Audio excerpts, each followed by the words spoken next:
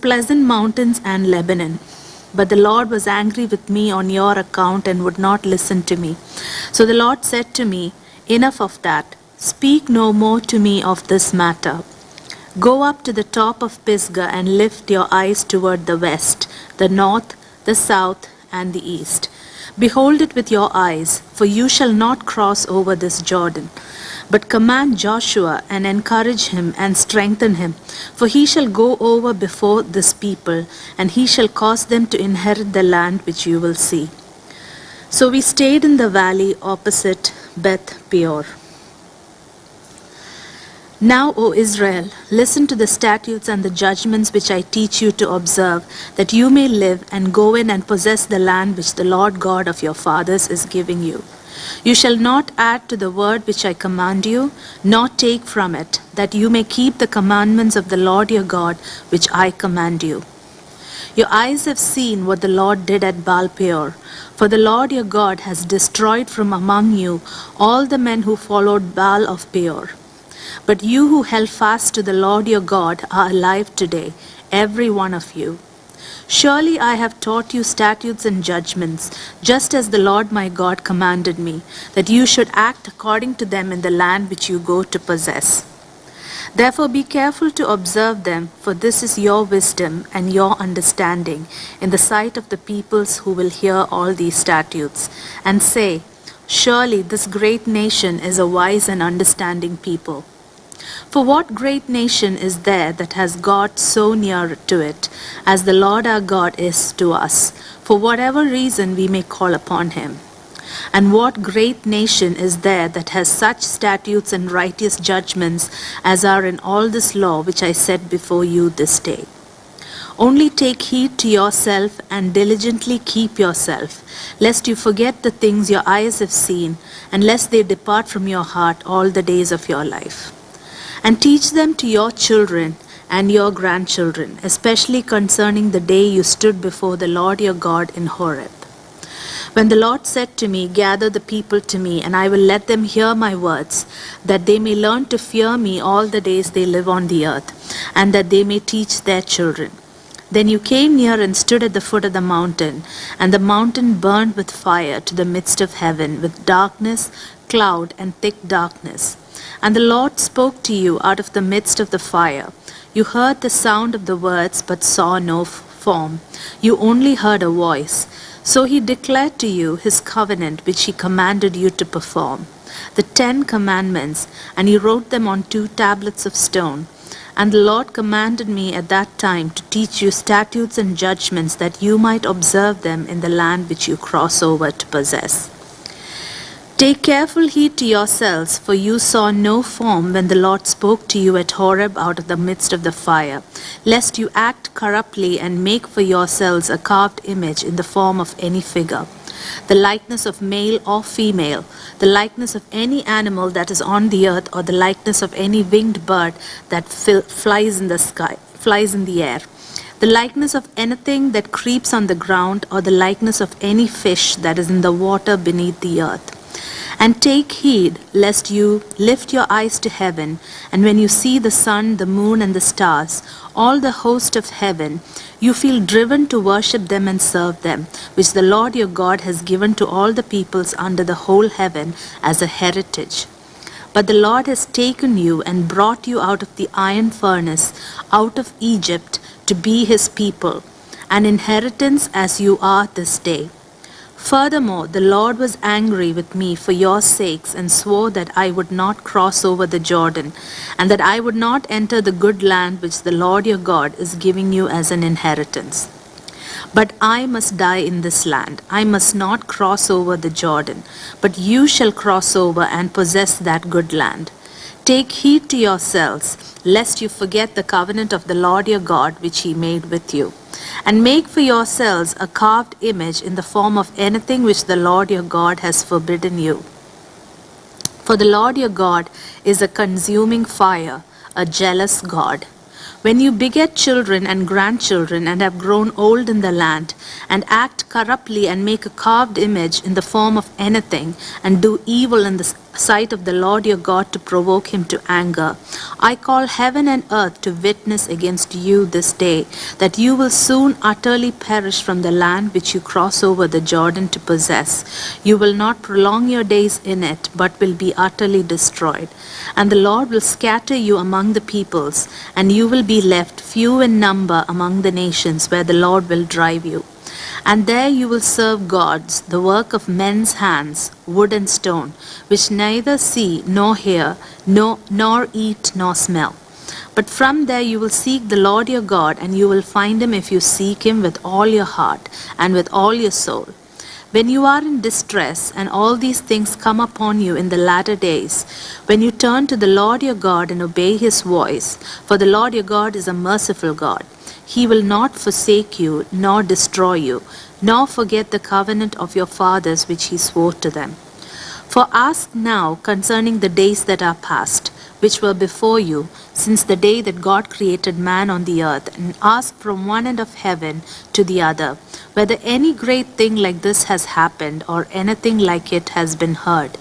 Did any people ever hear the voice of God speaking out of the midst of the fire, as you have heard, and live? Or did God ever try to go and take for himself a nation from the midst of another nation, by trials, by signs, by wonders, by war, by a mighty hand and an outstretched arm, and by great terrors, according to all that the Lord your God did for you in Egypt before your eyes? To you it was shown that you might know that the Lord himself is God. There is none other besides him. Out of heaven he let you hear his voice, that he might instruct you. On earth he showed you his great fire, and you heard his words out of the midst of the fire. And because he loved your fathers, therefore he chose their descendants after them. And he brought you out of Egypt with his presence, with his mighty power, driving out before you nations greater and mightier than you, to bring you in, to give you their land as an inheritance, as it is this day. Therefore know this day, and consider it in your heart, that the Lord himself is God in heaven above and the earth beneath. There is no other. You shall therefore keep his statutes and his commandments, which I command you today, that it may go well with you and with your children after you, and that you may prolong your days in the land which the Lord your God is giving you for all time.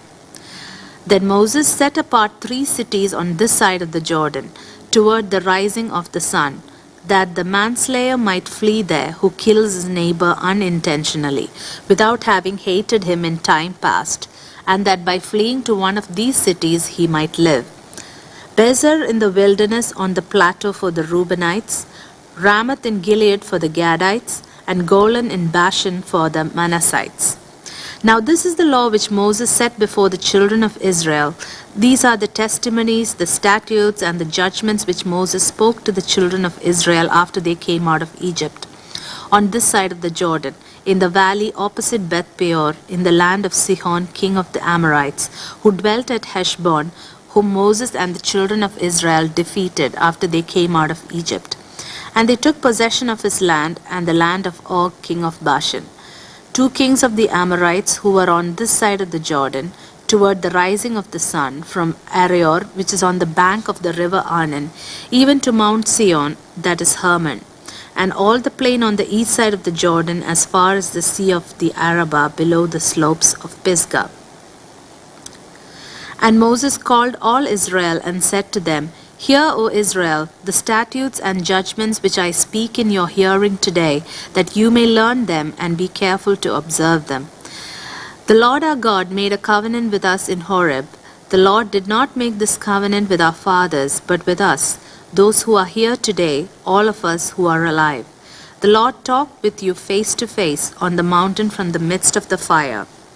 I stood between the Lord and you at that time to declare to you the word of the Lord, for you were afraid because of the fire, and you did not go up the mountain. He said, I am the Lord your God, who brought you out of the land of Egypt, out of the house of bondage. You shall have no other gods before me.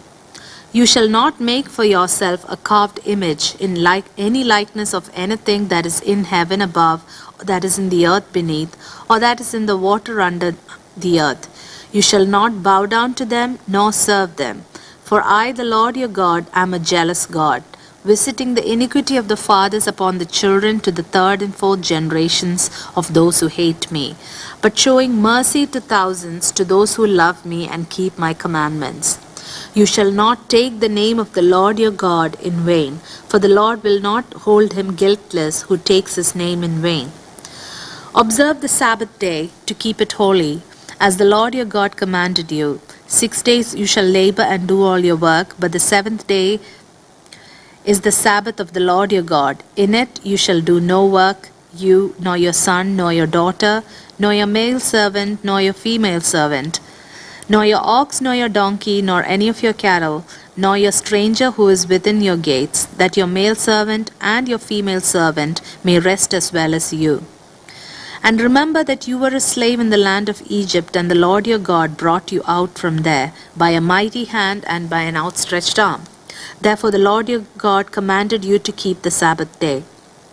Honor your father and your mother, as the Lord your God has commanded you, that your days may be long and that it may be well with you in the land which the Lord your God is giving you. You shall not murder. You shall not commit adultery. You shall not steal. You shall not bear false witness against your neighbor. You shall not covet your neighbor's wife, and you shall not desire your neighbor's house, his field, his male servant, his female servant, his ox, his donkey, or anything that is your neighbor's. These words the Lord spoke to all your assembly in the mountain from the midst of the fire, the cloud, and the thick darkness, with a loud voice, and he added no more. And he wrote them on 2 tablets of stone and gave them to me. So it was when you heard the voice from the midst of the darkness, while the mountain was burning with fire, that you came near to me, all the heads of your tribes and your elders. And you said, Surely the Lord our God has shown us his glory and his greatness, and we have heard his voice from the midst of the fire. We have seen this day that God speaks with man, yet he still lives. Now therefore, why should we die? For this great fire will consume us. If we hear the voice of the Lord our God any more, then we shall die. For who is there of all flesh who has heard the voice of the living God speaking from the midst of the fire as we have, and lived? You go near and hear all that the Lord our God may say, and tell us all that the Lord our God says to you, and we will hear and do it. Then the Lord heard the voice of your words when you spoke to me, and the Lord said to me, I have heard the voice of the words of this people, which they have spoken to you. They are right in all that they have spoken. Oh, that they had such a heart in them that they would fear me and always keep all my commandments, that it might be well with them and with their children forever. Go and say to them, Return to your tents. But as for you, stand here by me. And I will speak to you all the commandments, the statutes, and the judgments which you shall teach them, that they may observe them in the land which I am giving them to possess. Therefore you shall be careful to do as the Lord your God has commanded you. You shall not turn aside to the right hand or to the left. You shall walk in all the ways which the Lord your God has commanded you, that you may live, and that it may be well with you, and that you may prolong your days in the land which you shall possess.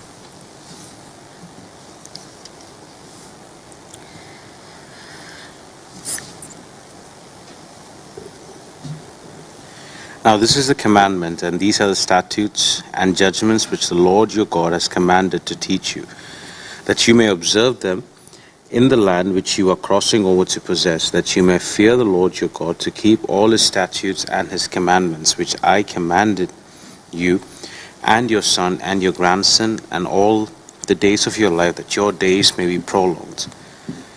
Therefore hear, O Israel, and be careful to observe it, that it may be well with you, that you may multiply greatly, as the Lord God of your fathers has promised you, a land flowing with milk and honey. Hear, O Israel, the Lord our God, the Lord is one. You shall love the Lord your God with all your heart, with all your soul, with all your strength. And these words which I command you today shall be in your heart. You shall teach them diligently to your children, and shall talk of them when you sit in your house, and when you walk by the way, when you lie down, and when you rise up. You shall bind them as a sign on your hand, and they shall be as frontlets between your eyes. You shall write them on the doorposts of your house and on your gates. So it shall be when the Lord your God brings you into the land which he swore to your fathers, to Abraham, Isaac, and Jacob, to give you large and beautiful cities which you did not build, houses full of gold, full of all good things which you did not fill, hewn out wells which you did not dig, vineyards and olive trees which you did not plant, when you have eaten and are full. Then beware lest you forget the Lord who brought you out of the land of Egypt, from the house of bondage. You shall fear the Lord your God, and serve him, and shall take oaths in his name. You shall not go after other gods, the gods of the people who are all around you. For the Lord your God is a jealous God among you, lest the anger of the Lord your God be aroused against you, and destroy you from the face of the earth. You shall not tempt the Lord your God as you tempted him in Massah. You shall diligently keep the commandments of the Lord your God, his testimonies and his statutes, which he has commanded you. And you shall do what is right and good in the sight of the Lord, that it may be well with you, that you may go in and possess the good land of which the Lord swore to your fathers, to cast out all your enemies from before you, as the Lord has spoken. When your son asks you in time to come, saying, What is the meaning of the testimonies, the statutes, and the judgments which the Lord our God has commanded you? Then you shall say to your son, We were slaves of Pharaoh in Egypt, and the Lord brought us out of Egypt with a mighty hand. And the Lord showed signs and wonders before our eyes, great and severe against Egypt, Pharaoh and all his household. Then he brought us out from there, that he might bring us in, to give us the land of which he swore to our fathers. And the Lord commanded us to observe all these statutes, to fear the Lord our God for our good always, that he might preserve us alive, as it is this day. Then it will be righteous for us. It will be righteousness for us, for if we are careful to observe all these commandments before the Lord our God, as he commanded us.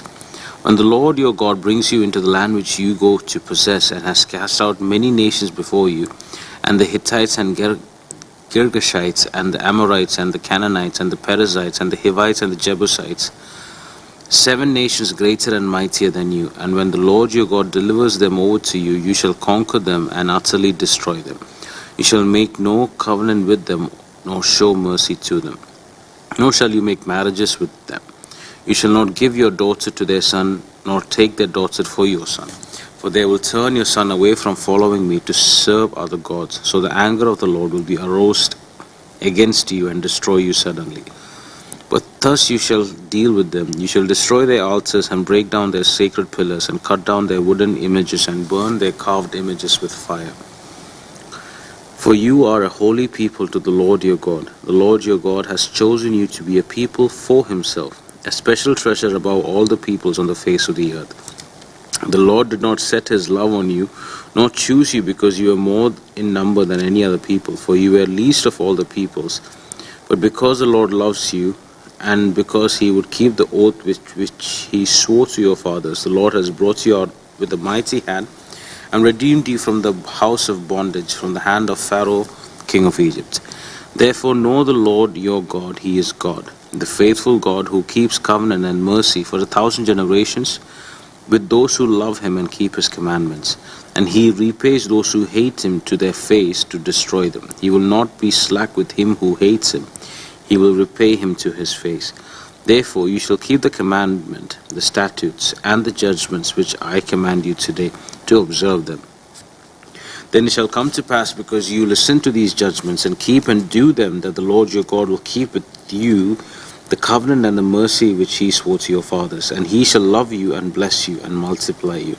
He will also bless the fruits of your womb and the fruits of your land, your grain and your new wine and your oil, the increase of your cattle with the offspring of your flock, in the land of which he swore to your fathers to give you. You shall be blessed above all peoples.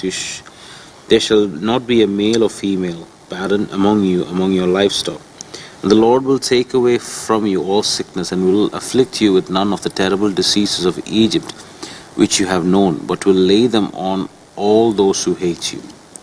Also you shall destroy all the peoples whom the Lord your God delivers over to them. Your eyes shall have no pity on them, nor shall you serve their gods, for that will be a snare to you. If you should say in your heart, these nations are greater than I, how can I dispossess them? You shall not be afraid of them, but you shall remember well what the Lord your God did to Pharaoh and to all Egypt. The great trials which your eyes saw, the signs and wonders, the mighty hand and the outstretched arm by which the Lord your God brought you out, so shall the Lord your God do to all the peoples of whom you are afraid. Moreover, the Lord your God will send the hornet among them until those who are left, who hide themselves from you, are destroyed. You shall not be terrified of them, for the Lord your God, the great and awesome God, is among you. And the Lord your God will drive you out of those nations before you, little by little. You will be unable to destroy them at once, lest the beasts of the field become too numerous for you. But the Lord your God will deliver them over to you, and will inflict upon them until they are destroyed. And he will deliver their kings into your hands, and you will destroy their name from under heaven. No one shall be able to stand against you until you have destroyed them. You shall burn the carved images of their gods with fire. You shall not covet the silver or gold that is on them, nor take it for yourself, lest you be snared by it, for it is an abomination to the Lord your God. Nor shall you bring an abomination into your house, lest you be doomed to destruction like it. You shall utterly detest it and utterly abhor it, for it is an accursed thing. Every commandment which I command you today, you must be careful to observe, that you live and multiply, and go in and possess the land of which the Lord swore to your fathers. And you shall remember that the Lord your God led you all the way these 40 years in the wilderness to humble you and to test you, to know what was in your heart, whether you would keep his commandments or not. So he humbled you, allowed you to hunger, and fed you with manna, which you did not know, nor did your fathers know, that he might make you know that man shall not live by bread alone, but man lives by every word that proceeds from the mouth of the Lord. Your garments did not wear out on you, nor did your foot swell these 40 years. You should know in your heart that as a man chastens his son, so the Lord your God chastens you. Therefore, you shall keep the commandments of the Lord your God, to walk in his ways and to fear him. For the Lord your God is bringing you into a good land, a land of brooks of water and of fountains and springs that flow out of valleys and hills, a land of wheat and barley, of wines and fig trees and pomegranates, a land of olive oil and honey, a land in which you will eat bread without scarcity, in which you will lack nothing, a land whose stones are iron, and out of whose hills you can dig copper. When you have eaten and are full, then you shall bless the Lord your God for the good land which he has given you. Beware that you do not forget the Lord your God by not keeping his commandments, his judgments, and his statutes which I commanded you, lest when you have eaten and are full, you have built beautiful houses and dwell in them. And when your herds and your flocks multiply, and your silver and your gold are multiplied, and all that you have multiplied,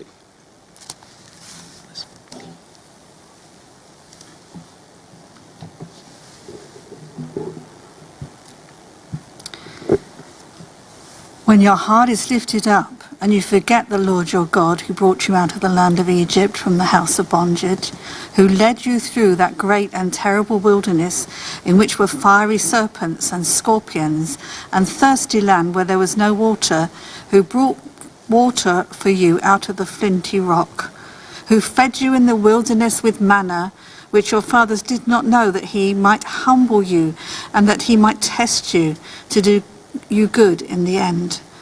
Then you say in your heart, my power and the might of my hand have gained me this wealth.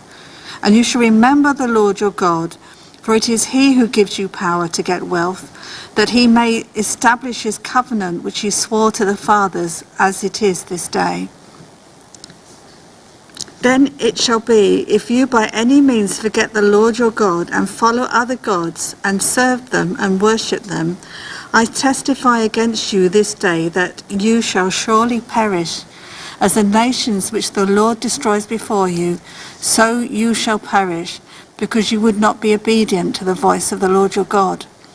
Hear, O Israel, You are to cross over the Jordan today and go in to dispossess nations greater and mightier than yourself, cities great and fortified up to heaven, a people great and tall, the descendants of the Anakim, whom you know and of whom you heard it said, who can stand before the descendants of Anak? Therefore understand today that the Lord your God is he who goes over before you as a consuming fire. He will destroy them and bring them down before you. So you shall drive them out and destroy them quickly, as the Lord has said to you. Do not think in your heart after the Lord your God has cast them out before you, saying, because of my righteousness the Lord has brought me in to possess this land. But it is because of the wickedness of these nations that the Lord is driving them out before you. It is not because of your righteousness or the uprightness of your heart that you go in to possess their land, but because of the wickedness of these nations that the Lord your God drives them out from before you, and that he may fulfill the word which the Lord swore to your fathers, to Abraham, Isaac, and Jacob. Therefore understand that the Lord your God is not giving you this good land to possess because of your righteousness, for you are a stiff-necked people. Remember, do not forget how you provoked the Lord your God to wrath in the wilderness. From the day that you departed from the land of Egypt until you come to this place, you have been rebellious against the Lord. Also in Horeb you provoked the Lord to wrath, so that the Lord was angry enough with you to have destroyed you. When I went up into the mountains to receive the tablets of stone, the tablets of the covenant which the Lord made with you, then I stayed on the mountain 40 days and 40 nights. I neither ate bread nor drank water. Then the Lord delivered to me 2 tablets of stone written with the finger of God, and on them were all the words which the Lord had spoken to you on the mountain from the midst of the fire in the day of the assembly. And it came to pass, at the end of 40 days and 40 nights, that the Lord gave me the 2 tablets of stone, the tablets of the covenant. Then the Lord said to me, Arise, go down quickly from here, for your people, whom you brought out of Egypt, have acted corruptly. They have quickly turned aside from the way which I commanded them. They have made themselves a moulded image. Therefore the Lord spoke to me, saying, I have seen this people, and indeed they are a stiff-necked people. Let me alone, that I may destroy them and blot out their names from under heaven, and I will make of you a nation mightier and greater than they. So I turned and came down from the mountain, and the mountain burned with fire, and the 2 tablets of the covenant were in my 2 hands. And I looked, and behold, you had sinned against the Lord your God. You'd made for yourselves a moulded calf. You turned aside quickly from the way which the Lord had commanded you. Then I took the 2 tablets and threw them out of my 2 hands and broke them before your eyes. And I fell down before the Lord, as at the first 40 days and 40 nights. I neither ate bread nor drank water, because of all your sin which you committed in doing wickedly in the sight of the Lord to provoke him to anger.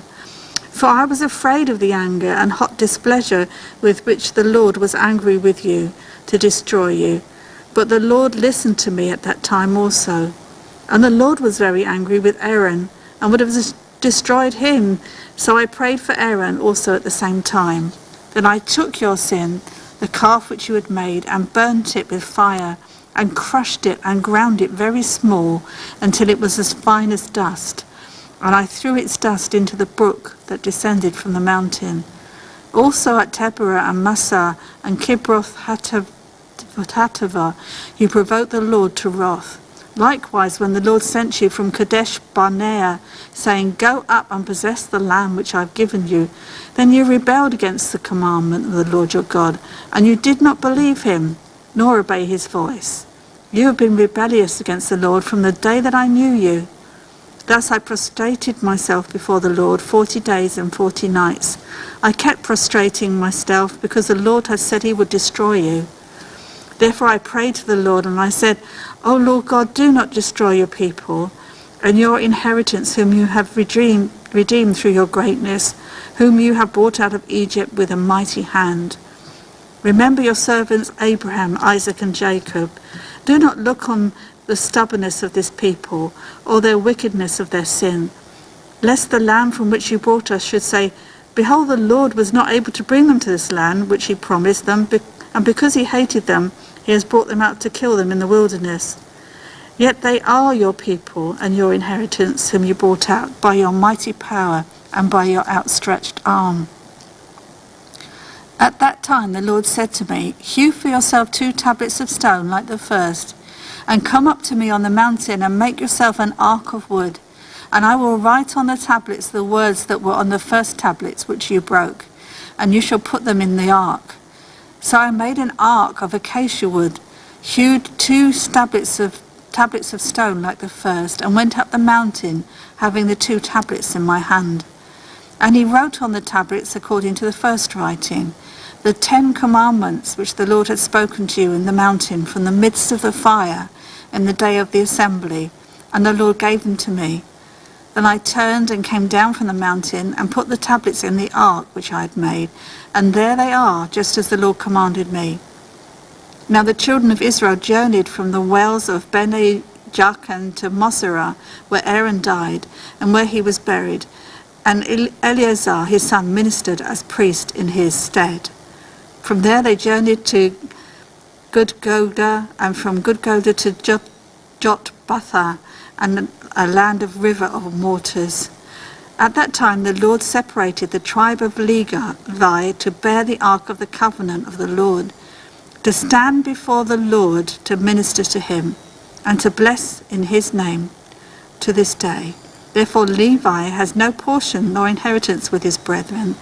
The Lord is his inheritance, just as the Lord your God promised him. And at that first time I stayed in the mountain 40 days and 40 nights. The Lord also heard me at that time, and the Lord chose not to destroy you. Then the Lord said to me, Arise, begin your journey before the people, that they may go in and possess the land which I swore to their fathers to give them. And now, Israel, what does the Lord your God require of you, but to fear the Lord your God, to walk in all his ways, and to love him, and to serve the Lord your God with all your heart and with all your soul, and to keep the commandments of the Lord and his statutes, which I command you today for your good. Indeed, heaven and the highest heavens belong to the Lord your God, also the earth with all that is in it. The Lord delighted only in your fathers to love them, and he chose their descendants after them, you above all peoples, as it is this day. Therefore circumcise the foreskin of your heart, and be stiff-necked no longer. For the Lord your God is a God of gods, and Lord of lords, the great God, mighty and awesome, who shows no partiality, nor takes a bribe. He administers justice for the fatherless and the widow, and loves the stranger, giving him food and clothing. Therefore love the stranger, for you were strangers in the land of Egypt. You shall fear the Lord your God. You shall serve him, and to him you shall hold fast and take oaths in his name. He is your praise, and he is your God, who has done for you these great and awesome things which your eyes have seen. Your fathers went down to Egypt with 70 persons, and now the Lord your God has made you as the stars of heaven in multitude. Therefore you shall love the Lord your God, and keep his charge, his statutes, his judgments, and his commandments always.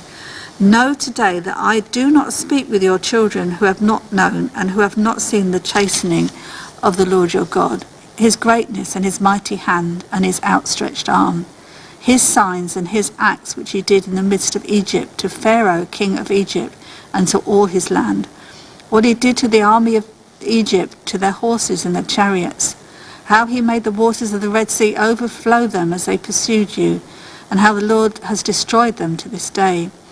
What he did for you in the wilderness until you came to this place, and what he did to Dathan and Abiram, the son of Eliab, the son of Reuben, how the earth opened its mouth and swallowed them up, their households, their tents, and all the substance that was in their possession in the midst of all Israel. But your eyes have seen every great act of the Lord which he did. Therefore you shall keep every commandment which I command you today, that you may be strong and go in and possess the land which you cross over to possess, and that you may prolong your days in the land which the Lord swore to give to your fathers, to them and their descendants, a land flowing with milk and honey. For the land which you go to possess is not like the land of Egypt from which you come, where you sowed your seed and watered it by foot as a vegetable garden. But the land which you cross over to possess is a land of hills and valleys, which drinks waters from the rain of heaven, a land for which the Lord your God cares. The eyes of the Lord your God are always on it, and the beginning of the year to the very end of the year. And it shall be that if you earnestly obey my commandments, which I command you today, to love the Lord your God and serve him with all your heart and with all your soul, then I will give you the rain for your land in its season, the early rain and the latter rain, that you may gather in your grain, your new wine and your oil. And I will send grass in your fields for your livestock, that you may eat and be filled. Take heed to yourselves, lest your heart be deceived, and you turn aside and serve other gods and worship them, lest the Lord's anger be aroused against you, and he shut up the heavens, so that there be no rain, and the land yield no produce, and you perish quickly from the good land which the Lord is giving you. Therefore you shall lay up these words of mine in your heart and in your soul, and bind them as a sign on your hand, and they shall be as frontlets between your eyes. And you shall teach them to your children, speaking of them when you sit in your house, when you walk by the way, when you lie down, and when you rise up. And you shall write them on the doorposts of your house and on your gates, that your days and the days of your children may be multiplied in the land of which the Lord swore to your fathers to give them, like the days of the heavens above the earth. And if you carefully keep all these commands which I command you to do, to love the Lord your God, to walk in all his ways, and to hold fast to him, then the Lord will drive out all these nations from before you, and you will dispossess greater and mightier nations than yourselves. Every place on which the sole of your foot treads shall be yours, from the wilderness and Lebanon, from the river Euphrates, even to the western sea shall be your territory. No man shall be able to stand against you. The Lord your God will put the dread of you and the fear of you upon all the land where you tread, just as he said to you. The blessing if you obey the commandments of the Lord your God, which I command you today. And the curse if you do not obey the commandments of the Lord your God, but turn aside from the way which I command you today, to go after other gods, which you have not known. And it shall be when the Lord your God has brought you into the land which you go to possess, that you shall put the blessing on Mount Gerizim and the curse on Mount Ebal. Are they not on the other side of the Jordan, towards the setting sun, in the land of the Canaanites, who dwell in the plain opposite Gilgal, beside the terebinth trees of Moreh? For you will cross over the Jordan and go in to possess the land which the Lord your God is giving you, and you will possess it and dwell in it. And you shall be careful to observe all the statutes and judgments which I set before you today. These are the statutes and judgments which you shall be careful to observe in the land which the Lord God of your father is giving you to possess, all the days that you shall live on the earth. You shall utterly destroy all the places where the nations which you shall dispossess served their gods, on the high mountains and on the hills and under every green tree. And you shall destroy their altars, break their sacred pillars, burn their wooden images with fire. You shall cut down the carved images of their gods and destroy their names from that place. You shall not worship the Lord your God with such things, but you shall seek the place where the Lord your God chooses out of all your tribes to put his name for his dwelling place, and there you shall go. There you shall take your burnt offerings, your sacrifices, your tithes, the heave offerings of your hands, your vowed offerings, your free will offerings, and the firstborn of your herds and flocks. And there you shall eat before the Lord your God, and you shall rejoice in all to which you have put your hand, you and your households in which the Lord your God has blessed you. You shall not at all do as we are doing here today, every man doing whatever is right in his own eyes. For as yet you have not come to the rest and the inheritance which the Lord your God is giving you. But when you cross over the Jordan and dwell in the land which the Lord your God is giving you to inherit, and he gives you rest from all your enemies round about, so that you dwell in safety, and there will be the place where the Lord your God chooses to make his name abide. There you shall bring all that I command you, your burnt offerings, your sacrifices, your tithes, the heave offerings of your hand, and all your choice offerings which you vow to the Lord. And you shall rejoice before the Lord your God, you and your sons and your daughters, your male and female servants, and the Levite who is within your gates, since he has no portion nor inheritance with you. Take heed to yourself that you do not offer your burnt offerings in every place that you see, but in the place which the Lord chooses. In one of your tribes, there you shall offer your burnt offerings, and there you shall do all that I commanded you. However, you may slaughter and eat meat within all your gates, whatever your heart desires, according to the blessing of the Lord your God, which he has given you. The unclean and the clean may eat of it, of the gazelle and the deer alike. Only you shall not eat the blood, you shall pour it on the earth like water. You may not eat within your gates the tithe of the grain, or your new wine, or your oil, of the firstborn of your herd or your flock, or any of your offerings which you vow, or your freewill offerings, or of the heave offerings of your hand. But you must eat them before the Lord your God, in the place which the Lord your God chooses. You and your son and your daughter, your male servant and your female servant, and the Levite who is within your gates, and you shall rejoice before the Lord your God in all to which you put your hands. Take heed to yourself that you do not forsake the Levite as long as you live in your land. When the Lord your God enlarges your border as he has promised you, and you say, let me eat meat because you long to eat meat, you may eat as much meat as your heart desires. If the place where the Lord your God chooses to put his name is too far from you, then you may slaughter from your herd and from your flock, which the Lord has given you, just as I have commanded you. And you may eat within your gates as much as your heart desires. Just as the gazelle and the deer are eaten, so you may eat them. The unclean and the clean alike may eat them. Only be sure that you do not eat the blood, for the blood is the life. You may not eat the life with the meat. You shall not eat it, you shall pour it on the earth like water. You shall not eat it, that it may go well with you and your children after you, when you do what is right in the sight of the Lord.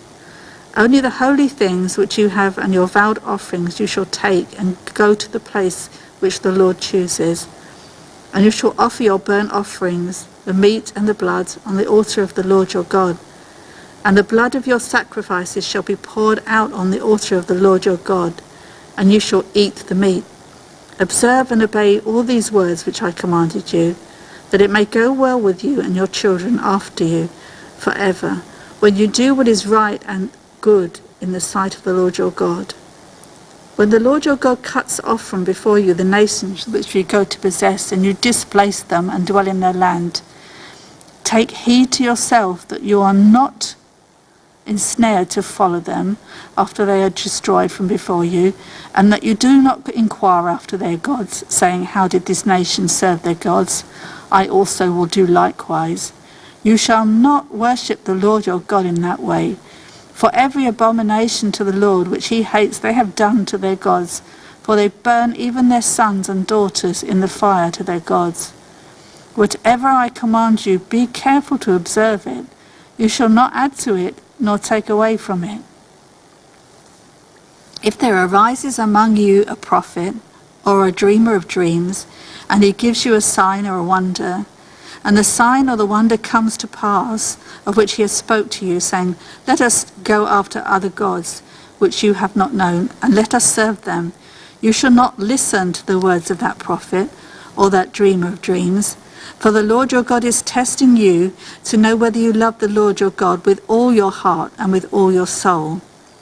You shall walk after the Lord your God and fear him, and keep his commandments and obey his voice.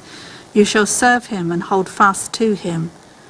But that prophet or that dreamer of dreams shall be put to death, because he has spoken in order to turn you away from the Lord your God, who brought you out of the land of Egypt, and who redeemed you from the house of bondage, to entice you from the way in which the Lord your God commanded you to walk. So you shall put away the evil from your midst. If your brother, the son of your mother, your son of your daughter, the wife of your bosom, or your friend who is as your own soul, secretly entices you, saying, Go, let us serve other gods which you have not known, neither you nor your fathers, of the gods of people which are all around you, near to you as far off from you from one end of the earth to the other end of the earth. You shall not consent to him or listen to him, nor shall your eye pity him, nor shall you spare him or conceal him, but you shall surely kill him with your hand. Your hand shall be the first against him, to put him to death, and afterward the hand of all the people. And you shall stone him with stones until he dies, because he sought to entice you away from the Lord your God, who brought you out of the land of Egypt from the house of bondage. So all Israel shall hear and fear, and not again do such wickedness as this among you. If you hear someone in one of your cities which the Lord your God gives you to dwell in, saying, corrupt men have gone out from among you, and entice the inhabitants of their city, saying, let us go and serve other gods which you have not known, then you shall inquire and search out and ask diligently. And if it is indeed true and certain that such an abomination was committed among you, you shall surely strike the inhabitants of that city with the edge of the sword, utterly destroying it, all that is in it, and its livestock, with the edge of the sword. And you shall gather all its plunder into the middle of the streets, and completely burn with fire the city and all its plunder. For the Lord your God, it shall be a heap forever, it shall not be built again. So none of the accursed things shall remain in your hand, that the Lord may turn from the fierceness of his anger, and show you mercy, have compassion on you, and multiply you, just as he swore to your fathers, because you have listened to the voice of the Lord your God, to keep all his commandments which I command you today, to do what is right in the eyes of the Lord your God. You are the children of the Lord your God. You shall not cut yourselves nor shave the front of your head for the dead, for you are a holy people to the Lord your God, and the Lord has chosen you to be a people for himself, a special treasure above all the peoples who are on the face of the earth. You should not eat any detestable thing. These are the animals which you may eat: the ox, the sheep, the goat, the deer, the gazelle, the roe deer, the wild goat, the mountain goat, the antelope, and the mountain sheep. And you may eat every animal with cloven hooves, having the hoof split into two parts, and that chews the cud among the animals. Nevertheless, of those that chew the cud or have cloven hooves, you shall not eat such as these: the camel, the hare, and the rock hyrax, for they chew the cud, but do not have cloven hooves. They are unclean for you. Also the swine is unclean for you, because it has cloven hooves, yet does not chew the cud. You shall not eat their flesh or touch their dead carcasses. These you may eat of all that are in the waters. You may eat all that have fins and scales. And whatever does not have fins and scales you shall not eat. It is unclean for you.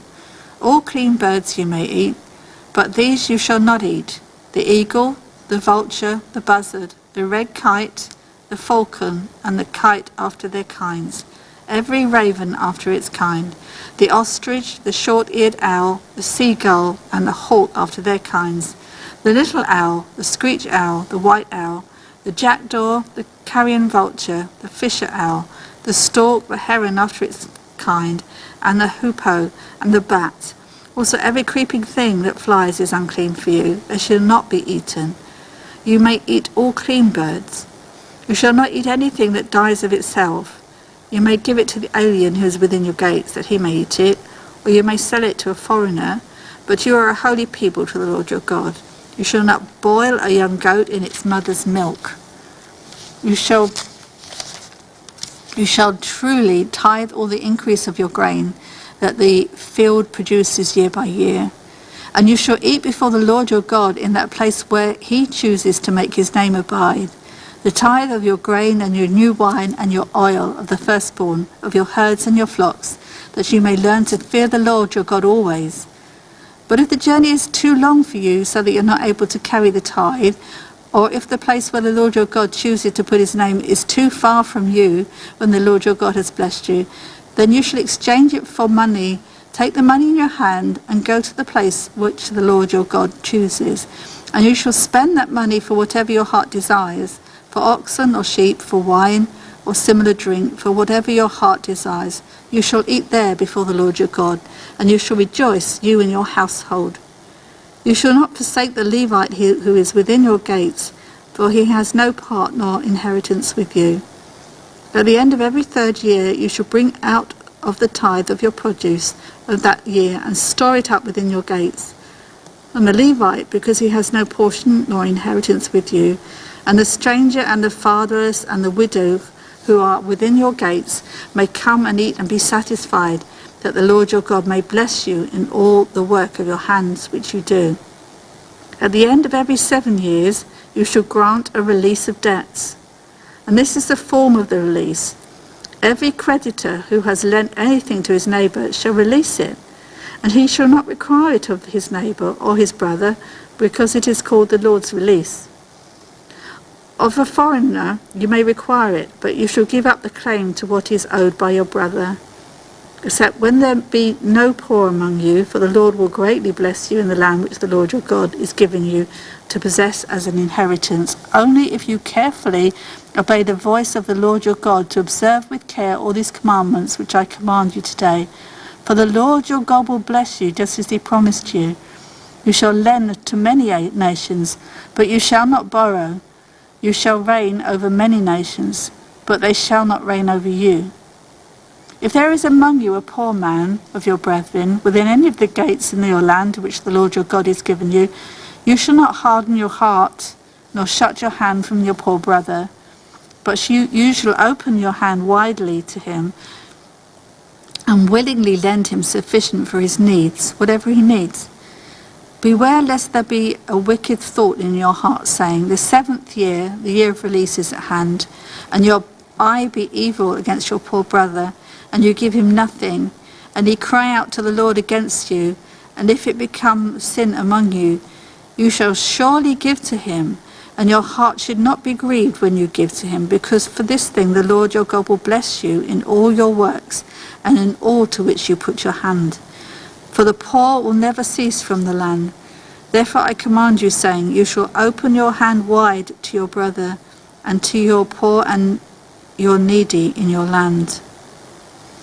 If your brother, a Hebrew man or a Hebrew woman, is sold to you and serves you 6 years, then in the 7th year you shall let him go free from you. And when you send him away free from you, you shall not let him go away empty-handed. You shall supply him liberally from your flock, from your threshing floor, and from your winepress. From what the Lord your God has blessed you with, you shall give to him. You shall remember that you were a slave in the land of Egypt, and the Lord your God redeemed you. Therefore I command you this thing today. And if it happens that he says to you, I will not go away from you, because he loves you and your house, since he prospers with you, then you shall take an awl and thrust it through his ear to the door, and he shall be your servant forever. Also to your female servant you shall do likewise. It shall not seem hard to you when you send him away free from you, for he has been worth a double hired servant in serving you 6 years. Then the Lord your God will bless you in all that you do. All the firstborn males that come from your herd and your flock you shall sanctify to the Lord your God. You shall do no work with the firstborn of your herd, nor shear the firstborn of your flock. You and your household shall eat it before the Lord your God, year by year, in the place which the Lord chooses. But if there is a defect in it, if it is lame or blind, or has a serious defect, you shall not sacrifice it to the Lord your God. You may eat within your gates, the unclean and the clean person alike may eat it, as if it were a gazelle or a deer. Only you shall not eat its blood. You shall pour it on the ground like water. Observe the month of Abib, and keep the Passover to the Lord your God. For in the month of Abib, the Lord your God brought you out of Egypt by night. Therefore you shall sacrifice the Passover to the Lord your God from the flock and the herd in the place where the Lord chooses to put his name. You shall eat no unleavened bread with it. 7 days you shall eat unleavened bread with it. That is the bread of affliction, for you came out of the land of Egypt in haste, that you may remember the day in which you came out of the land of Egypt all the days of your life. And no leaven shall be seen among you in the territory for 7 days, nor shall any meat Any of the meat which you sacrifice the first day at twilight remain overnight until morning. You may not sacrifice the Passover within any of your gates which the Lord your God gives you, but at the place where the Lord your God chooses to make his name abide there, you shall sacrifice the Passover at twilight, at the going down of the sun, and at the time you came out of Egypt. And you shall roast and eat it in the place which the Lord your God chooses. And in the morning you shall turn and go to your tents. 6 days you shall eat unleavened bread. And on the 7th day there shall be a sacred assembly to the Lord your God. You shall do no work on it.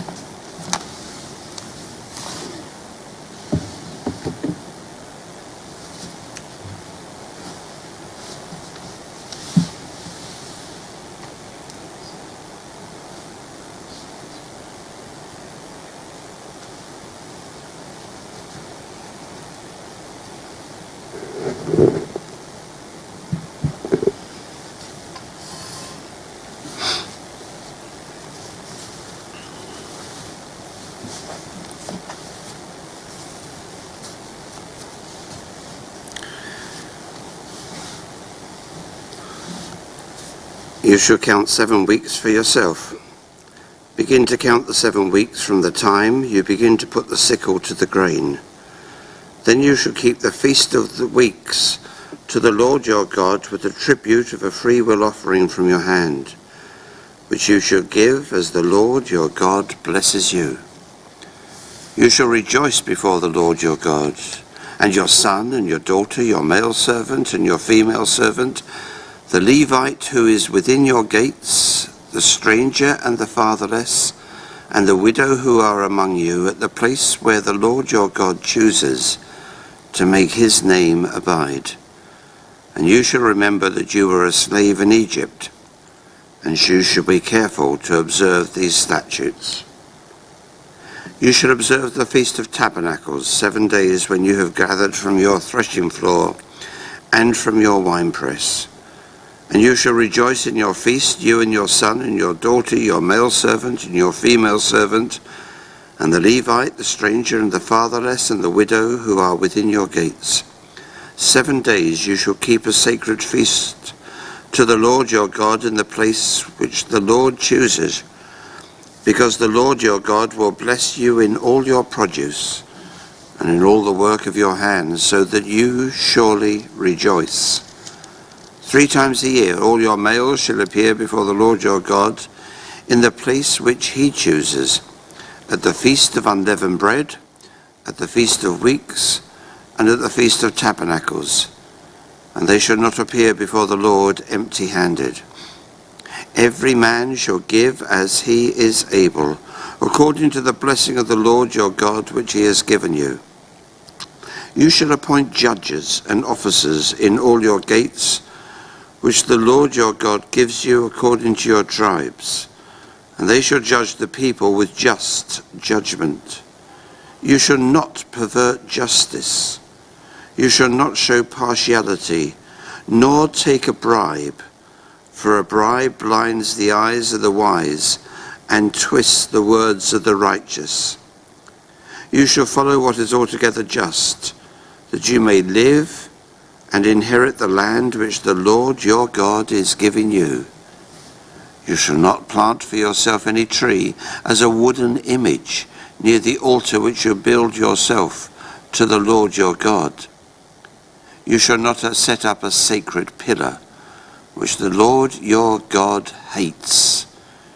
You shall not sacrifice to the Lord your God a bull or sheep, which has any blemish or defect, for that is an abomination to the Lord your God. If there is found among you within any of your gates which the Lord your God gives you, a man or a woman who has been wicked in the sight of the Lord your God in transgressing his covenant, who has gone and served other gods and worshipped them, either the sun or the moon, or any of the hosts of heaven, by which I have not commanded, and it is told you, and you hear of it, then you shall inquire diligently. And if it is indeed true and certain that such an abomination has been committed in Israel, Then you shall bring out to your gates that man or woman who has committed that wicked thing, and shall stone to death that man or woman with stones. Whoever is deserving of death shall be put to death on the testimony of 2 or 3 witnesses. He shall not be put to death on the testimony of 1 witness. The hands of the witnesses shall be first against him to put him to death, and afterwards the hands of all the people. So you shall put away the evil from among you. If a matter arises which is too hard for you to judge, between degrees of guilt for bloodshed, between one judgment or another, or between one punishment or another, matters of controversy within your gates, then you shall arise and go up to the place which the Lord your God chooses. And you shall come to the priests, the Levites, and to the judge there in the days, and inquire of them. They shall pronounce upon you the sentence of judgment. You shall do according to the sentence which they pronounce upon you in that place which the Lord chooses. And you shall be careful to do according to all that they order you, according to the sentence of the law in which they instruct you, according to the judgment which they tell you, you shall do. You shall not turn aside to the right hand or to the left from the sentence which they pronounce upon you.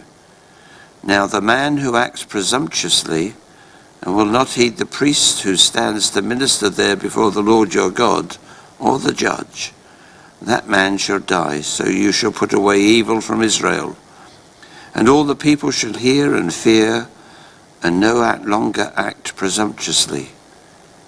When you come to the land which the Lord your God is giving you, and possess it and dwell in it, and say, I will set a king over me like all the nations that are around me, you shall surely set a king over you, whom the Lord your God chooses.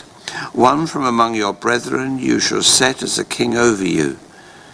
You may not set a foreigner over you who is not your brother. But he shall not multiply horses for himself, nor cause the people to return to Egypt to multiply horses.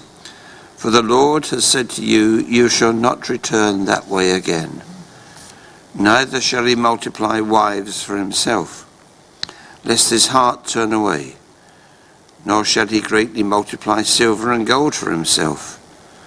Also it shall be, when he sits on the throne of his kingdom, that he shall write for himself a copy of this law in a book from the one before the priests, the Levites. And it shall be with him, and he shall read it all the days of his life, that he may learn to fear the Lord his God, and be careful to observe all the words of this law and these statutes, that his heart may not be lifted above his brethren, that he may not turn aside from the commandment to the right hand or to the left, and that he may prolong his days in his kingdom, he, his children, in the midst of Israel. The priests, the Levites, all the tribe of Levi, shall have no part nor inheritance with Israel. They shall eat the offerings of the Lord made by fire, and his portion. Therefore they shall have no inheritance among their brethren. The Lord is their inheritance, as he said to them. And this shall be the priest's due from the people, from those who offer a sacrifice, whether it is bull or sheep.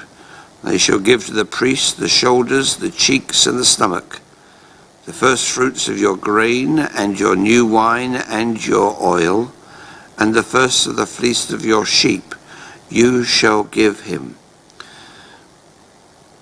For the Lord your God has chosen him out of all your tribes to stand to minister in the name of the Lord, him and his sons forever. So if a Levite comes from any of your gates, from where he dwells among all Israel, and comes with all the desire of his mind to the place which the Lord chooses, then he may serve in the name of the Lord his God, as all his brethren the Levites do, who stand there before the Lord. You shall have equal portions to eat, beside what comes from the sale of his inheritance. When the Lord comes into the land which the Lord your God is giving you, you shall not learn to follow the abominations of those nations.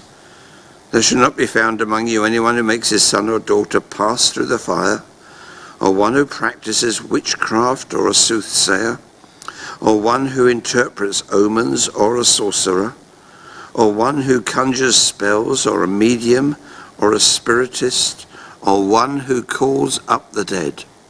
For all who do these things are an abomination to the Lord. And because of these abominations, the Lord your God drives them out from before you. You shall be blameless before the Lord your God. For these nations which you will dispossess listen to soothsayers and diviners. But as for you, the Lord your God has not appointed such for you. The Lord your God will raise up for you a prophet like me from your midst, from your brethren. Him you shall hear, according to all you desired of the Lord your God in Horeb in the day of the assembly, saying, Let me not hear again the voice of the Lord my God, nor let me see this great fire any more, lest I die. And the Lord said to me, What they have spoken is good. And I will raise up for them a prophet like you from among their brethren, and will put my words in his mouth, and he shall speak to them all that I command him. And it shall be that whoever will not hear my words which he speaks in my name, I will require it of him.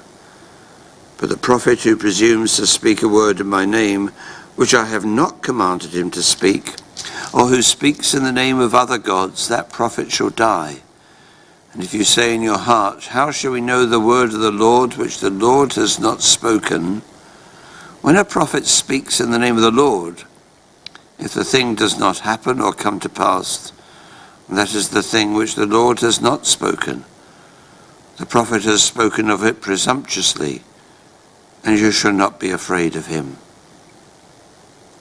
When the Lord your God has cut off the nations whose land the Lord your God is giving you, and you dispossess them and dwell in their cities and in their houses, you shall separate 3 cities for yourself, in the midst of your land which the Lord your God is giving you to possess. You shall prepare roads for yourself, and divide into 3 parts the territory of your land, which the Lord your God is giving you to inherit, that any manslayer may flee there. And this is the case of the manslayer who flees there, that he may live. Whoever kills his neighbor unintentionally, not having hated him in time past, as when a man goes to the woods with his neighbor to cut timber, and his hand swings a stroke with the axe to cut down the tree, and the head slips from the handle and strikes his neighbor so that he dies, he shall flee to one of these cities and live. Lest the avenger of blood, while his anger is hot, pursue the manslayer and overtake him because the way is long, and kill him, though he was not deserving of death, since he had not hated the victim in time past. Therefore I command you, saying, You shall separate 3 cities for yourself. Now if the Lord your God enlarges your territory, as he swore to by your forefathers, and gives you the land which he promised to give to your fathers, and if you keep all these commandments and do them which I command you today, to love the Lord your God and to walk always in his ways, then you shall add 3 more cities for yourself, beside these 3, lest innocent blood be shed in the midst of your land, which the Lord your God is giving you as an inheritance, and thus guilt of bloodshed be upon you. But if anyone hates his neighbor, lies in wait for him, rises against him, and strikes him mortally, so that he dies, and he flees to one of these cities, then the elders of his city shall send and bring him from there, and deliver him over to the hand of the avenger of blood, that he may die. Your eye shall not pity him, But you shall put away the guilt of innocent blood from Israel, that it may go well with you. You shall not remove your neighbour's landmark, which the men of old have set in your inheritance, which you will inherit in the land that the Lord your God is giving you to possess. One witness shall not rise against the man concerning any iniquity or any sin that he commits. By the mouth of 2 or 3 witnesses, the matter shall be established. If a false witness rises against any man to testify against him of wrongdoing, then both men in the controversy shall stand before the Lord, before the priests and the judges who serve in those days, and the judges shall make careful inquiry. And indeed, if the witness is a false witness who has testified falsely against his brother, then you shall do to him as he thought to have done to his brother. So you shall put away the evil from among you. And those who remain shall hear and fear, and hereafter they shall not again commit such evil among you. Your eye shall not pity. Life shall be for life, eye for eye, tooth for tooth, hand for hand, foot for foot. When you go out to battle against your enemies and see horses and chariots and people more numerous than you, do not be afraid of them, for the Lord your God is with you, who brought you up from the land of Egypt. So it shall be, when you are on the verge of battle, that the priest shall approach and speak to the people, and he shall say to them, Hear, O Israel, today you are on the verge of battle with your enemies. Do not let your heart be faint. Do not be afraid. Do not tremble or be terrified because of them. For the Lord your God is he who goes with you to fight for you against your enemies, to save you. Then the officers shall speak to the people, saying, What man is there who has built a new house and has not dedicated it? Let him go and return to his house, lest he die in the battle and another man dedicate it. Also, what man is there who has planted a vineyard and has not eaten of it? Let him go and return to his house, lest he die in the battle and another man eat of it. And what man is there who is betrothed to a woman and has not married her? Let him go and return to his house, lest he die in the battle and another man marry her. The officers shall speak further to the people and say, What man is there who is fearful and faint-hearted? Let him go and return to his house, lest the heart of his brethren faint like his heart. And so it shall be, when the officers have finished speaking to the people, that they shall make captains of the armies to lead the people. When you go near a city to fight against it, then proclaim an offer of peace to it. And it shall be that if they accept your offer of peace and open to you, then all the people who are found in it shall be placed under tribute to you and serve you. Now, if the city will not make peace with you, but makes war against you, then you shall besiege it. And when the Lord your God delivers it into your hands, you shall strike every male in it with the edge of the sword. But the women, the little ones, the livestock, and all that is in the city, all its spoil, you shall plunder for yourself, and you shall eat the enemy's plunder which the Lord your God gives you. Thus you shall do to all the cities which are very far from you, which are not of the cities of these nations.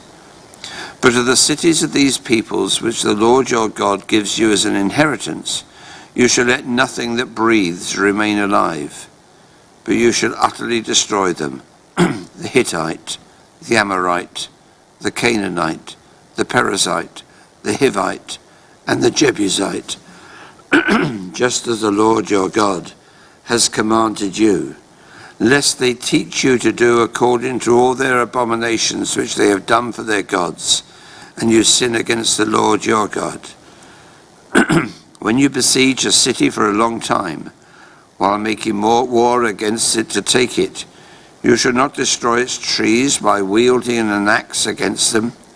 If you can eat of them, do not cut them down to use in the siege, for the tree of the field is man's food.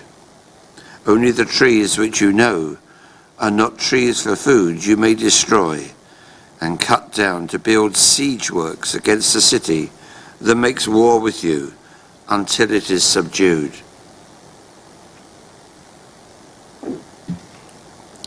If anyone is found slain lying in the field in the land which the Lord your God has given you to possess, and it is not known who killed him, then your elders and your judges shall go out and measure the distance from the slain man to the surrounding cities.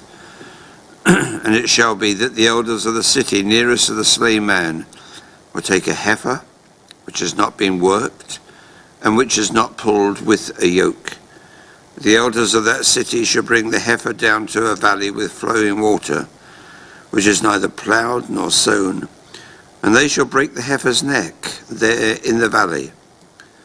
Then the priests, the sons of Levi, shall come near, for the Lord your God has chosen them to minister to him, and to bless in the name of the Lord. By their word every controversy and every assault shall be settled. And all the elders of that city nearest to the slain man shall wash their hands over the heifer whose neck was broken in the valley. Then they shall answer and say, our hands have not shed this blood, nor have our eyes seen it. Provide atonement, O Lord, for your people Israel, whom you have redeemed, and you do not lay innocent blood to the charge of your people Israel. An atonement shall be provided on their behalf for the blood. So you shall put away the guilt of innocent blood from among you when you do what is right in the sight of the Lord. When you go out to war against your enemy, and the Lord your God delivers them into your hand, and you take them captive, and you see among the captives a beautiful woman, and desire her, and would take her for your wife, then you shall bring her home to your house, and she shall shave her head and trim her nails. She shall put off the clothes of her captivity, remain in your house, and mourn her father and mother a full month. After that you may go into her, and be her husband, and she shall be your wife. And it shall be, if you have no delight in her, then you shall set her free. But you certainly shall not sell her for money. You shall not treat her brutally, because you have humbled her.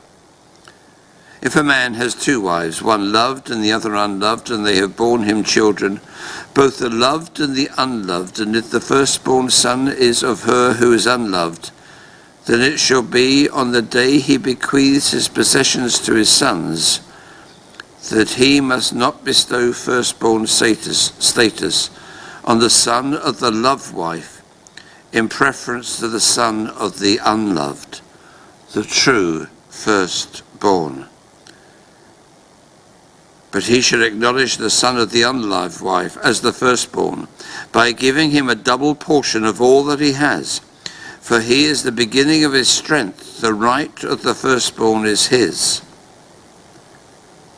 If a man has a stubborn and rebellious son, who will not obey the voice of his father or the voice of his mother, and who, when they have chastened him, will not heed them, then his father and his mother shall take hold of him, and bring him out to the elders of his city, to the gate of his city. And they shall say to the elders of his city, this son of ours is stubborn and rebellious. He will not obey our voice. He is a glutton and a drunkard. Then all the men of his city shall stone him to death with stones. So you shall put away the evil from among you, and all Israel shall hear and fear.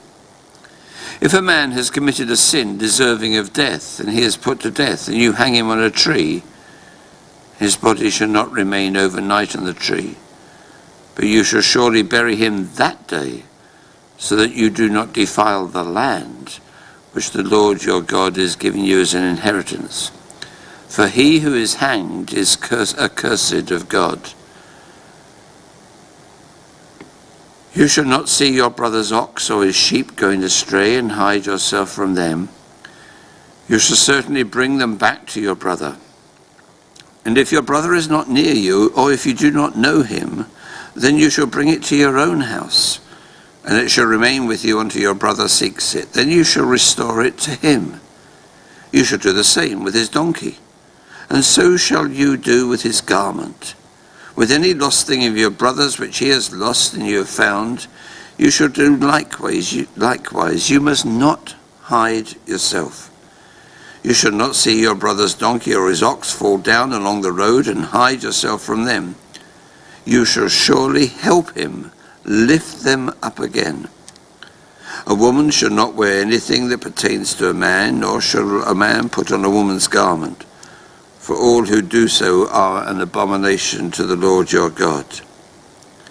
If a bird's nest happens to be before you along the way in any tree or on the ground with young ones or eggs, with the mother sitting on the young or on the eggs, you shall not take the mother with the young.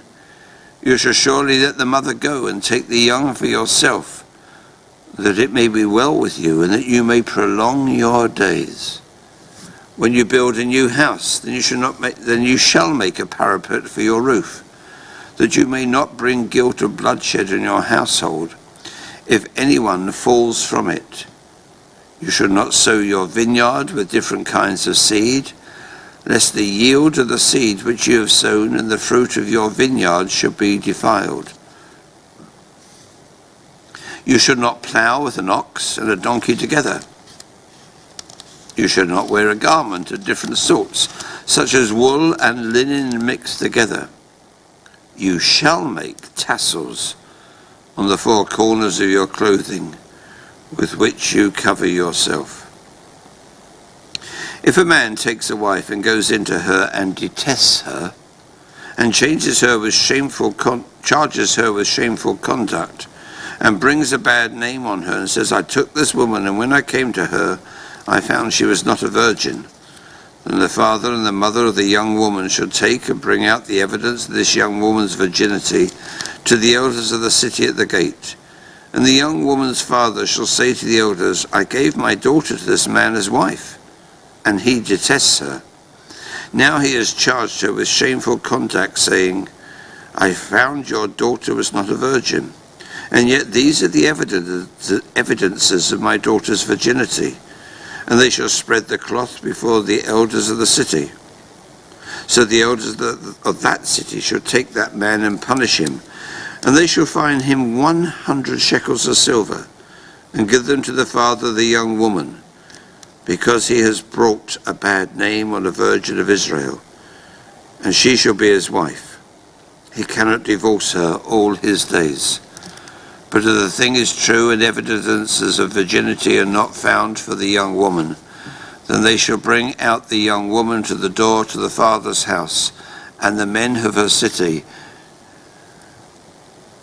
shall stone her to death with stones, because she has done a disgraceful thing in Israel, to play the harlot in her father's house.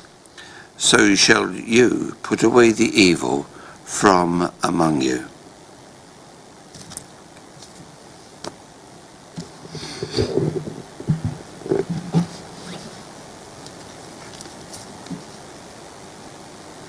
If a man is found lying with a woman, married to a husband, then both of them shall die, the man that lay with the woman and the woman, so you shall put away from evil from Israel.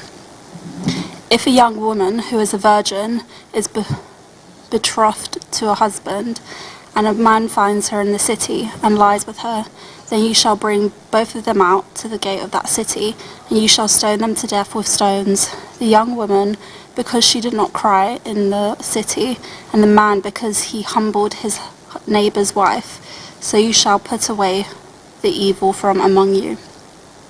But if a man finds a betrothed young woman in the countryside, and the man forces and lies with her, then only a man who lay with her shall die.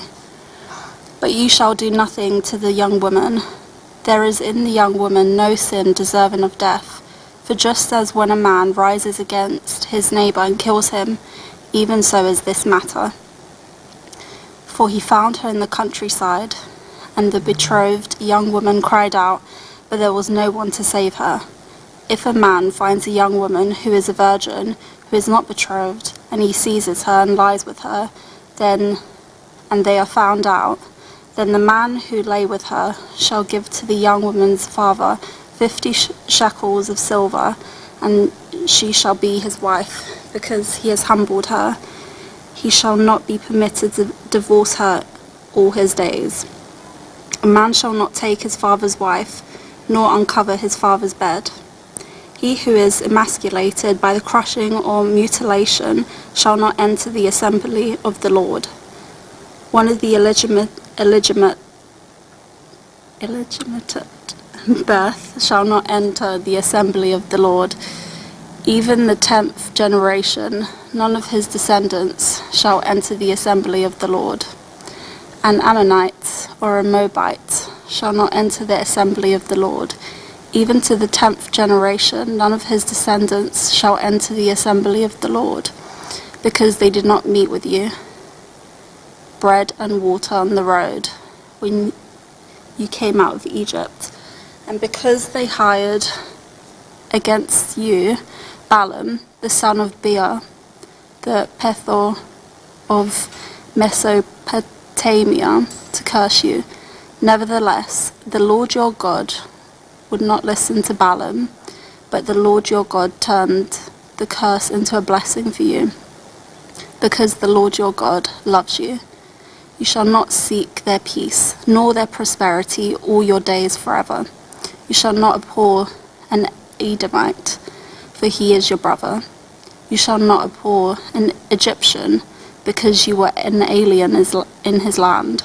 The children of the 3rd generation born to them may enter the assembly of the Lord.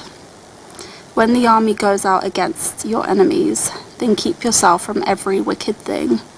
If there is any man among you who becomes unclean by some occurrence in the night, then he shall go outside in the camp.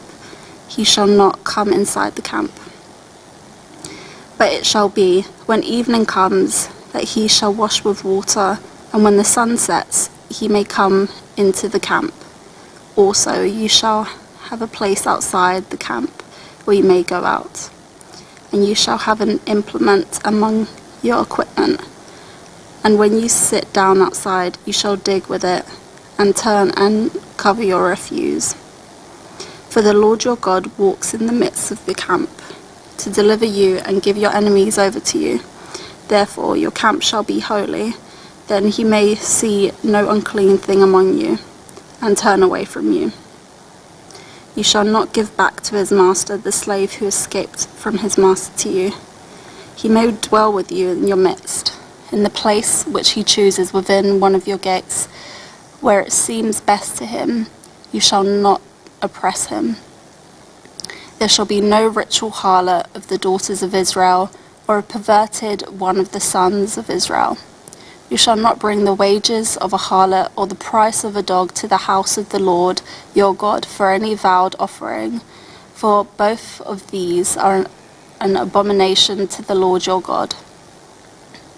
You shall not charge interest to any brother, interest or money or food or anything that is lent out interest. To a foreigner you may charge interest, but to your brother you may not charge interest, that the Lord your God may bless you in all to which you set your hand in the land which you are entering to possess. When you make a vow to the Lord your God, you shall not delay to pay it, for the Lord your God will surely require of you, and it will be a sin to you. But if you abstain from vowing, it shall not be a sin to you.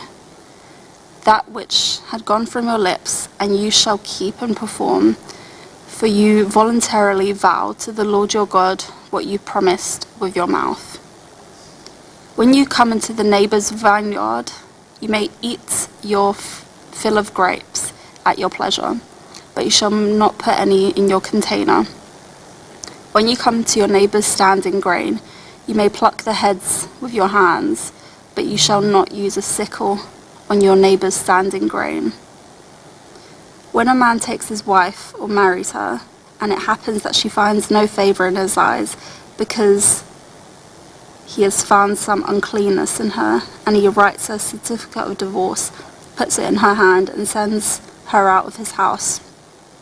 When she has departed from his house and goes and becomes another man's wife, if the latter husband detests her and writes her a certificate of divorce, puts it in her hand, and sends her out of his house, or if the latter husband dies who took her as his wife, then the former husband who divorced her must not take her back to be his wife after she has been defiled, for it is an abomination to the Lord, and you shall not bring sin on the lands which the Lord your God is giving you as an inheritance. When a man takes his wife, he may not go out to war or be charged with any business. He shall be free at home 1 year and bring happiness to his wife whom he has taken. No man shall take the lower or the upper millstone in a pledge, for he takes one's living in pledge. If a man is found kidnapping any of his brethren or the children of Israel and mistreats him or sells him, then that kidnapper shall die, and you shall put away the evil from among you. Take heed in an outbreak of leprosy, that you carefully observe and do according to all that the priests, the Levites, shall teach you, just as I commanded them, so you shall be careful to do. Remember what the Lord your God did to Miriam on the way when you came out of Egypt. When you lend your brother anything, you shall not go into his house to take his pledge. You shall stand outside. The man to whom you lend shall bring the pledge out to you. And if the man is poor, you shall not keep his pledge overnight. You shall in any case return the pledge to him again when the sun goes down. Then he may sleep in his own garment and bless you, and it shall be righteous to you before the Lord your God. You shall not oppress a hired servant who is poor and needy, whether one of your brethren or one of the aliens who is in the land within your gates. Each day you shall give him his wages, and not let the sun go down on it, for he is poor and has set his heart on it, lest he cry out against you to the Lord, and it be sin to you. Fathers shall not put to death for their children, nor shall children be put to death for their fathers. A person shall be put to death for his own sin. You shall not pervert justice due to a stranger or the fatherless, nor take a widow's garment as a pledge. But you shall remember that you were a slave in Egypt, and the Lord your God redeemed you from there. Therefore, I command you to do this thing. When you reap your harvest in your field and forget a sheaf in the field, you shall not go back to get it. It shall be for the stranger, the fatherless, and the widow. The Lord your God may bless you in all the work of your hands. When you beat your olive trees, you shall not go over the boughs again. It shall be for the stranger, the fatherless, and for the widow. When you gather grapes of your vineyard, you shall not glean it afterwards. It shall be for the stranger, the fatherless, and the widow. And you shall remember that you were a slave in the land of Egypt. Therefore I command you to do this thing. If there is a dispute between men, and they come to the court, that the judges may judge them, and they justify the righteous and condemn the wicked, then it shall be, if the wicked deserves to be beaten, that the judges will cause him to lie down and be beaten in his presence, according to his guilt, with a certain number of blows. 40 blows may give him, and no more, lest he should exceed this and beat him with many blows above these, and your brother be humiliated in your sight. You shall not muzzle an ox while he treads out the grain. If brothers dwell together, and one of them dies and has no son, the widow of the dead man shall not be married to a stranger outside the family. Her husband's brother shall go into her, take her as his wife, and perform the duty of a husband brother to her. And it shall be that the firstborn son which she bears will succeed to the name of his dead brother, that his name may not be blotted out of Israel. But if the man does not want to take his brother's wife, then let the brother's wife go up the gate to the elders and say, my husband's brother refuses to raise up a name to his brother in Israel. He will not perform the duty of my husband's brother. Then the elders of the city shall call him and speak to him. But if he stands firm and says, I do not want to take her, then his brother's wife shall come to him in the presence of the elders, remove his sandal from his foot, spit in his face, and answer and say, so it shall be done to the man who will not build up his brother's house. And his name shall be called in Israel, the house of him who had the sandal removed. If two men fight together and his wife, and one draws near to rescue her husband from the hand of the one attacking him, and puts out her hand and seizes him by the genitals, then you shall cut off her hand. Your eye shall not pity her. You shall not have her in your bag differing weights, a heavy and a light. You shall not have in your house differing measures, a large and a small. You shall have a perfect and just weight, a perfect and just measure. That your days be lengthened in the land which the Lord your God is giving you. For all who do such things, all who behave unrighteously, are an abomination to the Lord. Remember when Amalek did to you on the way that you were coming out of Egypt, how he met you on the way and attacked your rear ranks, all the stragglers at your rear, when you were tired and weary, and he did not fear God. Therefore it shall be to you. The Lord your God has given you rest from your enemies all around, in the land which the Lord your God is giving you to possess at an inheritance, that you shall blot out the remembrance of Amalek from under heaven, you shall not forget. And it shall be, when you come into the land which the Lord your God is giving you as an inheritance, and you possess it and dwell in it, that you shall take some of the first of all the produce of the ground, which you shall bring from the land of the Lord your God is giving you, and put in a basket, and go to the place that the Lord your God chooses to make his name abide. And you shall go to the one who is priest in those days, and say to him, I declare today that the Lord your God, that I have come to the country which the Lord swore to the fathers to give us. Then the priest shall take the basket out of your hand and set it down before the altar of the Lord your God. And you shall answer and say before the Lord your God, my father was a Syrian, about to perish, and he went down to Egypt and dwelt there, few in number, and there he became a nation, great, mighty, and populous. But the Egyptians mistreated us, afflicted us, and laid hard bondage on us. Then we cried out to the Lord of our fathers, and the Lord heard our voice, and looked on our affliction, and our labor, and our oppression. So the Lord brought us out of Egypt with a mighty hand, and with an outstretched arm, with great terror, and with signs and wonders. He has brought us to this place, and has given us this land, a land flowing with milk and honey. And now, behold, I have brought the first fruits of the land which you, O Lord, have given me, that you shall set before the Lord your God, and worship before the Lord your God. So you shall rejoice in every good thing which the Lord your God has given you, to you and your house, you and the Levite, and the stranger who is among you.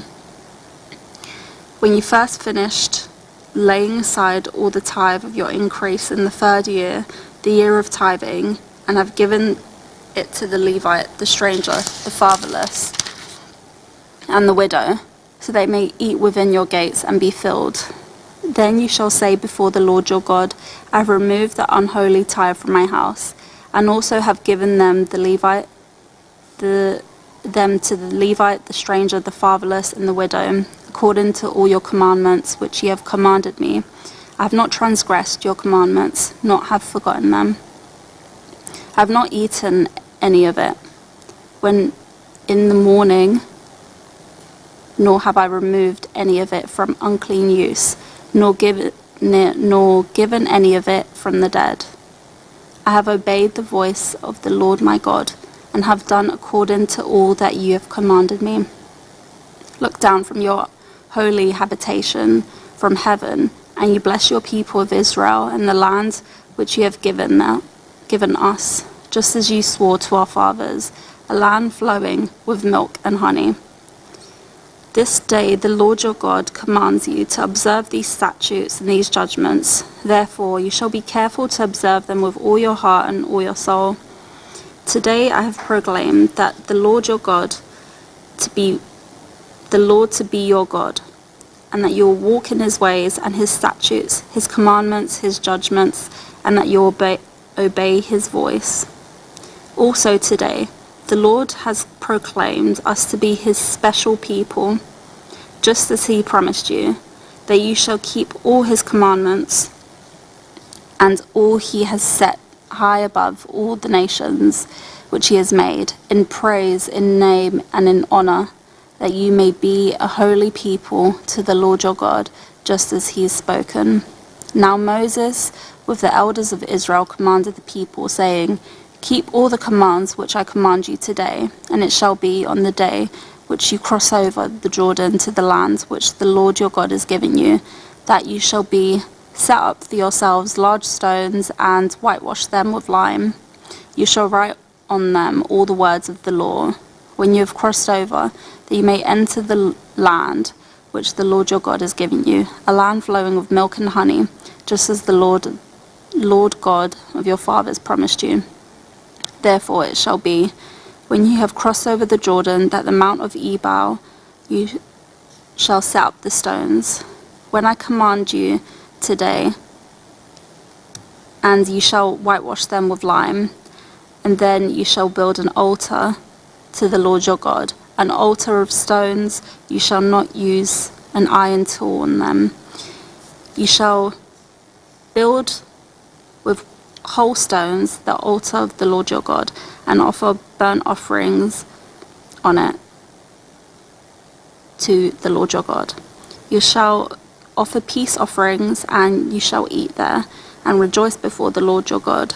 You shall write very plainly on the stones of all this law.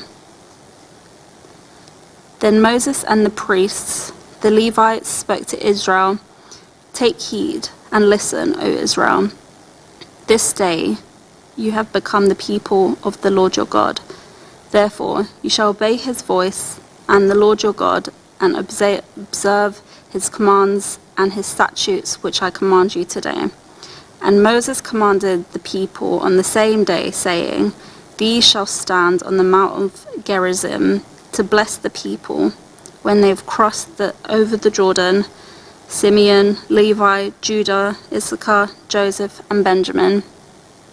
And all these shall stand on Mount Ebal to curse Reuben, Gad, Asher, Zebulun, Dan, and Naphtali. And the Levites shall speak with a loud voice and say to all the men of Israel, Cursed is the one who makes a carved or molded image, an abomination to the Lord, the work of the hands of the craftsmen, and sets it up in secret. All the people shall answer and say, Amen. Cursed is the one who treats his father or his mother with contempt. And the people shall say, Amen. Cursed is the one who moves his neighbor's landmark. And all the people shall say, Amen. Cursed is the one who makes the blind to wander off the road. And all the people shall say, Amen. Cursed is the one who perverts the justice due to the stranger and fatherless widow. And all the people shall say, Amen. Cursed is the one who lies with his father's wife, because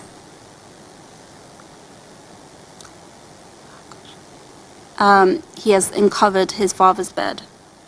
And all the people shall say, Amen. Cursed is the one who lies with any kind of animal, and all the people shall say, Amen. Cursed is the one who lies with his sister, the daughter of his father or the daughter of his mother, and all the people shall say, Amen. Cursed is the one who lies with his mother-in-law, and all the people shall say, Amen. Cursed is the one who attacks his neighbors secretly, and all the people shall say, Amen. Cursed is the one who takes a bribe to slay an innocent person, and all the people shall say, Amen. Cursed is the one who does not confirm all the words of the law by observing them, and all the people shall say, Amen.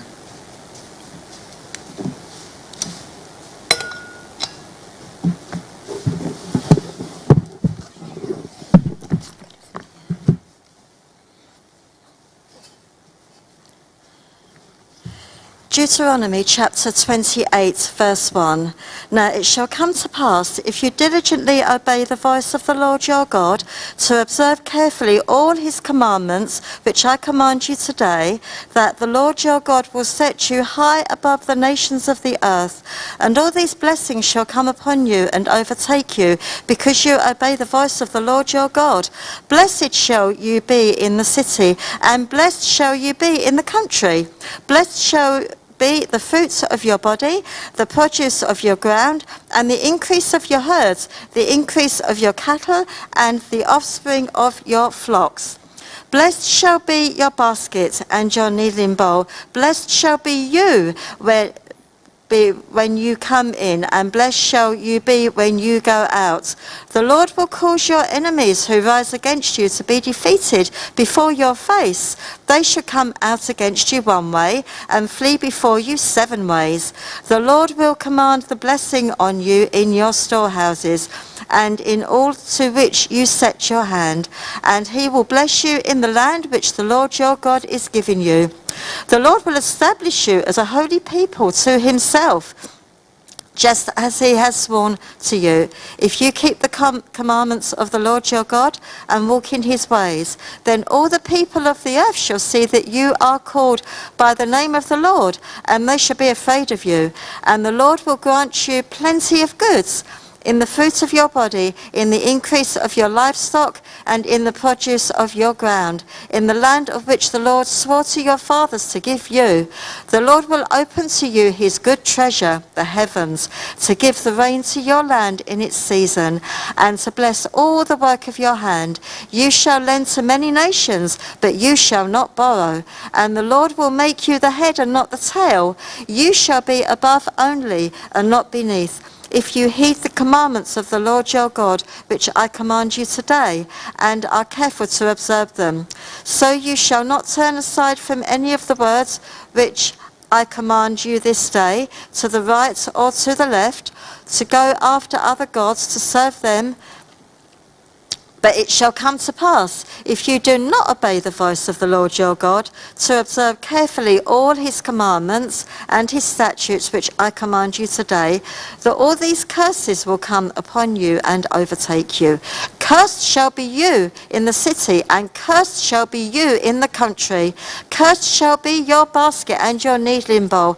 Cursed shall be the fruit of your body, and the produce of your ground, the increase of your cattle, and the offspring of your flocks. Cursed shall you be when you come in, and cursed shall you be when you go out. The Lord will send on you cursing, confusion, and rebuke in all that you set your hand to do, until you are destroyed and until you perish quickly, because of the wickedness of your doings in which you have forsaken me. The Lord will make the plague cling to you until he has consumed you from the land which you are going to possess. The Lord will strike you with consumption, with fever, with inflammation, with severe burning fever, with the sword, with scorching, and with mildew. They shall pursue you until you perish, and your heavens which are over you, your head, shall be bronze, and the earth which is under you shall be iron. The Lord will change the rain of your land to powder, and dust from heaven. It shall come down on you until you are destroyed. The Lord will cause you to be defeated before your enemies. You shall go out one way against them, and flee 7 ways before them, and you shall become troublesome to all the kingdoms of the earth. Your carcasses shall be food for all the birds of the air and the beasts of the earth, and no one shall frighten them away. The Lord will strike you with boils, the boils of Egypt, with tremors, with the scab, and with the itch from which you cannot be healed. The Lord will strike you with madness and blindness and confusion of heart, and you shall grope at noonday as a blind man gropes in darkness. You shall not prosper in your ways. You shall be only oppressed and plundered continuously, and no one shall save you. You shall betroth a wife, but another man shall lie with her. You shall build a house, but you shall not dwell in it. You shall plant a vineyard, but shall not gather its grapes. Your ox shall be slaughtered before your eyes, but you shall not eat of it. Your donkey shall be violently taken away from before you, and shall not be restored to you. Your sheep shall be given to your enemies, and you shall have no one to rescue them. Your sons and your daughters shall be given to other people, and your eyes shall look and fail with longing for them all day long, and there shall be no strength in your hand. A nation whom you have not known shall eat the fruit of your land and the produce of your labor, and you shall be only oppressed and crushed continuously. So you shall be driven mad because of the sights which your eyes see. The Lord will strike you in the knees and on the legs with severe boils, which cannot be healed, and from the sole of your foot to the top of your head.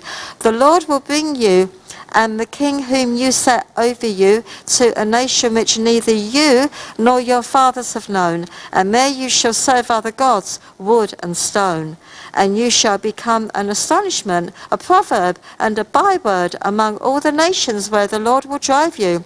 You shall carry much seed out to the field, but gather little in, for the locust shall consume it. You shall plant vineyards and tend them, but you shall neither drink of the wine nor gather the grapes, for the worms shall eat them.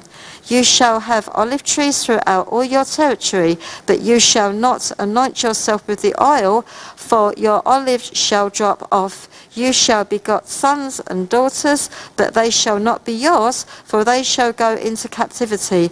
Locusts shall consume all your trees and the produce of your land. The alien who is among you shall rise higher and higher above you, and you shall come down lower and lower. He shall lend to you, but you shall not lend to him. He shall be the head, and you shall be the tail. Moreover, all these curses shall come upon you and pursue you and overtake you until you are destroyed, because you did not obey the voice of the Lord your God to keep his commandments and his statutes which he commanded you. And they shall be upon you for a sign and a wonder, and on your descendants forever, because you did not serve the Lord your God with joy and gladness of heart for the abundance of everything. Therefore you shall serve your enemies, whom the Lord will send against you, in hunger, in thirst, in nakedness, and in need of everything. And he will put a yoke of iron on your neck until he has destroyed you. The Lord will bring a nation against you from afar, from the end of the earth, as swift as the eagle flies, a nation whose language you will not understand. A nation of fierce contendants which does not respect the elderly, nor show favour to the young. And they shall eat the increase of your livestock and the produce of your land until you are destroyed. They shall not leave you grain, nor new wine, or oil, or the increase of your cattle, or the offspring of your flocks, until they have destroyed you. They shall besiege you at all your gates, until your high and fortified walls in which you trust come down throughout all your land. And they shall besiege you at all your gates throughout all your land which the Lord your God has given you. You shall eat the fruit of your own body, the flesh of your sons and daughters, whom the Lord your God has given you, in the siege and desperate straits in which your enemy shall distress you. The sensitive and very refined man among you will be hostile towards his brother, towards the wife of his bosom, and towards the rest of his children whom he leaves behind, so that he will not give any of them the flesh of his children whom he will eat, because he has nothing left in the siege and desperate straits in which your enemy shall distress you at all your gates. The tender and delicate women among you who would not venture to set the sole of her foot on the ground because of her delicateness and sensitivity will refuse to the husband of her bosom and to her son and her daughter. A placenta which comes out of her between her feet and her children whom she bears, for she will eat them secretly for lack of everything in the siege and desperate straits in which your enemy shall distress you at all your gates. If you do not carefully observe all the words of this law that are written in this book, that you may fear this glorious and awesome name, the Lord your God, then the Lord will bring upon you and your descendants extraordinary plagues, great and prolonged plagues, and serious and prolonged sicknesses.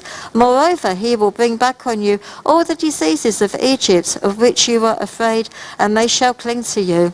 Also, every sickness and every plague which is not written in this book of the law will the Lord bring upon you until you are destroyed.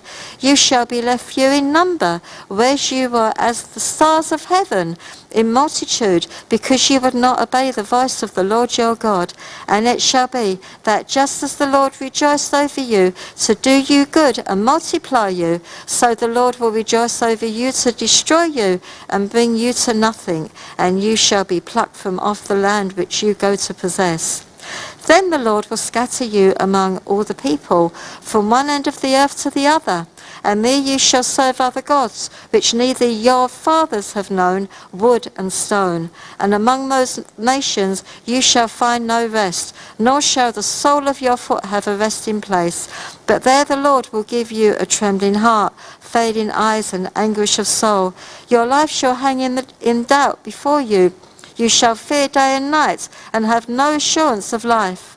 In the morning you shall say, oh, that it were evening, and in the evening you shall say, oh, that it were morning, because of the fear which terrifies your heart, and because of the sights which your eyes see.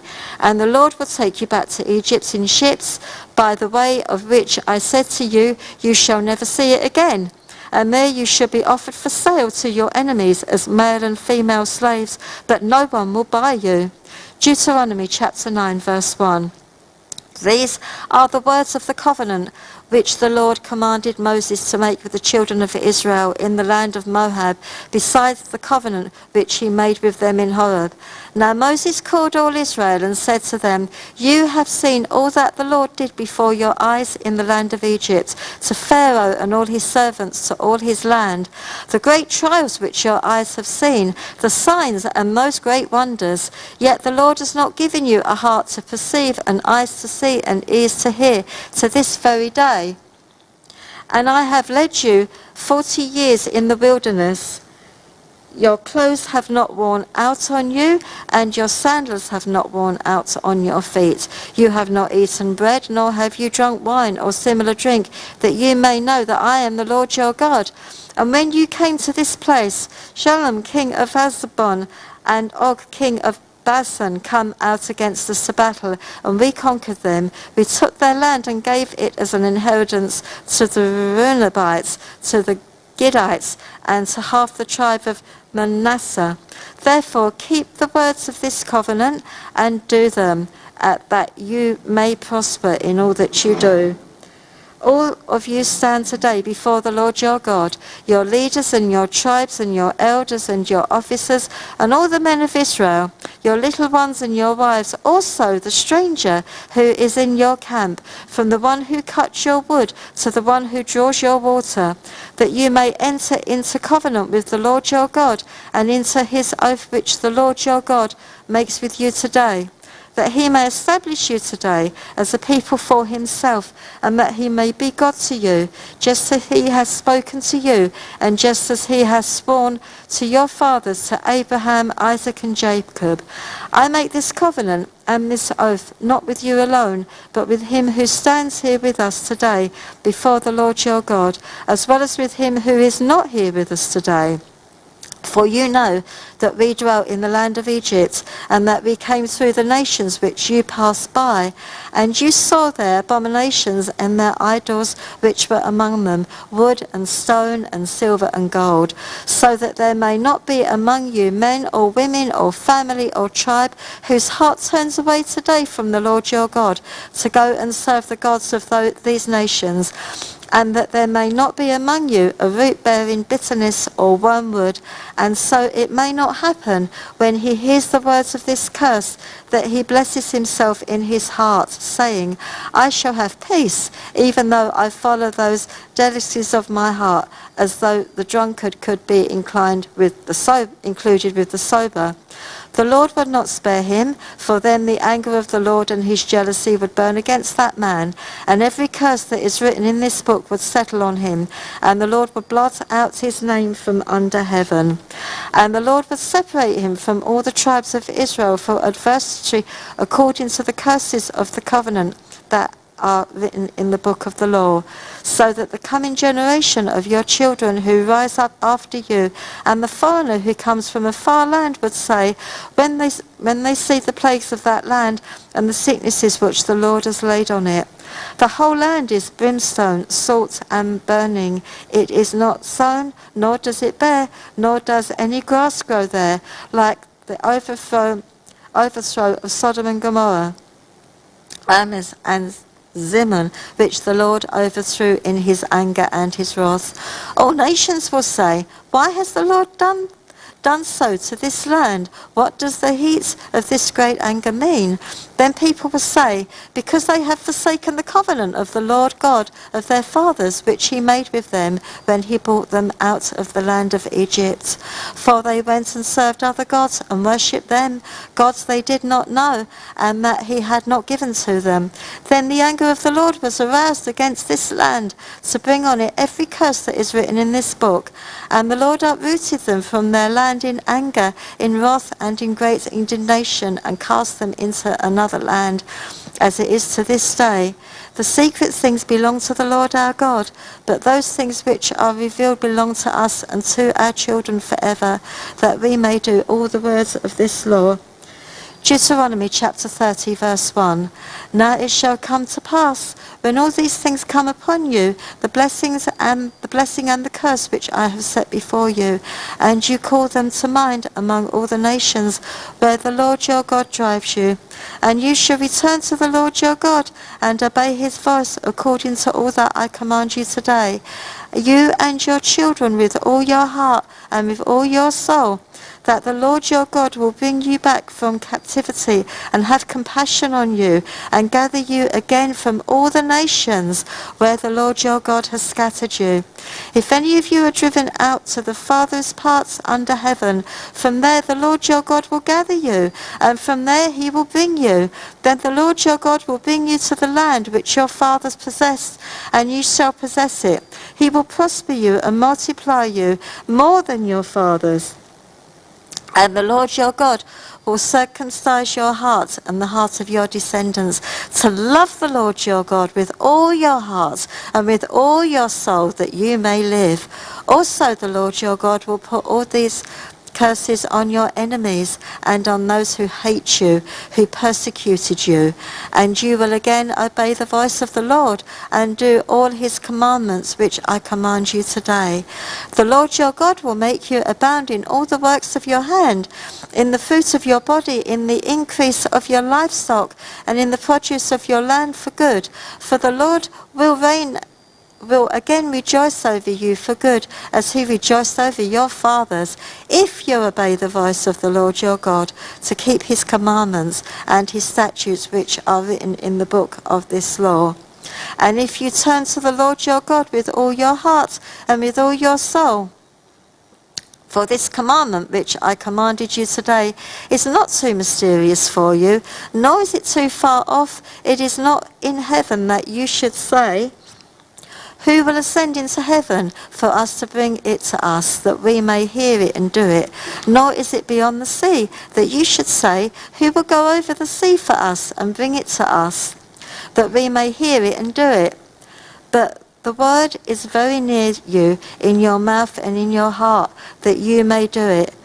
See, I have set before you today life and good, death and evil. In that I command you today to love the Lord your God, to walk in his ways and to keep his commandments, his statutes and his judgments, that you may live and multiply, and the Lord your God will bless you in the land which you go to possess. Deuteronomy chapter 13, verse 17. 17.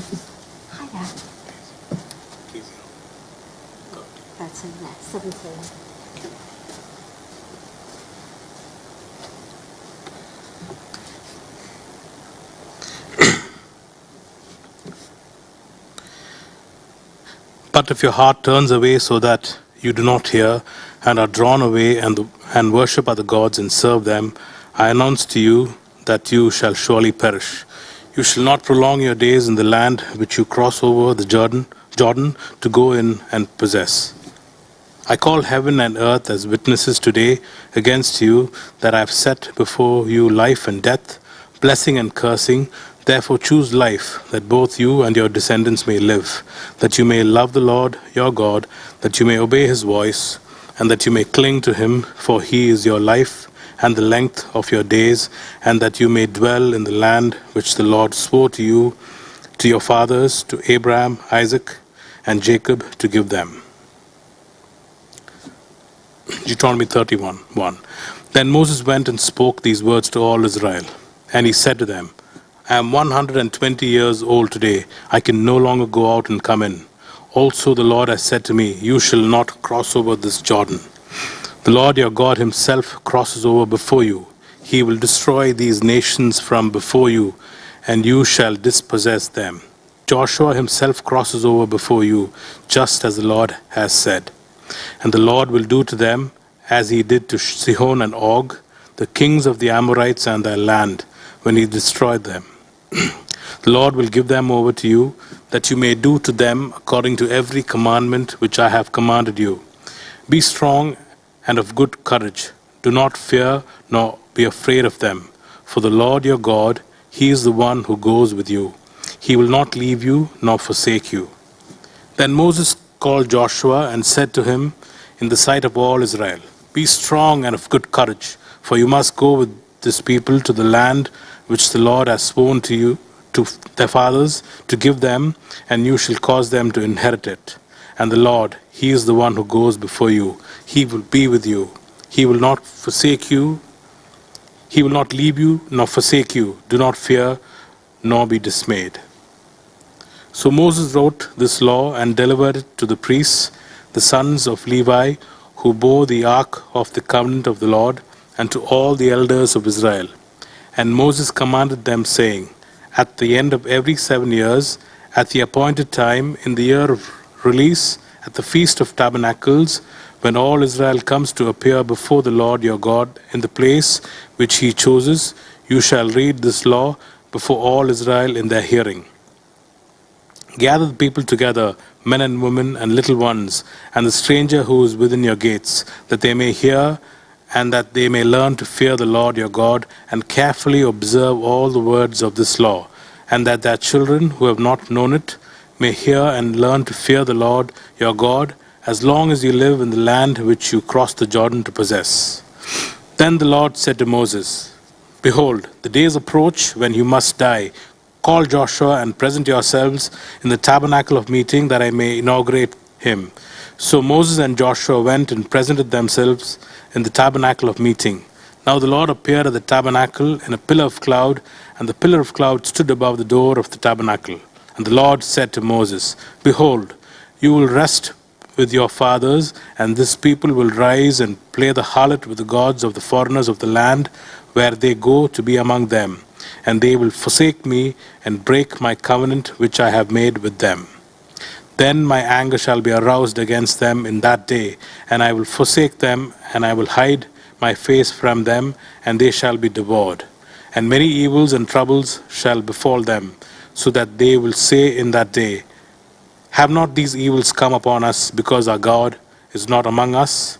And I will surely hide my face in that day because of all the evil which they have done, in that they have turned to other gods. Now therefore, write down this song for yourselves, and teach it to the children of Israel. Put it in their mouths, that this song may be a witness for me against the children of Israel. When I have brought them to the land flowing with milk and honey, of which I swore to their fathers, and they have eaten and filled themselves and grown fat, then they will turn to other gods and serve them, and they will provoke me and break my covenant. Then it shall be, when my many evils and troubles have come upon them, that this song will testify against them as a witness, for it will not be forgotten in the mouths of their descendants. For I know the inclination of their behavior today, even before I have brought them to the land of which I swore to give them. Therefore Moses wrote this song the same day and taught it to the children of Israel. Then he inaugurated Joshua, the son of Nun, and said, Be strong and of good courage, for you shall bring the children of Israel into the land of which I swore to them, and I will be with you.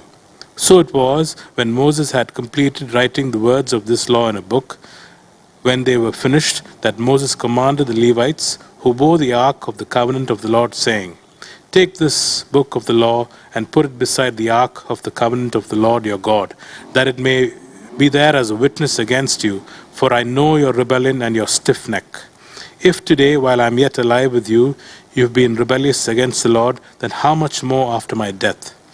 Gather to me all the elders of your tribes and your officers, that I may speak these words in their hearing and call heaven and earth to witness against them. For I know that after my death you will become utterly corrupt and turn aside from the way which I have commanded you.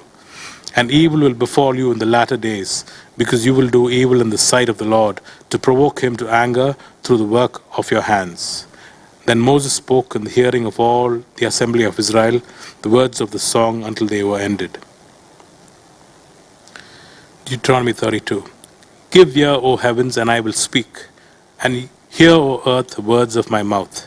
Let my teaching drop as the rain, my speech distill as the dew, as raindrops on the tender herb, and as showers on the grass. For I proclaim the name of the Lord. Ascribe greatness to our God. He is the rock, his work is perfect, for all his ways are justice, a God of truth and without injustice. Righteous and upright is he. They have corrupted themselves, they are not his children, because of their blemish, a perverse and crooked generation. Do you thus deal with the Lord, O foolish and unwise people? Is he not your father who brought you? Has he not made you and established you? Remember the days of old. Consider the years of many generations. Ask your father, and he will show you, your elders, and they will tell you. When the Most High divided their inheritance to the nations, when he separated the sons of Adam, he set the boundaries of the people according to the number of the children of Israel. For the Lord's portion is his people. Jacob is the place of his inheritance. He found him in a desert land, and in the wasteland a howling wilderness. He encircled him, he instructed him, he kept him as the apple of his eye. As an eagle stirs up its nest, hovers over its young, spreading out its wings, taking them up, carrying them on its wings, so the Lord alone led him, and there was no foreign god with him. He made him ride in the heights of the earth, that he might eat the produce of the fields.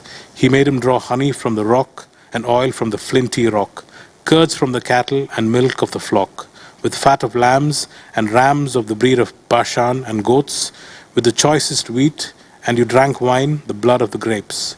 But Jeshurun grew fat and kicked. You grew fat, you grew thick, you're obese. Then he forsook God who made him, and scornfully esteemed the rock of his salvation. They provoked him to jealousy with foreign gods. With abominations they provoked him to anger. They sacrificed to demons, not to God.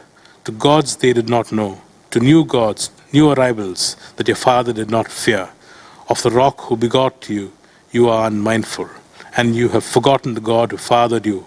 And when the Lord saw it, he spurned them, because of the provocation of his sons and his daughters. And he said, I will hide my face from them. I will see what their end will be, for they are a perverse generation, children in whom is no faith. They have provoked me to jealousy by what is not God.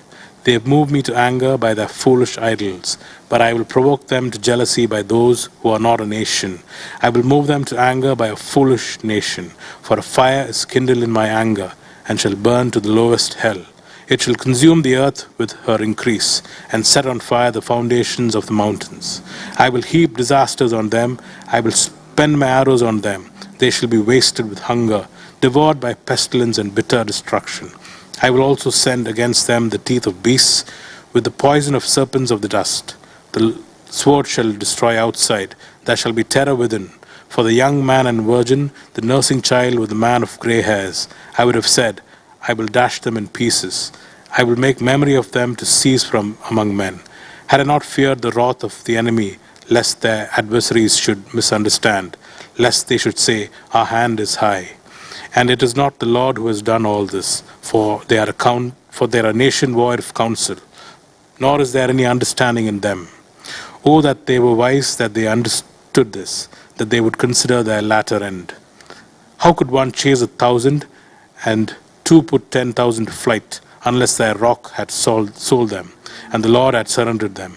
For their rock is not like our rock, even our enemies themselves being judges. For their wine is the wine of Sodom and the fields of Gomorrah. Their grapes are grapes of gall, their clusters are bitter, their wine is the poison of serpents, and the cruel venom of cobras. Is this not laid up in store with me, sealed up among my treasures? Vengeance is mine and recompense. Their foot shall slip in due time. For the day of their calamity is at hand, and the things to come hasten upon them. For the Lord will judge his people and have compassion on his servants.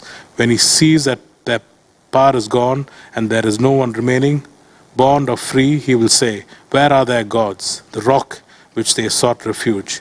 Who ate the fat of their sacrifices and drank the wine of their drink offering? Let them rise and help you and be your refuge.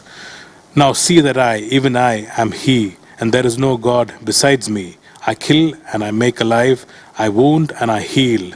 Nor is there anyone who can deliver from my hand. For I raise my hand to heaven and say, as I live forever, if I whet my glittering sword and my hand takes hold on judgment, I will render vengeance to my enemies and repay those who hate me. I will make my arrows drunk with blood, and my sword shall devour flesh, with the blood of the slain and the captives, from the heads of the leaders of the enemy. Rejoice, O Gentiles, with his people, for he will avenge the blood of his servants, and render vengeance to his adversaries. He will provide atonement for his land and his people. So Moses came with Joshua, the son of Nun, and spoke all the words of this song in the hearing of the people. Moses finished speaking all these words to all Israel, and he said to them, set your hearts on all the words which I testify among you today, which you shall command your children to be careful to observe, all the words of this law. For it is not a futile thing for you, because it is your life, and by this word you shall prolong your days in the land which you cross over the Jordan to possess. Then the Lord spoke to Moses that very same day, saying, go up this mountain of the Abarim, Mount Nebo, which is in the land of Moab, across from Jericho, view the land of Canaan, which I give to the children of Israel as a possession, and die on the mountain which you ascend, and be gathered to your people, just as Aaron your brother died on Mount Hor, and was gathered to his people, because you trespassed against me among the children of Israel at the waters of Meribah Kadesh, in the wilderness of Zin, because you did not hallow me in the midst of the children of Israel. Yet you shall see the land before you, though you shall not go there, into the land which I am giving to the children of Israel. Now this is the blessing with which Moses, the man of God, blessed the children of Israel before his death. And he said, the Lord came from Sinai and dawned on them from Seir. He shone forth from Mount Paran, and he came with 10,000s of saints. From his right hand came a fiery law for them. Yes, he loves the people. All his saints are in your hand. They sit down at your feet. Everyone receives your words.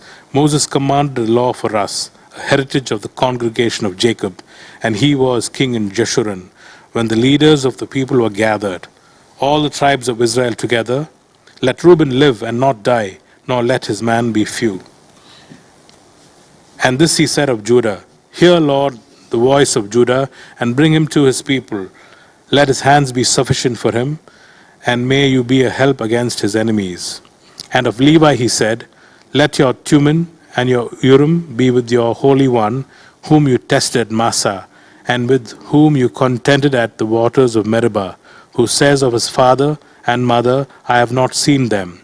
Nor did he acknowledge his brothers, or know his children, for they have observed your word and kept your covenant. They shall teach Jacob your judgments, and Israel your law.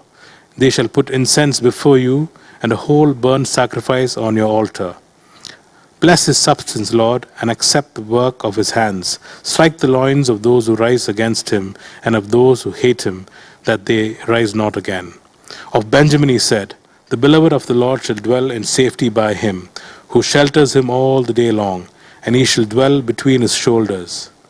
And of Joseph he said, Blessed of the Lord is his land, with the precious things of heaven, with the dew, and the deep lying beneath, with the precious fruits of the sun, with the precious produce of the months, with the best things of the ancient mountains, with the precious things of the everlasting hills, with the precious things of the earth and its fullness, and the favor of him who dwelt in the bush. Let the blessing come on the head of Joseph, and on the crown of the head of him who was separate from his brothers.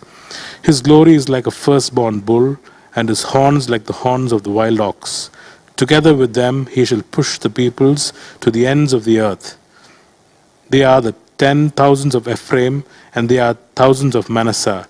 And of Zebulun he said, Rejoice, Zebulun, in your going out, and Issachar in your tents. They shall call the peoples to the mountain. There they shall offer sacrifices of righteousness, for they shall partake of the abundance of the seas, and of treasures hidden in the sand. And of Gad he said, Blessed is he who enlarges Gad. He dwells as a lion, and tears the arm and the crown of his head. He provided the first part for himself, because the lawgiver's portion was reserved there. He came with the heads of the people. He administered the justice of the Lord, and his judgments with Israel. And of Dan he said, Dan is a lion's whelp, he shall leap from Bashan. And of Naphtali he said, O Naphtali, satisfied with favor, and full of blessing of the Lord, possess the west and the south. And of Asher he said, Asher is most blessed of sons. Let him be favored by his brothers, and let him dip his foot in oil. Your sandal shall be iron and bronze. As your days, so shall your strength be. There is no one like the God of Jeshurun, who rides the heavens to help you, and in his excellency on the clouds, the eternal God is your refuge, and underneath are the everlasting arms. He will thrust out the enemy from before you, and will say, Destroy.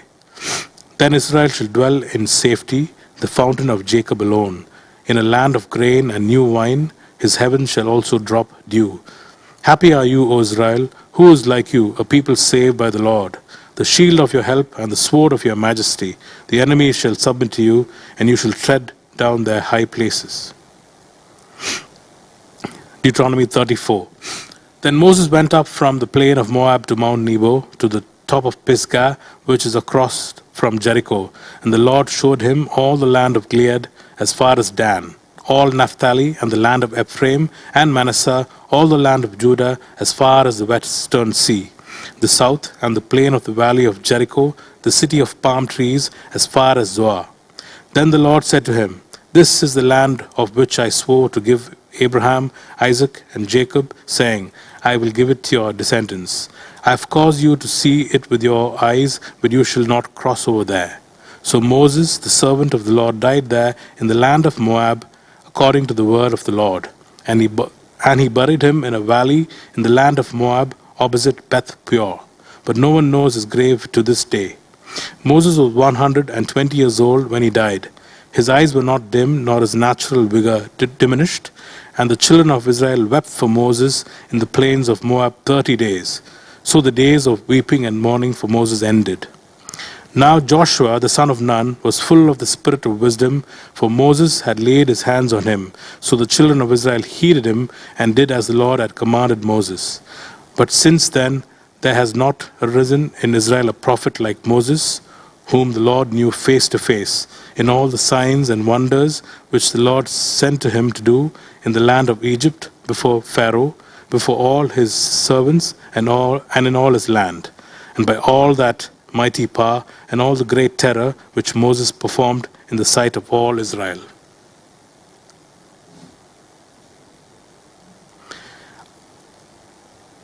Joshua 1. After the death of Moses, the servant of the Lord, it came to pass that the Lord spoke to Joshua, the son of Nun, Moses' assistant, saying, Moses, my servant, is dead. Now therefore arise over this Jordan, you and all this people, to the land which I am giving to them, the children of Israel. Every place that the sole of your foot will tread upon, I have given you, as I said to Moses. Joshua 1, 4.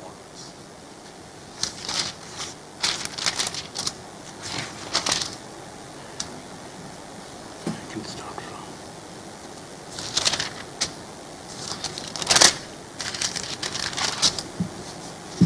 Yeah. It's one right. From 4. 4. Yeah.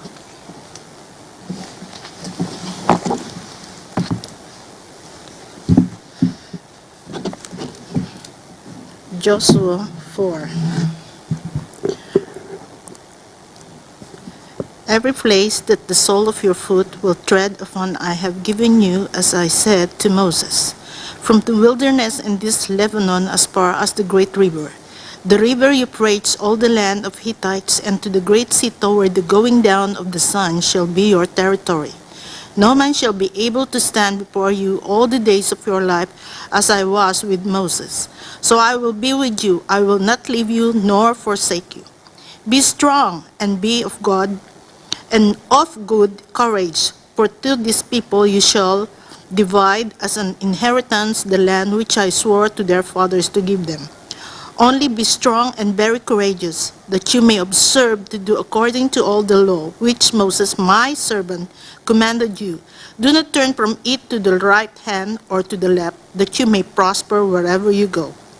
This book of the law shall not depart from your mouth, but you shall meditate in it day and night, that you may observe to do according to all that is written in it. For then you will make your way prosperous, and then you will have good success. Have I not commanded you?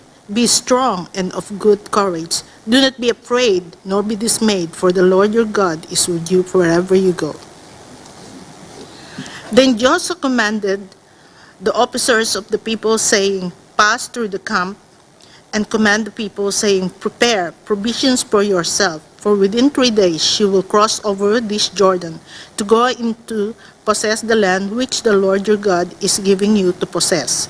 And to the Reubenites, the Gadites, and half the tribe of Manasseh, Joshua spoke, saying, Remember the word which Moses, the servant of the Lord, commanded you, saying, The Lord your God is giving you rest and is giving you this land. Your wives, your little ones, and your livestock shall remain in the land which Moses gave you on this side of the Jordan, but you shall pass before your brethren, arm all your mighty men of valor, and help them, until the Lord has given you brethren rest, as he gave you, and they also have taken possession of the land which the Lord your God is giving them. Then you shall return to the land of your possession and enjoy it, which Moses, the Lord's servant, gave you on this side of the Jordan towards sunrise. So they answered Joshua, saying, All that you command us, we will do, and wherever you send us, we will go.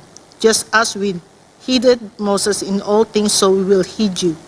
Only the Lord your God be with you, as he was with Moses. Whoever rebels against your command and does not heed your words in all that you command him shall be put to death. Only be strong and of good courage. Rahab hides the spies. Chapter 2. Now Joshua the son of Nun sent out 2 men from Acacia Grove to spy secretly, saying, Go, view the land, especially Jericho. So they went and came to the house of a harlot named Rahab, and lodged there. And it was told the king of Jericho, saying, Behold, men have come here tonight from the children of Israel to search out the country. So the king of Jericho sent to Rahab, saying, Bring out the men who have come to you, who have entered your house, for they have come to search out all the country. Then the woman took the two men and hid them. So she said, Yes, the men came to me, but I did not know where they were from. And it happened as the gate was being shut, when it was dark, that the men went out. Where the men went I do not know. Pursue them quickly, for you may overtake them. But she had brought them up to the roof, and hidden them with the stalks of flax, which she had laid in order on the roof. Then the men pursued them by the road to the Jordan, to the fords, and as soon as those who pursued them had gone out, they shut the gate. Now before they lay down, she came up to them on the roof, and said to the men, I know that the Lord has given you the land, that he terror of you has fallen on us, and that all the inhabitants of the land are faint-hearted because of you. For we have heard how the Lord dried up the water of the Red Sea for you when you came out of Egypt, and what you did to the two kings of the Amorites who were on the other side of the Jordan, Sihon and Og, whom you utterly destroyed. And as soon as we heard these things, our hearts melted, neither did there remain any more courage in anyone because of you. For the Lord your God, he is God in. Now therefore, I beg you, swear to me by the Lord, since I have shown you kindness, that you also will show kindness to my father's house, and give me a true token, and spare my fathers, my mother, my brothers, my sisters, and all that they have, and deliver our lives from death.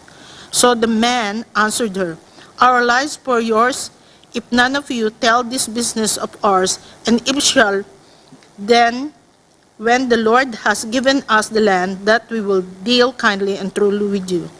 Then she let them down by a roof through the window, for her house was on the city wall. She dwelt on the wall. And she said to them, Get to the mountain, lest the pursuers meet you. Hide there 3 days, until the pursuer have returned. Afterwards you may go your way.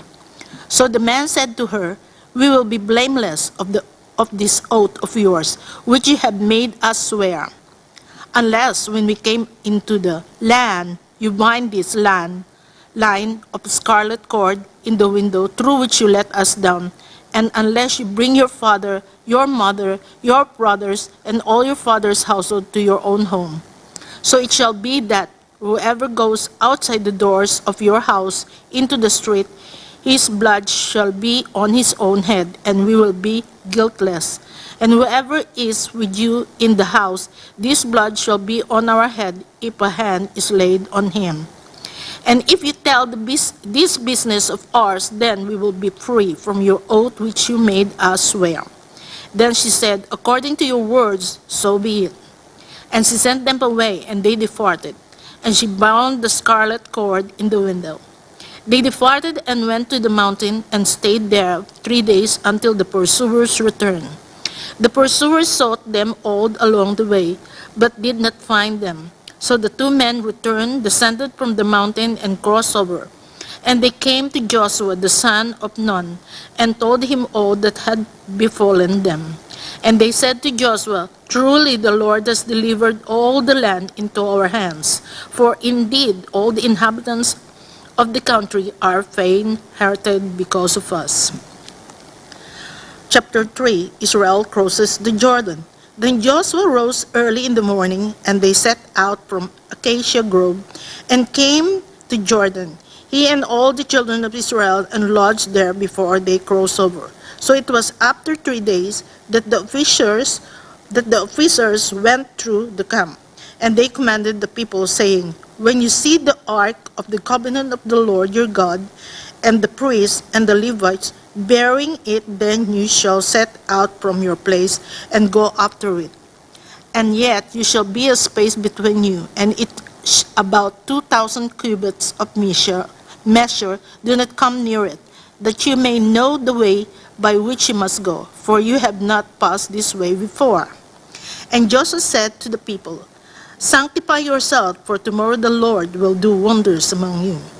Then Joshua spoke to the priests, saying, Take up the ark of the covenant and cross over before the people. So they took up the ark of the covenant and went before the people. And the Lord said to Joshua, This day I will begin to exalt you in the sight of all Israel, that they may know that as I was with Moses, so I will be with you. You shall command the priests who bear the ark of the covenant, saying, When you have come to the edge of the water of the Jordan, you shall stand in the Jordan. So Joshua said to the children of Israel, Come here and hear the words of the Lord your God. And Joshua said, By this you shall know that the living God is among you, and that he will without fail drive out from before you the Canaanites, and the Hittites, and the Hivites, and the Perizzites, and the Gizites, and the Amorites, and the Jebusites. Behold, the ark of the covenant of the Lord of all the earth is crossing over before you into the Jordan. Now, therefore, take of yourselves 12 men from the tribe of Israel, one from every tribe, and it shall come to pass, as soon as the soles of the feet of the priests who bear the ark of the Lord of all the earth, shall rest in the waters of the Jordan, that the waters of the Jordan shall be cut off, the waters that come down from the upstream, and they shall stand as a heap. So it was when the people set out from their camp to cross over the Jordan with the priests, bearing the ark of the covenant before the people. And as those who bore the ark came to the Jordan, and the feet of the priests who bore the ark dipped in the edge of the water, for the Jordan overflows all its banks during the whole time of harvest, that the water which came from upstream stood still, and rose in a heap very far away at Adam, the city that is beside Saratan. So the waters that went down into the sea of the Arabah, the salt sea, failed, and were cut off, and the people crossed over opposite Jericho. Then the priests who bore the ark of the covenant of the Lord stood firm on dry ground in the midst of the Jordan, and all Israel crossed over on dry ground until the people had crossed completely over the Jordan. Chapter 4, the memorial stone. And it came to pass, when all the people had completely crossed over the Jordan, that the Lord spoke to Joshua, saying, Take for yourselves 12 men from the people, one man from every tribe, and command them, saying, Take for yourself 12 stones from here, out of the midst of the Jordan, and from the place where the priest's feet stood firm. You shall carry them over with you and leave them in the lodging place where you lodge tonight. Then Joshua called the 12 men whom he had appointed from the children of Israel, one man from every tribe. And Joshua said to them, Cross over before the ark of the Lord your God into the midst of the Jordan, and each one of you take up a stone on his shoulder according to the number of the tribes of the children of Israel, that this may be a sign among you when your children ask in time to come, saying, What do these stones mean to you? Then you shall answer them that the waters of the Jordan were cut off before the ark of the covenant of the Lord. When it crossed over the Jordan, the waters of the Jordan were cut off. And this stone shall be for a memorial to the children of Israel forever. And the children of Israel did so, just as Joshua commanded, and took up 12 stones from the midst of the Jordan, as the Lord had spoken to Joshua according to the number of tribes of the children of Israel, and carried them over with them to the place where they lodged, and laid them down there. Then Joshua set up 12 stones in the midst of the Jordan, in the place where the feet of the priests who bore the ark of the covenant stood, and they are there to this day. So the priests who bore the ark stood in the midst of Jordan until everything was finished that the Lord had commanded Joshua to speak to the people according to all that Moses had commanded Joshua, and the people hurried and crossed over.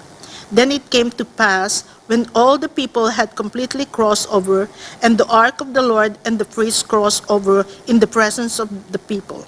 And the men of Reuben, the men of Gad, and the half of the tribe of Manasseh crossed over armed before the children of Israel, as Moses had spoken to them.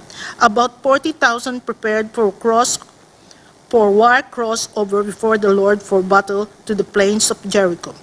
On the day the Lord exalted Joshua in the sight of all Israel, and they feared him as they had feared Moses on all the days of his life. Then the Lord spoke to Joshua, saying, "Command the priests who bear the ark of the testimony to come up from the Jordan." Joshua therefore commanded the priests, saying, "Come up from the Jordan." And it came to pass, when the priests who bore the ark of the covenant of the Lord had come from the midst of the Jordan, and the soles of the priests' feet touched the dry land, that the water of the Jordan returned to their place and overflowed all its bank as before. Now the people came up from the Jordan on the 10th day of the first month, and they camped in Gilgal on the east border of Jericho. And those 12 stones which they took out of Jordan, Joshua set up in Gilgal. Then he spoke to the children of Israel, saying, "When your children ask their fathers in time to come, saying, 'What are these stones?' then you shall let your children know, saying, 'Israel crossed over this Jordan on dry land.' For the Lord your God dried up the waters of the Jordan before you until you had crossed over, as the Lord your God did to the Red Sea, which he dried up before us until we had crossed over, that all the peoples of the earth may know the hand of the Lord, that it is mighty, that you may fear the Lord your God forever." Chapter 5, the second generation circumcised. So it was, when all the kings of the Amorites were on the west side of the Jordan, and all the kings of Canaanites who were by the sea heard that the Lord had dried up the waters of the Jordan, whom from before the children of Israel until we had crossed over, that their heart melted, and there was no spirit in them any longer because of the children of Israel. At the time the Lord said to Joshua, "Make flint knives for yourself and circumcise the sons of Israel again the second time." So Joshua made flint knives for himself and circumcised the sons of Israel at the hill of the foreskins. And this is the reason why Joshua circumcised them. All the people who came out of Egypt who were males, all the men of war, had died in the wilderness on the way after they had come out of Egypt. For all the people who come out had been circumcised, but all the people born in the wilderness on the way as they came out of Egypt had not been circumcised. For the children of Israel walked 40 years in the wilderness till all the people who were men of war who came out of Egypt were consumed, because they did not obey the voice of the Lord, to whom the Lord swore that he would not show them the land which the Lord had sworn to the fathers that he would give us, a land flowing with milk and honey. Then Joshua circumcised their sons, whom he raised up in their place, for they were uncircumcised, because they had not been circumcised on the way. So it was when they had finished circumcising all the people that they stayed in their places in the camp till they were healed. Then the Lord said to Joshua, "This day I have rolled away the reproach of Egypt from you." Therefore the name of the place is called Gilgal to this day. Now the children of Israel camped in Gilgal and kept the Passover on the 14th day of the month at twilight on the plain of Jericho. Yes? Yes. Thank you. And they ate at the produce of the land on the day of the Passover, unleavened bread and a parched and parched grain on the very same day. Then the manna ceased on the day after they had eaten the produce of the land, and the children of Israel no longer had manna, but they ate the food of the land of Canaan that year. The commander of the army of the Lord. And it came to pass when Joshua was by Jericho, that he lifted his eyes and looked, and behold, a man stood opposite him with his sword drawn in his hand. And Joshua went to him and said to him, Are you for us or for our adversaries? So he said, No, but as commander of the army of the Lord I have now come. And Joshua fell on his face to the earth and worshipped and said to him, What does my Lord said to his servants? Then the commander of the Lord's army said to Joshua, Take your sandal off your foot, for the place where you stand is holy. And Joshua did so. The destruction of Jericho. Chapter 6. Now Jericho was securely shut up because of the children of Israel. None went out and none came in.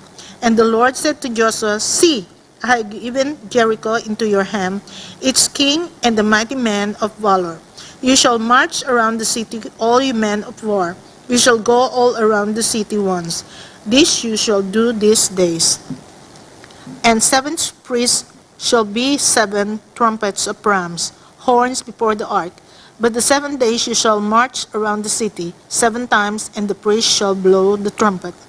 It shall come to pass when they make a long blast with the ram's horn, and when you hear the sound of the trumpet, that all the people shall shout with a great shout, then the wall of the city will fall down, flat, and the people shall go up every man straight before him. Then Joshua the son of Nun called the priests and said to them, Take up the ark of the covenant, and let 7 priests bear 7 trumpets of rams, horns before the ark of the Lord. And he said to the people, Proceed and march around the city, and let him who is armed advance before the ark of the Lord. So it was, when Joshua had spoken to the people, that the 7 priests bearing the 7 trumpets of rams, horns before the Lord, advanced and blew the trumpets, and the arks of the covenant of the Lord followed them. The armed men went before the priests who blew the trumpet, and the rear guard came upon the ark.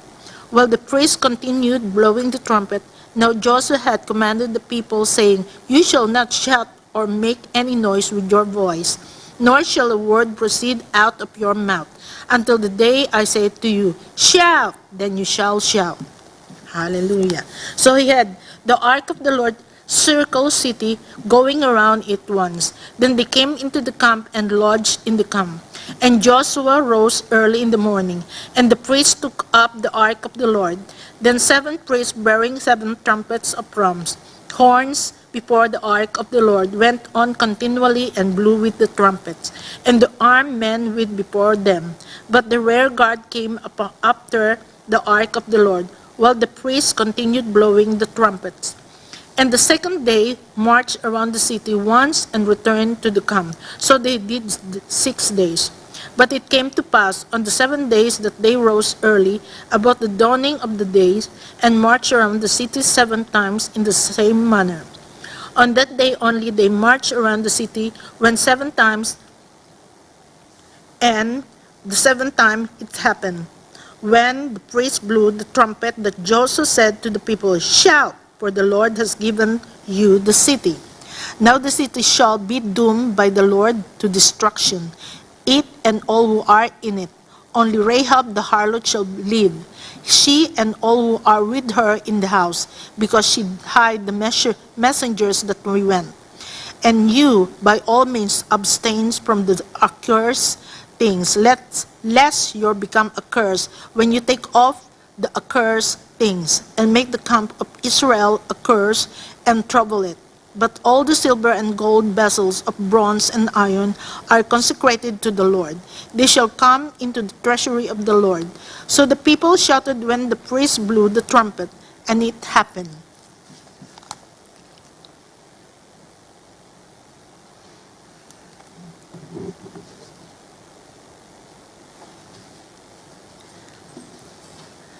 Verse 20.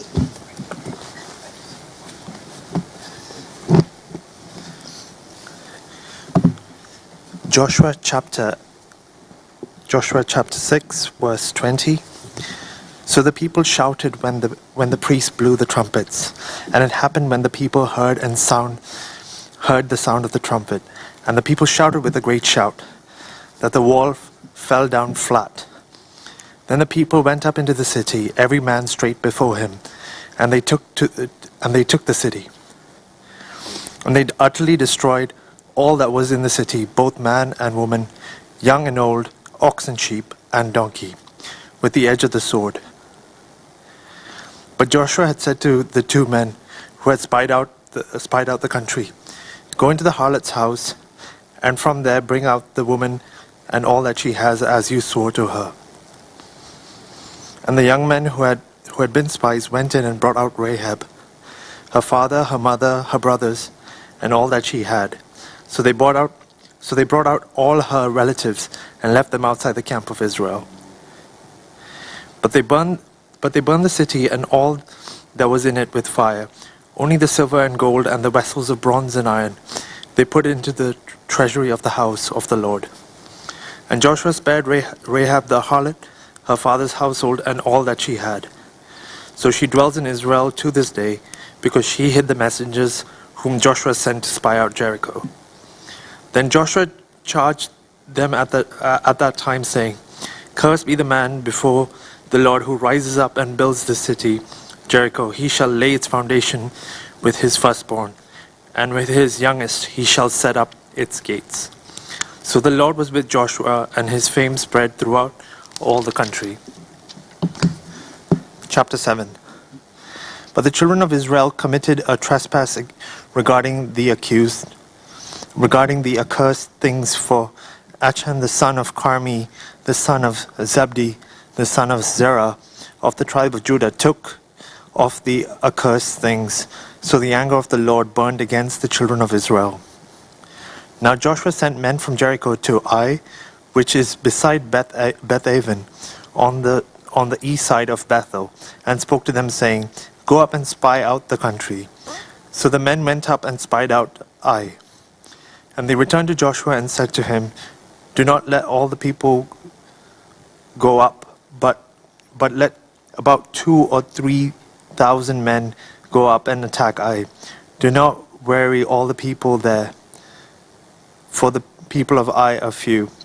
So about 3,000 men went up there from the people, but they fled before the men of Ai. And the men of Ai struck down about 36 men, for they chased them from before the gate as far as Shebarim, and struck them down on the descent. Therefore the hearts of the people melted and became like water. Then Joshua tore his clothes and fell to the earth on his face before the ark of the Lord until evening, he and the elders of Israel, and they put dust on their heads. And Joshua said, "Alas, Lord God, why have you brought this people over the Jordan at all, to deliver us into the hand of the Amorites to destroy us? Oh, that we had been content and dwelt on the other side of the Jordan. O Lord, what shall I say when Israel turns its back before its enemies? For the Canaanites and all the inhabitants of the land will hear it and surround us and cut off our name from the earth. Then what will you do for your great name?" So the Lord said to Joshua, "Get up. Why do you lie thus on your face? Israel has sinned, and they have also transgressed my covenant, and transgressed my covenant, which I commanded them. For they have even taken some of the accursed things, and have both stolen and deceived, and they have also put it among their own stuff." Therefore the children of Israel could not stand before their enemies, but turned their backs before their enemies, because they have become doomed to destruction.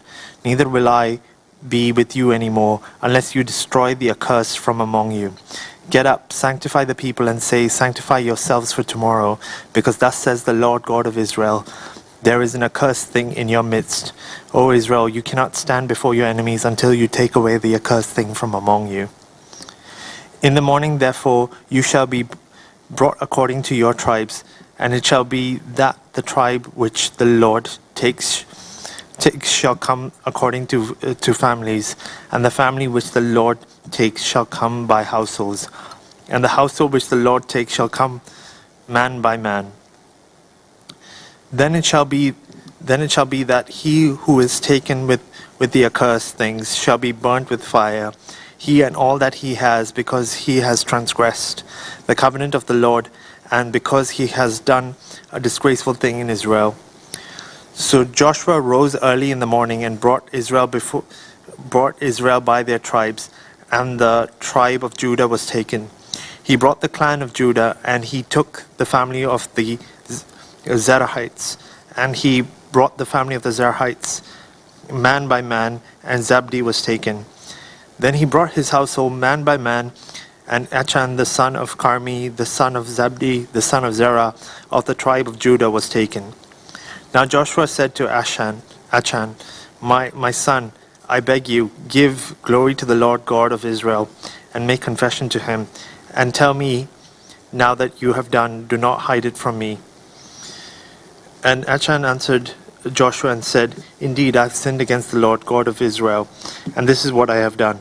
When I saw the spoils of beautiful Babylonian garment, 200 shekels of silver, and a wedge of gold weighing 50 shekels, I coveted them and took them. And there they are, hidden in the earth, in the midst of my tent, with the silver under it. So Joshua sent messengers, and they ran to the tent, and there it was, hidden in his tent, with the silver under it. And they took them from the midst of the tent, brought them to Joshua and to all the children of Israel, and laid them out before the Lord. Then Joshua and all Israel with him took Achan the son of Zerah, the silver, the garment, the wedge of gold, his sons, his daughters, his oxen, his donkeys, his sheep, his tent, and all that he had. And they brought them to the valley of Achor. And Joshua said, Why have you troubled us? The Lord will trouble you this day. So all Israel stoned him with stones, and they burned them with fire after they had stoned them with stones. Then they raised over him a great heap of stones, still there to this day. So the Lord turned from the fierceness of his anger. Therefore the name of that place has been called the Valley of Achor to this day. Chapter 8. Now the Lord said to Joshua, Do not be afraid, nor be dismayed. Take all the people of war with you, and arise, go up to Ai. See, I have given into your hand the king of Ai, his people, his city, and his land. And you shall do to Ai and its king as you did to Jericho and its king. Only its spoil and its cattle you shall take as booty for yourselves. Let an ambush for the city lay an ambush for the city behind it. So Joshua arose, and all the people of war to go up against Ai. And Joshua said, Choose 30,000 mighty men of valor, and sent them away by night. And he commanded them, saying, Behold, you shall lie in ambush against the city, behind the city. Do not go very far from the city, but all of you be ready. Then I and all the people who are with me will approach the city, and it will come about when they come out against us at the first, that we shall flee before them. For they will come out after us till we have drawn them from the city. For they will say, They are fleeing before us at the first. Therefore we will flee before them. Then you shall rise from the ambush and seize the city, for the Lord your God will deliver it into your hand. And it will be when you have taken the city that you shall set the city on fire. According to the commandment of the Lord you shall do. See, I have commanded you. Joshua therefore sent them out, and they went to lie in ambush, and stayed between Bethel and Ai, on the west side of Ai. But Joshua lodged that night among the people. Then Joshua rose up early in the morning and mustered the people, and went up, he and the elders of Israel, before the people of Ai. And all the people of war who were with him went up and drew near. And they came before the city and camped on the north side of Ai. Now a valley lay between them and Ai. So he took about 5,000 men and set them in ambush between Bethel and Ai on the west side of the city. And when they had set the people, all the army that was on the north of the city and its rear guard on the west of the city, Joshua went that night into the midst of the valley. Now it happened when the king of Ai saw it, that the men of the city hurried and rose early and went out against Israel to battle, he and all his people at an appointed place before the plain. But he did not know that there was an ambush against him behind the city. And Joshua and all Israel made as if they were beaten before them and fled by the way of the wilderness. So all the people who were in Ai were called together to pursue them. And they pursued Joshua and were drawn away from the city. There was not a man left in Ai or Bethel who did not go after Israel. So they left the city open and pursued Israel. Then the Lord said to Joshua, "Stretch out the spear that is in your hand toward Ai, for I will give it into your hand." And Joshua stretched out the spear that was in his hand toward the city. So those in ambush arose quickly out of their place. They ran as soon as he had stretched out his hand, and they entered the city and took it, and hurried to set the city on fire. And when the men of Ai looked behind them, they saw, and behold, the smoke of the city ascended to heaven. So they had no power to flee this way or that way. And the people who had fled to the wilderness turned back on their pursuers. Now when Joshua and all Israel saw that the ambush had taken the city, and that the smoke of the city ascended, they turned back and struck down the men of Ai. Then the others came out of the city against them, so they were caught in the midst of Israel, some on this side and some on that side, and they struck them down, so that they let none of them remain or escape. But the king of Ai they took alive, and brought him to Joshua. And it came to pass, when Israel had made an end of slaying all the inhabitants of Ai in the field, in the wilderness where they pursued them, and when they all had fallen by the edge of the sword until they were consumed, that all the Israelites returned to Ai and struck it with the edge of the sword. So it was that all who fell that day, both men and women, were 12,000, all the people of Ai. For Joshua did not draw back his hand, with which he stretched out the spear, until he had utterly destroyed all the inhabitants of Ai.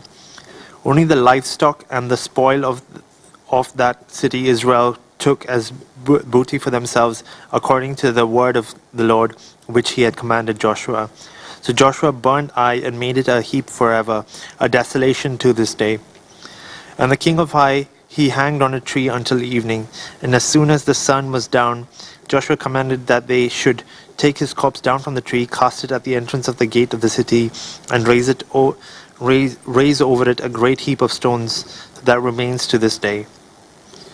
Now Joshua built an altar to the Lord God of Israel in Mount Ebal, as Moses the servant of the Lord had commanded the children of Israel, as it is written in the book of the law of Moses, an altar of whole stones over which no man has wielded an iron tool. And they offered on it burnt offerings to the Lord and sacrificed peace offerings. And there, in the presence of children of Israel, he wrote on the stones a copy of the law of Moses which he had written. Then all Israel, with their elders and officers and judges, stood on either side of the ark before the priests, the Levites, who bore the ark of the covenant of the Lord, the stranger as well as he who was born among them. Half of them were in front of Mount Gerizim, and half of them were in front of Mount Ebal, as Moses, the servant of the Lord, had commanded before, that they should bless the people of Israel. And afterward he read all the words of the law, the blessings and the curse and the cursings, according to all that is written in the book of the law. There was not a word of all that Moses had commanded which Joshua did not read before all the assembly of Israel, with the women, the little ones, and the strangers who were living among them. Chapter 9. And it came to pass, when all the kings who were on the side of the Jordan, in the hills and in the lowland and in all the coasts, of the great sea toward Lebanon, the Hittite, the Amorite, the Canaanite, the Perizzite, the Hivite, and the Jebusite heard about it. And they gathered together to fight with Joshua and Israel with one accord. But when the inhabitants of Gibeon heard that Joshua had done to Jericho and Ai, they worked craftily and went and pretended to be ambassadors. And they took old sacks on their donkeys, old wineskins torn and mended, old and patched sandals on their feet, and old garments on themselves. And all the bread of their provision was dry and moldy. And they went to Joshua to the camp at Gilgal, and said to him, to the men of Israel, "We have come from a far country. Now therefore make a covenant with us." Then the men of Israel said to the Hivites, "Perhaps you dwell among us, so how can we make a covenant with you?"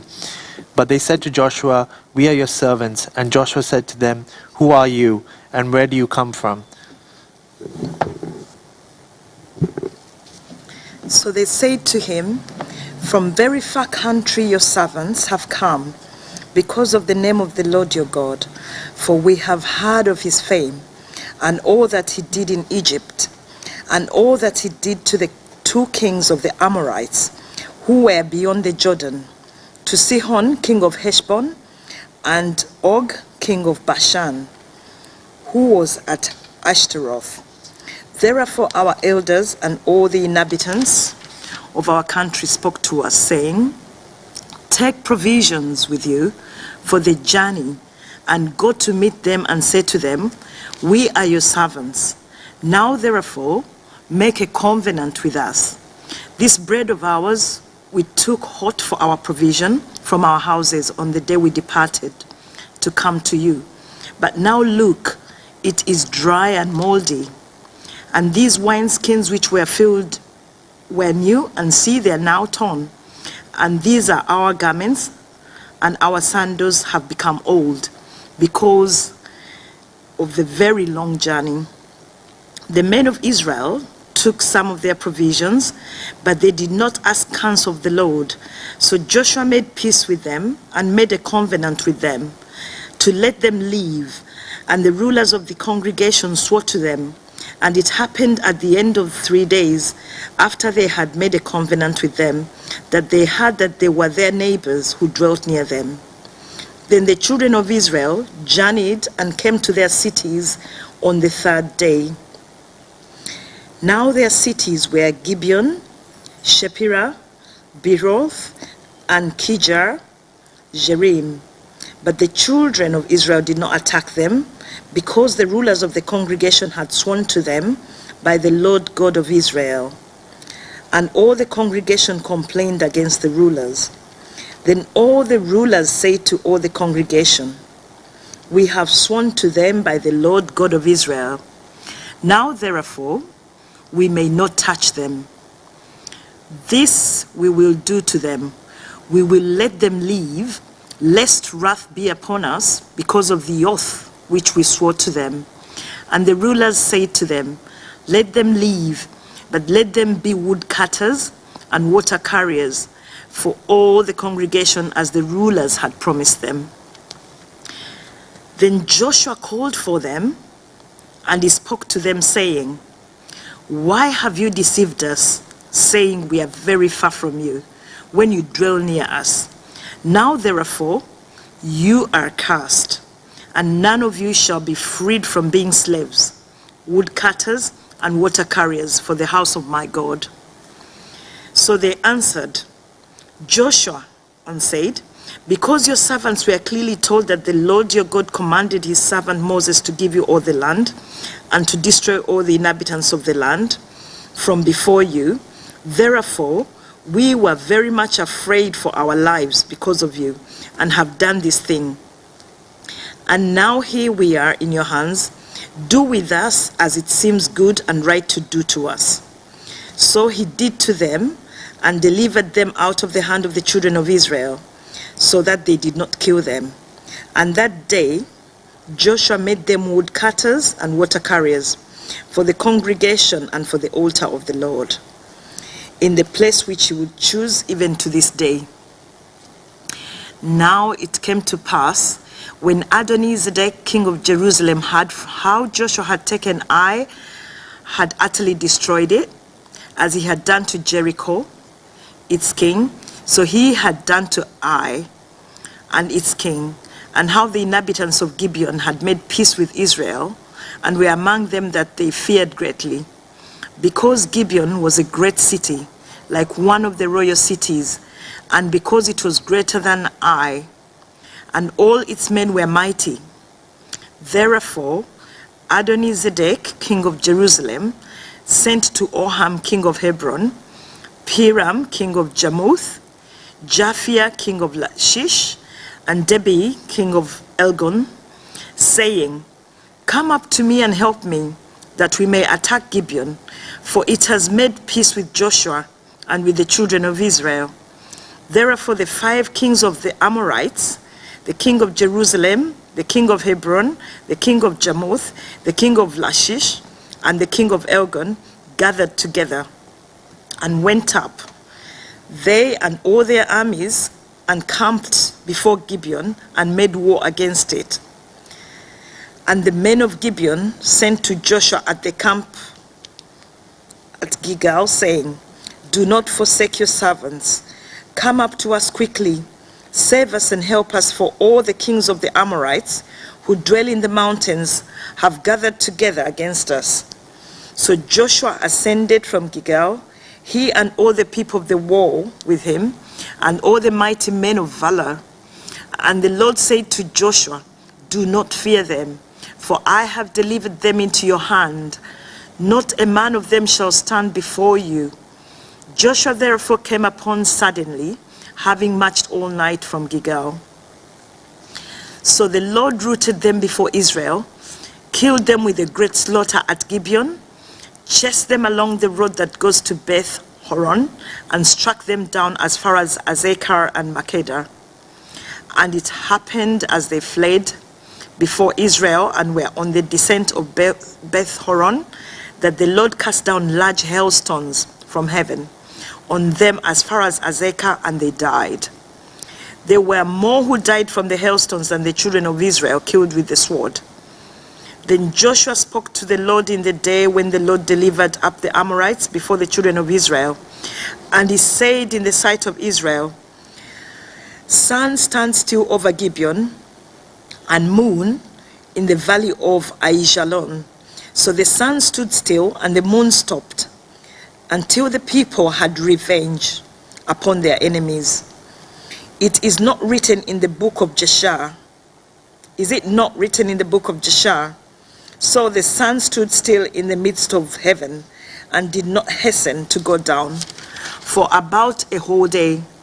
And there has been no day like that, before it or after it, that the Lord heeded the voice of a man, for the Lord fought for Israel.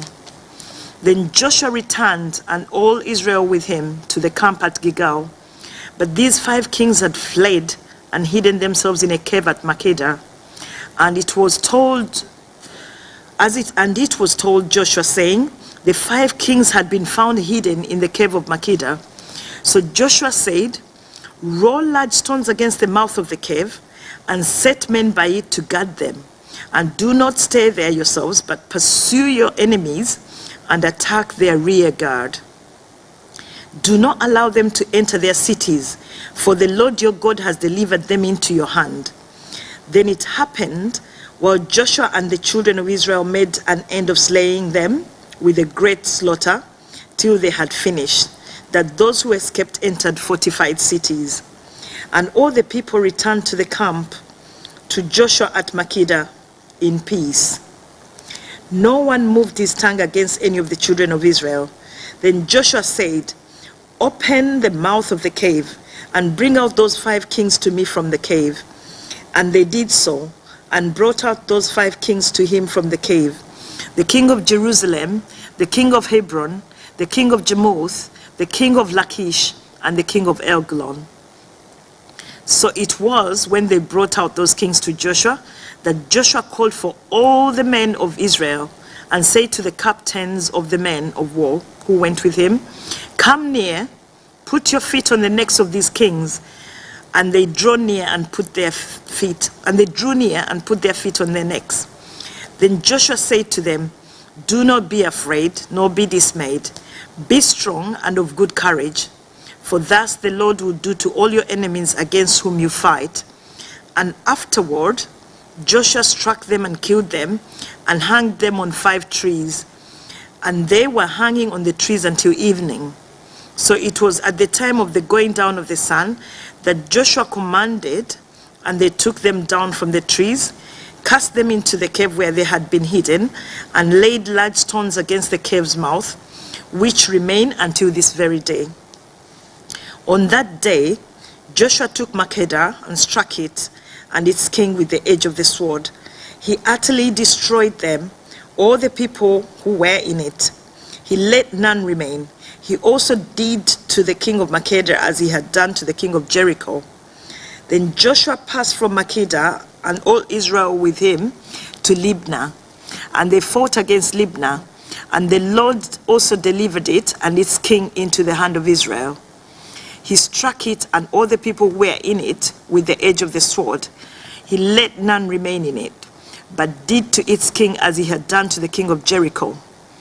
Then Joshua passed from Libnah and all Israel with him to Lachish, and they encamped against it and fought against it. And the Lord delivered Lachish into the hand of Israel, who took it on the second day and struck it and all the people who were in it with the edge of the sword, according to all that he had done to Libnah. Then Horam, king of Gezer, came up to help Lachish, and Joshua struck him and his people until he left him none remaining. From Lachish, Joshua passed to Elgon and all Israel with him, and they encamped against it and fought against it. They took it on that day and struck it with the edge of the sword. All the people who were in it he utterly destroyed that day, according to all that he had done to Lachish. So Joshua went up from Elgon and all Israel with him to Hebron, and they fought against it. And they took it and struck it with the edge of the sword, its king, all its cities, and all the people who were in it. He left none remaining, according to all that he had done to Eglon, but utterly destroyed it and all the people who were in it. Then Joshua returned and all Israel with him to Debir, and they fought against it. And he took it and its king and all its cities. They struck them with the edge of the sword and utterly destroyed all the people who were in it. He left none remaining, as he had done to Hebron. So he did to Debir and its king, as he had done also to Libnah and its king. So Joshua conquered all the land, the mountain country, and the south, and the lowland, and the wilderness slopes, and all their kings. He left none remaining, but utterly destroyed all that breathed, as the Lord God of Israel had commanded. And Joshua conquered them from Kadesh Barnea as far as Gaza, and all the country of Goshen, even as far as Gibeon. All these kings and their land Joshua took at one time, because the Lord God of Israel fought for Israel. Then Joshua returned, and all Israel with him, to the camp of Gilgal. And it came to pass, when Jabin king of Hazor had these kings, that he sent to Jobab king of Madon, to the king of Shimron, to the king of Ashphar, and to the king who were from the north in the mountains in the plain south of Shinroth, in the lowland, and in the heights of Dehor on the west, to the Canaanites in the east, and in the west the Amorite, the Hittite, and the Perizzite, the Jebusite in the mountains, and the Hivite below Hammon in the land of Mizpah. So they went out, they and all their armies with them, as many people as the sand that is on the seashore in multitude, with very many horses and chariots. And when all these kings had met together, they came and camped together at the waters of Merom to fight against Israel. But the Lord said to Joshua, "Do not be afraid because of them, for tomorrow about this time I will deliver all of them slain before Israel. You shall hamstring their horses and burn their chariots with fire." So Joshua and all the people of war with him came against them suddenly by the waters of Merom, and they attacked them. And the Lord delivered them into the hand of Israel, who defeated them and chased them to Greater Sidon, to the brook Misreproth, and to the valley of Mizpah eastward. They attacked them until they left none of them remaining. So Joshua did to them as the Lord had told him. He hamstrung their horses and burned their chariots with fire. Joshua turned back at that time and took Hazor and struck its king with the sword, for Hazor was formerly the head of all those kingdoms. And they struck all the people who were in it with the edge of the sword, utterly destroying them. There was none left breathing. Then he burned Hazor with fire. So all the cities of those kings and all their kings Joshua took and struck with the edge of the sword. He utterly destroyed them, as Moses the servant of the Lord had commanded. But for the cities that stood on their mounds, Israel burned none of them, except Hazor only, which Joshua burned. And all the spoil of these cities and the livestock the children of Israel took as booty for themselves. But they struck every man with the edge of the sword until they had destroyed them. And they left none breathing, as the Lord had commanded Moses his servant.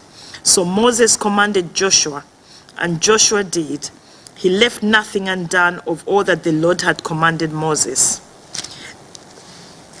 Thus Joshua took all this land, the mountain country, all the south, all the land of Goshen, the lowland, and the Jordan plain, to the mountains of Israel and its lowlands, from Mount Halak and the ascent to Sei, even as far as Baal-Gad in the valley of Lebanon, below Mount Hermon. He captured all their kings and struck them down and killed them. Joshua made war a long time with all those kings. There was not a city that made peace with the children of Israel except the Hivites, the inhabitants of Gibeon. All the others they took in battle, for it was of the Lord to harden their hearts, that they should come against Israel in battle, that he might utterly destroy them, and that they might receive no mercy, but that he might destroy them as the Lord had commanded Moses. And at that time, Joshua came and cut off the Anakim from the mountains, from Hebron, from Debir, from Anab, from all the mountains of Judah, and from all the mountains of Israel. Joshua utterly destroyed them with their cities. None of the Anakim were left in the land of the children of Israel. They remained only in Gaza, in Gath, and in Ashdod. So Joshua took the whole land, according to all that the Lord had said to Moses. And Joshua gave it as an inheritance to Israel, according to their divisions by their tribes. Then the land rested from war. These are the kings of the land, whom the children of Israel defeated, and whose land they possessed on the other side of the Jordan, toward the rising of the sun, from the river Arnon to Mount Hermon, and all the east Jordan plain. One king was Sihon, king of the Amorites, who dwelt in Heshbon, and ruled half of Gilead from Aror, which is on the bank of the river Arnon, from the middle of that river, even as far as the river Jabbok, which is the border of the Ammonites, and the eastern Jordan plain from the sea of Shinnoroth, as far as the sea of Araba, the salt sea, and rode to Beth Jeshimoth and southward below the slopes of Pigshur.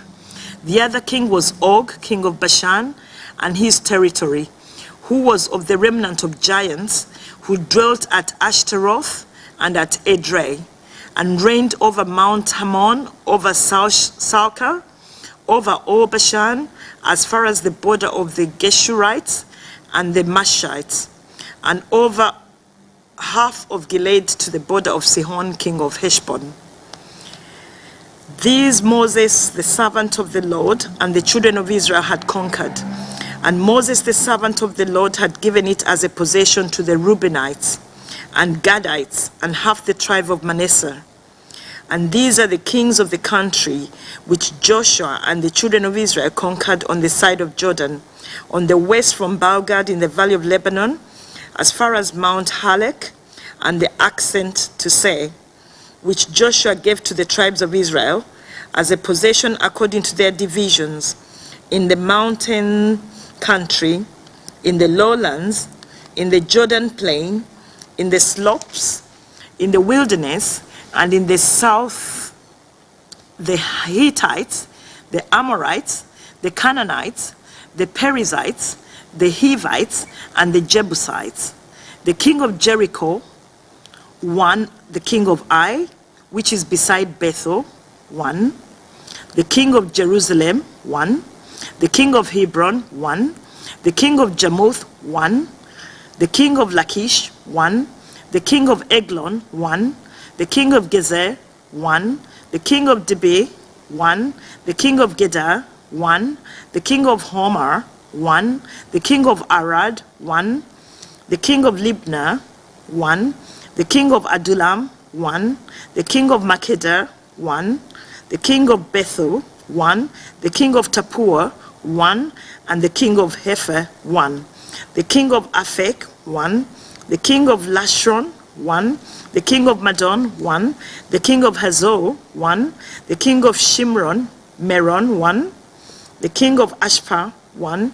The king of Tapnash, one. The king of Megiddo, one. The king of Kadesh, one. The king of Joknom in Carmel, one. The king of Dor in the heights of Dor, one. The king of the people of Gilgal, one. The king of Tizar, one. All the kings were 31. Now Joshua was old, advanced in years, and the Lord said to him, "You are old, advanced in years, and there remains very much land yet to be possessed. This is the land that yet remains, all the territory of the Philistines, and all that of Geshurites, from Sihor, which is east of Egypt, as far as the border of Ekron northward, which is counted as Canaanite. The 5 lords of the Philistines, the Gazites, the Ashdodites, the Ashkelonites, the Gittites, and the Ekronites, also the Avites from the south, all the land of the Canaanites and the Merer that belongs to the Sidonians, as far as Aphek, to the border of Amorites,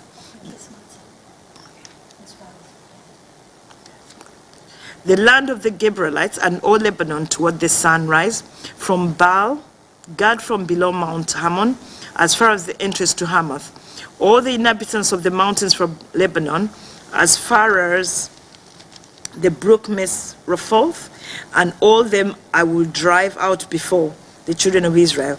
Only divide it by lot to Israel as an inheritance, as I have commanded you.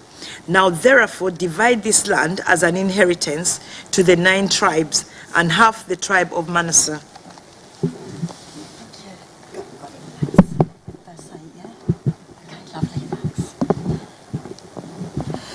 Joshua chapter 13, verse 8. With the other half tribe, the Reubenites and the Gadites received their inheritance, which Moses had given them beyond the Jordan eastward, as Moses, the servant of the Lord, had given them, from Anrol, which is on the bank of the river Ammon, and the town that is in the midst of the Raven, and all the plain of Medah as far as Dibron, all the cities of Sidon, king of Amorites, who reigned in Heshbon as far as the border of the children of Ammon, Gilead and the border of the Geshurites and Mashurites, all Mount Hermon and all Bashan as far as Ziklag, all the kingdoms of Og in Bashan, who reigned in Ashdod, and Eri, who remained of the remnant of the giants. For Moses had defeated and cast out these. Nevertheless, the children of Israel did not drive out the Geshurites or the Mashurites, but the Geshurites and the Mashurites dwell among the Israelites until this day.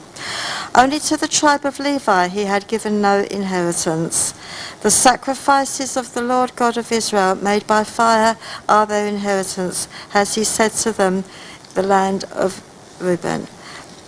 And Moses had given to the tribe of the children of Reuben an inheritance according to their families. Their territory was from Amor, which is on the bank of the river Anon, and the city that is in the midst of the Reuben, and all the plain of Medeba.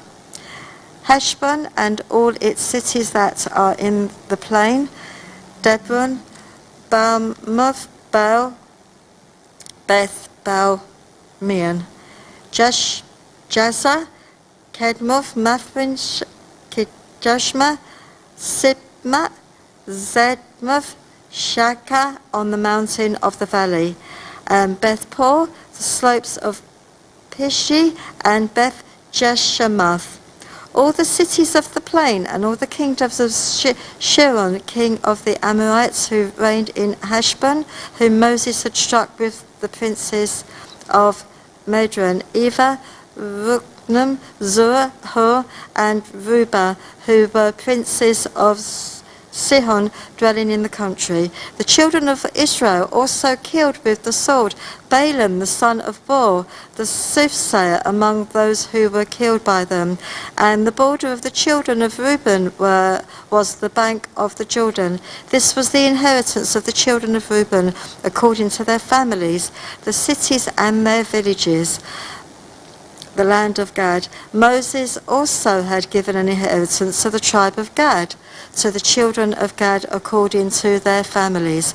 Their territory was Jezreel and all the cities of Gilead, and half the land of the Amorites as far as Amor, which is before Rabbath, and from Heshbon to Ramoth, Mizpah, and Bethlehem, and from Meshanan to the border of Debir, and in the valley of Beth Hamron, Beth Nimish, Shuklan, and Zephon, the rest of the kingdom of Sihon, king of Heshbon, with the Jordan as its border, as far as the edge of the sea of Sineroth on the other side of the Jordan eastward. This is the inheritance of the children of God, according to their families, the cities and their villages. Moses also had given an inheritance to half the tribe of Manasseh. It was for half the tribe of the children of Manasseh according to their families. Their territory was from Mahanaim, all Bashan, all the kingdom of Og, king of Bashan, all the towns of Jair, which are in Bashan, 60 cities, half of Gilead and Ashtamoth and Ilai, cities of the kingdom of Og in Bashan, were for the children of Machir, the son of Manasseh, for half the children of Machir, according to their families. These are the areas which Moses had distributed as an inheritance in the plains of Moab on the other side of the Jordan by Jericho eastward. But to the tribe of Levi, Moses had given no inheritance. The Lord God of Israel was their inheritance, as he had said to them. Joshua chapter 14 verse 1. These are the areas which the children of Israel inherited in the land of Canaan, which Eleazar the priest, Joshua the son of Nun, and the heads of the fathers of the tribes of the children of Israel distributed as an inheritance to them. Their inheritance was by lot, as the Lord had commanded, by the hand of Moses, for the 9 tribes and half-tribe. For Moses had given the inheritance of the 2 tribes and the half-tribe on the other side of the Jordan, but to the Levites he had given no inheritance among them. For the children of Joseph were 2 tribes, Manasseh and Ephraim, and they gave no part to the Levites in the land, except cities to dwell in, with their common lands for their livestock and their property.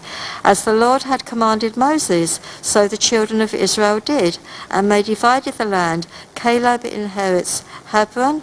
Then the children of Judah came to Joshua in Gilgad, and Caleb the son of Jeshurun the king Kezarite said to him, "You know the word which the Lord said to Moses, the man of God, concerning you and me in Kadesh Barnea.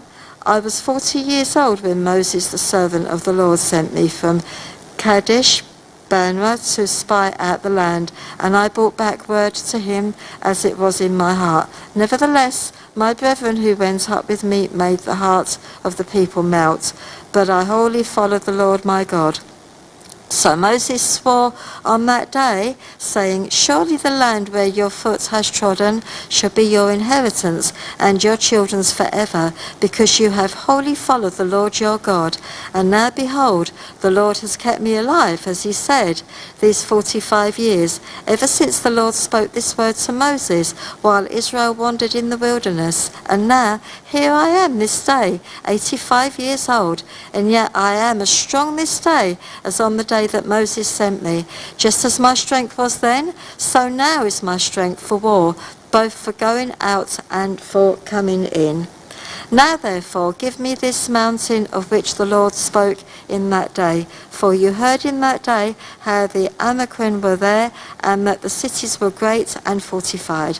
It may be that the Lord will be with me, and I shall be able to drive them out, as the Lord said."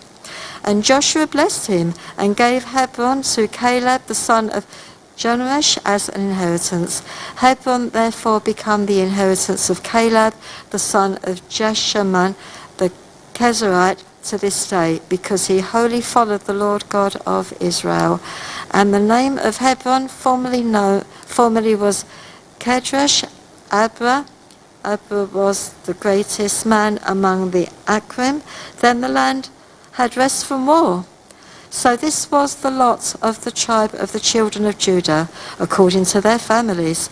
The border of Edom at the wilderness of Zin, southward was the extreme southern border, and their southern border began at the shore of the Salt Sea, from the bay that faces southward. Then it went out to the southern side of Ascent of Acraman, passed along to Zin, ascended on the south side of Ekeshid, passed along to Hezbon, went up to Adir, and went around to Kirka. From there it passed towards Azmon and went out to the brook of Egypt, and the border ended at the sea. This shall be your southern border. The east border was the Salt Sea as far as the mouth of the Jordan, and the border on the northern quarter began at the bay of the sea at the mouth of the Jordan. The border went up to Beth Hoglan and passed north of Beth Arabath, and the border went up to the stone of Bohan, the son of Reuben. Then the border went up towards Debor from the valley of Aqua, and it turned northward towards Gilgal, which is before the ascent of Adamman, which is on the south side of the valley. The border continued towards the waters of En Shamsa and ended at En Rogon. And the border went up by the valley of the son of Himron to the southern slope of the Jezrite city, which is Jerusalem. The border went up to the top of the mountain that lies before the valley of Hemron westward, which is at the end of the valley of Ravrin northward. Then the border went around from the top of the hill to the fountain of the water of Nephaman, and extended to the cities of Mount Ephron, and the border went around to Bela, which is Kirjash Jamin, and then the border turned westward from Bala to Mount Seir, passed along to the side of Mount Jaram on the north, which is Keshalon, went down to Beth Shiksham, and passed on to Timah, and the border went out to the side of Ekron northward. Then the border went around to Shikron, passed along to Mount Bala, and extended to Jabnil, and the border ended at the sea. The west border was the coastline of the Great Sea. This is the boundary of the children of Judah, all around according to their families. Now to Caleb, the son of Jeshimam, he gave a share among the children of Judah according to the commandment of the Lord of Joshua, namely Kirjah Abra, which is Hebron.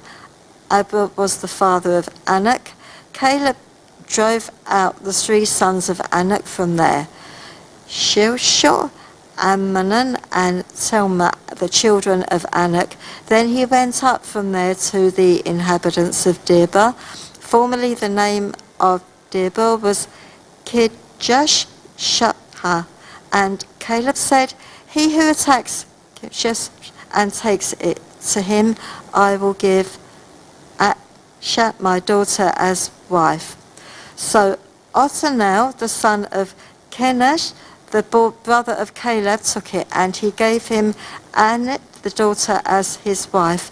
Now it was so, when she came to him, that she pursued him and asked her father for a field. So she dismounted from her donkey, and Caleb said to her, what do you wish? She answered, give me a blessing, since you have given me land in the south. Give me also springs of water. So he gave her the upper springs and the lower springs. This was the inheritance of the tribe of the children of Judah, according to their families. The cities at the limits of the tribe of the children of Judah, towards the border of Edom, in the south were Kisril, Ela, Jago, Kinad, Demino, Adish, Ketsa, Habzon, Itan, Zepah, Tamar, Beerlov, Hazah, Had, Canish, Habzon, which is Hazah, Ammon, Shema, Mordesh, Hazah, Kadesh, these names, sorry, Hashma, Beth Palet, Hamza, Shahal, Beersheba, Joshua, Balaam, Ajam, Ezram, Ezra, Keshel, Hamza, Ziklag, Madmashana, Safnan, Lepsha, Shivsam, Anna, and Rimmon. All the cities are 29 with their villages. In the lowlands, Eshchol, Zoar, Ashon, Zanash, Ed Gunam, Tabno, Enam, Jashnov, Alanam, Shuf, Axo, Shaman, Asher, Gedama, 14 cities with their villages. Zanan, Hatsha, Magdal, Gad, Dilan, Mizpah, Jaktil, Lashish, Bozkesh, Elgon, Kabon, Lamit, Kedesh, Geboth, Beth Dagon, Naamish, and Makadash. 16 cities with their villages. Lebna, Esher, Ashhan, Jeshua, Anish, Nizab, Kela, Abzib, and Anish, 9 cities with their villages. Ekron with its towns and villages. From Ekron to the sea, all that lay near Ashdod with their villages. Ashdod with its towns and villages. Gaza with its towns and villages. As far as the brook of Egypt and the Great Sea with its coastlines. And in the mountain country, Shamir, Jatir, Shakosh, Danish, Kijush, Sanish, which is Dibah, and Ab, Ishmoth, Anim, Goshen, Holon, and Gilon. 11 cities with their villages. Arab, Dunmore, Isham, Janam, Beth, Tapu, Akanish, Hamsaf, Kabish, Ava, which is Hebron, and Zor, 9 cities with their villages, Manon, Carmel, Zipha, Juttah, Jezreel, Jokdeam, Zanov, Kenin, Gabanash, and Timnah, 10 cities with their villages, Halo, Beth Zor,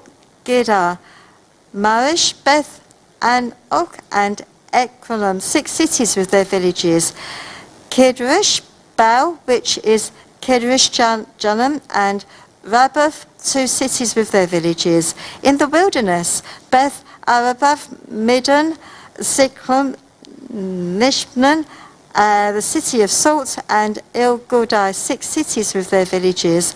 As for the Jezebites, the inhabitants of Jerusalem, the children of Judah, could not drive them out.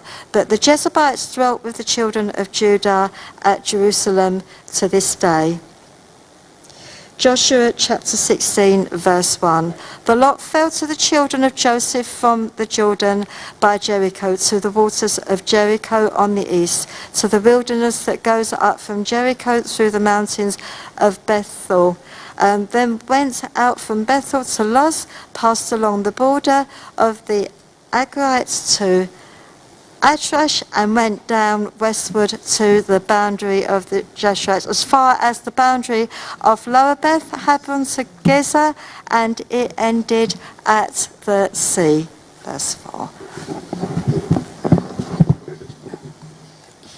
Thank you. Verse 4. So the children of Joseph, Manasseh, and Ephraim took their inheritance, the land of Ephraim. The border of the children of Ephraim, according to their families, was thus.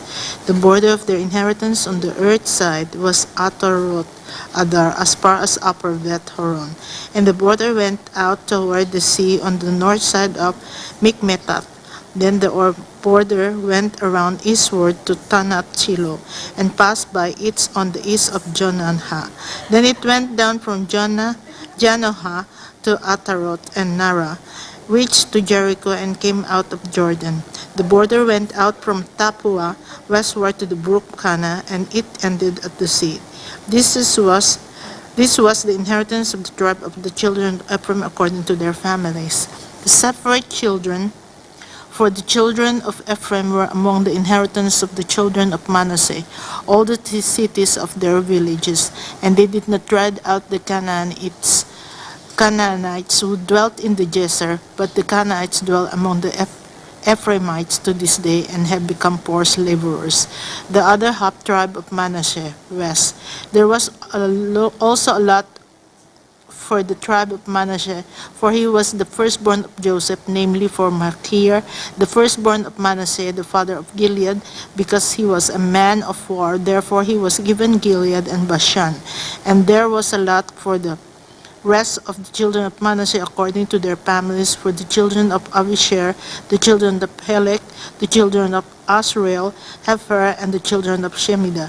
These were the male children of Manasseh, the son of Joseph, according to their families. But Zelophehad, the son of Hefer, the son of Gilead, the son of Machir, the son of Manasseh, had no sons but only daughters. And these are the names of his daughters: Mala, Noah, Hoglah, Milcah, and Tirzah. And there came near before the Eleazar the priest, before Joshua the son of Nun, and before the rulers, saying, The Lord commanded Moses to give us an inheritance among our brothers. Therefore, according to the commandments of the Lord, he gave them an inheritance among their father's brothers. 10 shares fell to Manasseh beside the land of Gilead and Bashan, which were on the other side of the Jordan, because of the daughters of Manasseh received an inheritance among his sons and the rest of Manasseh's son at the land of Gilead. And the territory of Manasseh was from Asher to Mikmetath, that lies east of Shechem, and the border went along south to the inhabitants of En-Tapua. Manasseh had the land of Tapua, but the Tapua on the border of Manasseh belonged to the children of Ephraim. And the borders descended to the brook Kana, southward to the brook. These cities of Ephraim are among the cities of Manasseh. The border of Manasseh was on the north side of the brook, and it ended at the sea. Southward it was Ephraim, Northward it was Manasseh's, and the sea was its border. Manasseh territory was adjoining Asher on the north and Issachar on the east.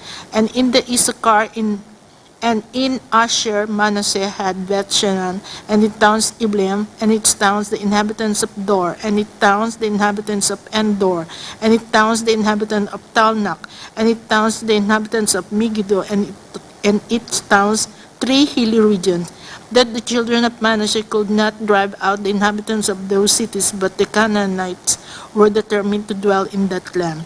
And it happened when the children of Israel grew strong that they put the Canaanites to forced labor, but did not utterly drive them out.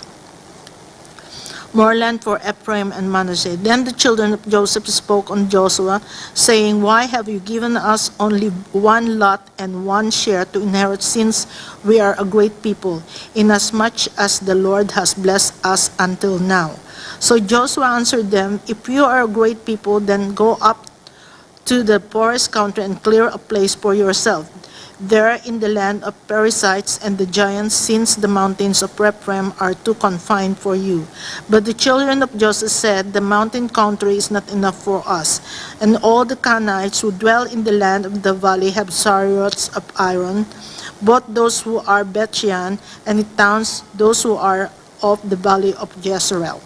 And Joshua spoke to the house of Joseph, the Ephraim and Manasseh, saying, You are a great people and have great power. You shall not have only one lot, but the mountain country shall be yours, although it is wooded. You shall cut it down, and its farthest extent shall be yours. For you shall drive out the Canaanites, though they have iron chariots and are strong. Chapter 18. Now the whole congregation of the children of Israel assembled together at Shiloh, and set up the tabernacle of meeting there. And the land was subdued before them, but there remained among the children of Israel 7 tribes which had not yet received their inheritance. Then Joshua said to the children of Israel, How long will you neglect to go and possess the land which the Lord God of your fathers have given you? Pick out from among you 3 men for each tribe, and I will send them. They shall rise and go through the land, survey it according to their inheritance, and come back to me. And they shall divide it into 7 parts.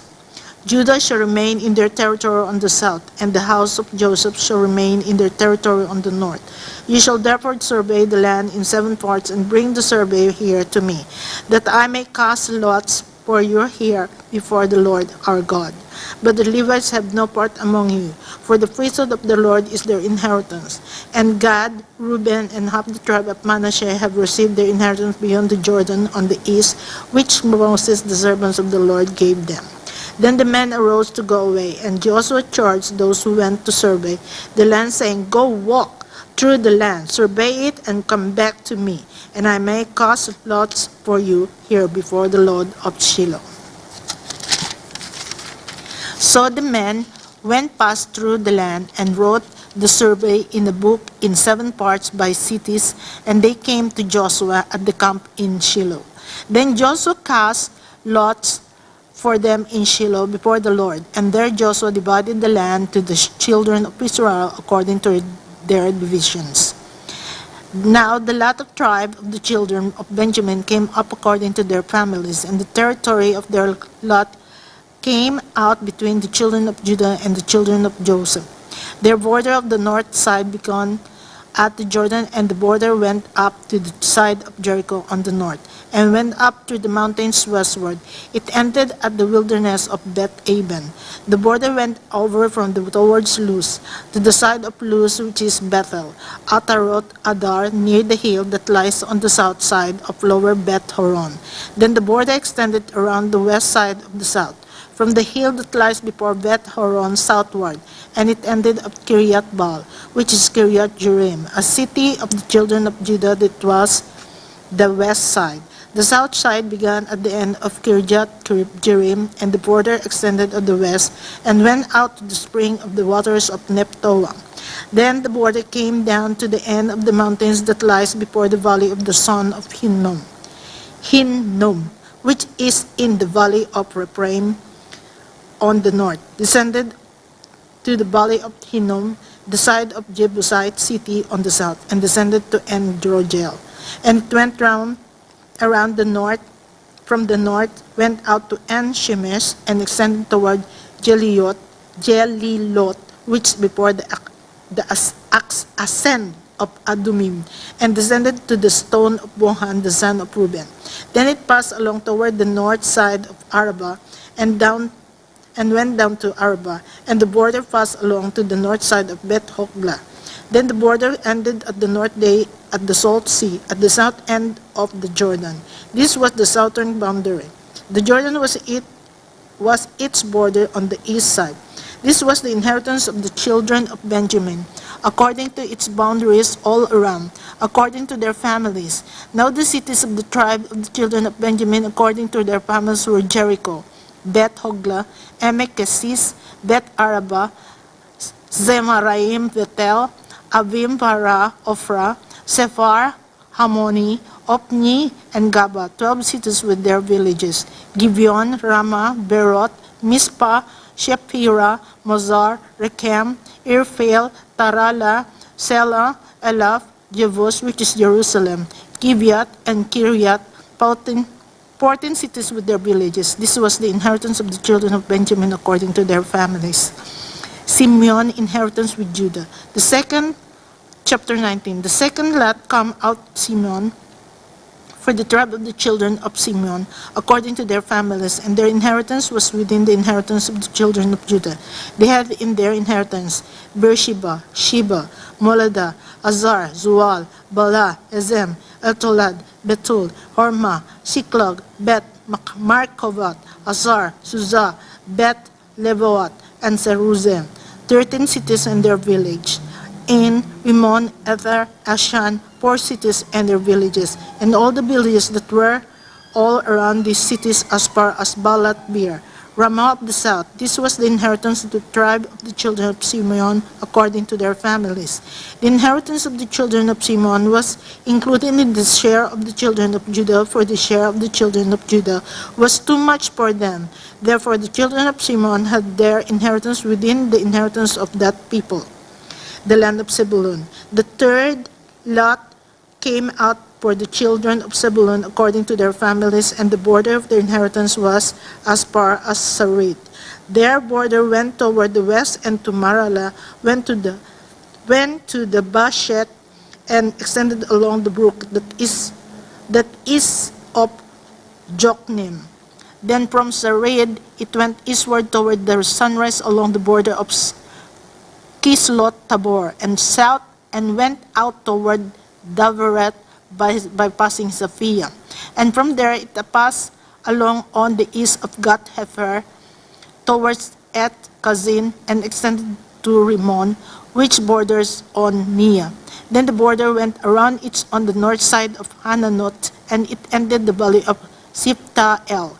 Included were Katat, Nahalal, Shimron, Idala, and Bethlehem, 12 cities with their villages. This was the inheritance of the children of Zebulun according to their families, these cities with their villages, the land of Issachar. Verse 17. The fourth lot came out to Issachar, for the children of Issachar according to their families, and their territory went to Jezreel, and including Chesulot, Shenum, Haprem, Shimon, Anaharat, Ravit, Kishon, Aves, Remet, En-Ganim, En-Gahada, and Bet-Pases. And the border reached to the Bor, Shahashima, and Bet-Shemesh. Their border ended off at the Jordan, 16 cities with their villages. This was the inheritance of the tribe children of Issachar according to their families, the cities and their villages. The land of Asher. The fifth lot came out for the tribe, the children of Asher, according to their families, and their territory included Helkat Hali, Beten, Akshap, Almalek, Alam-melech, Amad, and Mishal. It reached to Mount Carmel to westward along the brook Shihor, Libnath. It turned toward the sunrise to Bet Dagon, and it reached to Zebulun and to the valley of Sipjipta, El, then northward beyond Beth Emek and Neiel, bypassing Kabul, which was on the left, including Hebron, Rehob, Hammon, and Cana, as far as Greater Sidon. And the border turned to Ramah and to the fortified cities of Tyre. Then the border turned to Hosa and ended at the sea by the region of Akshib. Also Ummah, Aphek, and Rehob were included, 22 cities with their villages. This was the inheritance of the tribe of the children of Asher, according to their families, these cities with their villages, the land of Naphtali.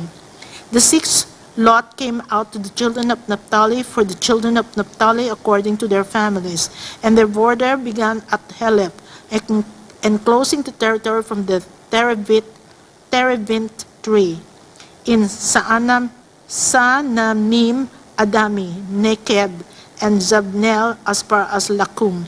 It ended at the Jordan. From Heleth, the border extended westward to Asnot Tabor and went out from there toward Hukok. It joined Zebulun on the south side and Asher on the west side, and ended the Judah by the Jordan towards the sunrise. And the fortified cities are Siddim, Zer, Hamat, Rakat, Shineret, Adamah, Ramah, Azor, Kedes, Edrei, and Hazor, Iron, Migdal, El, Horem, Bet Anat, and Bet Shemesh, 19 cities which their villages. This was the inheritance of the tribe of the children of Naphtali according to their families, the cities and their villages.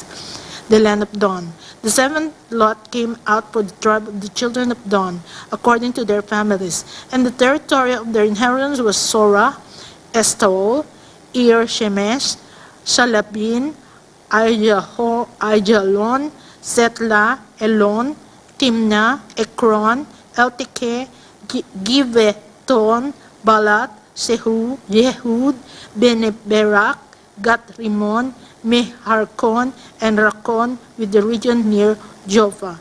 And the border of the children of Dan went beyond this, because the children of Dan went up to fight against Leshem and took it, and they struck it with the edge of the sword, took possession of it, and dwelt in it.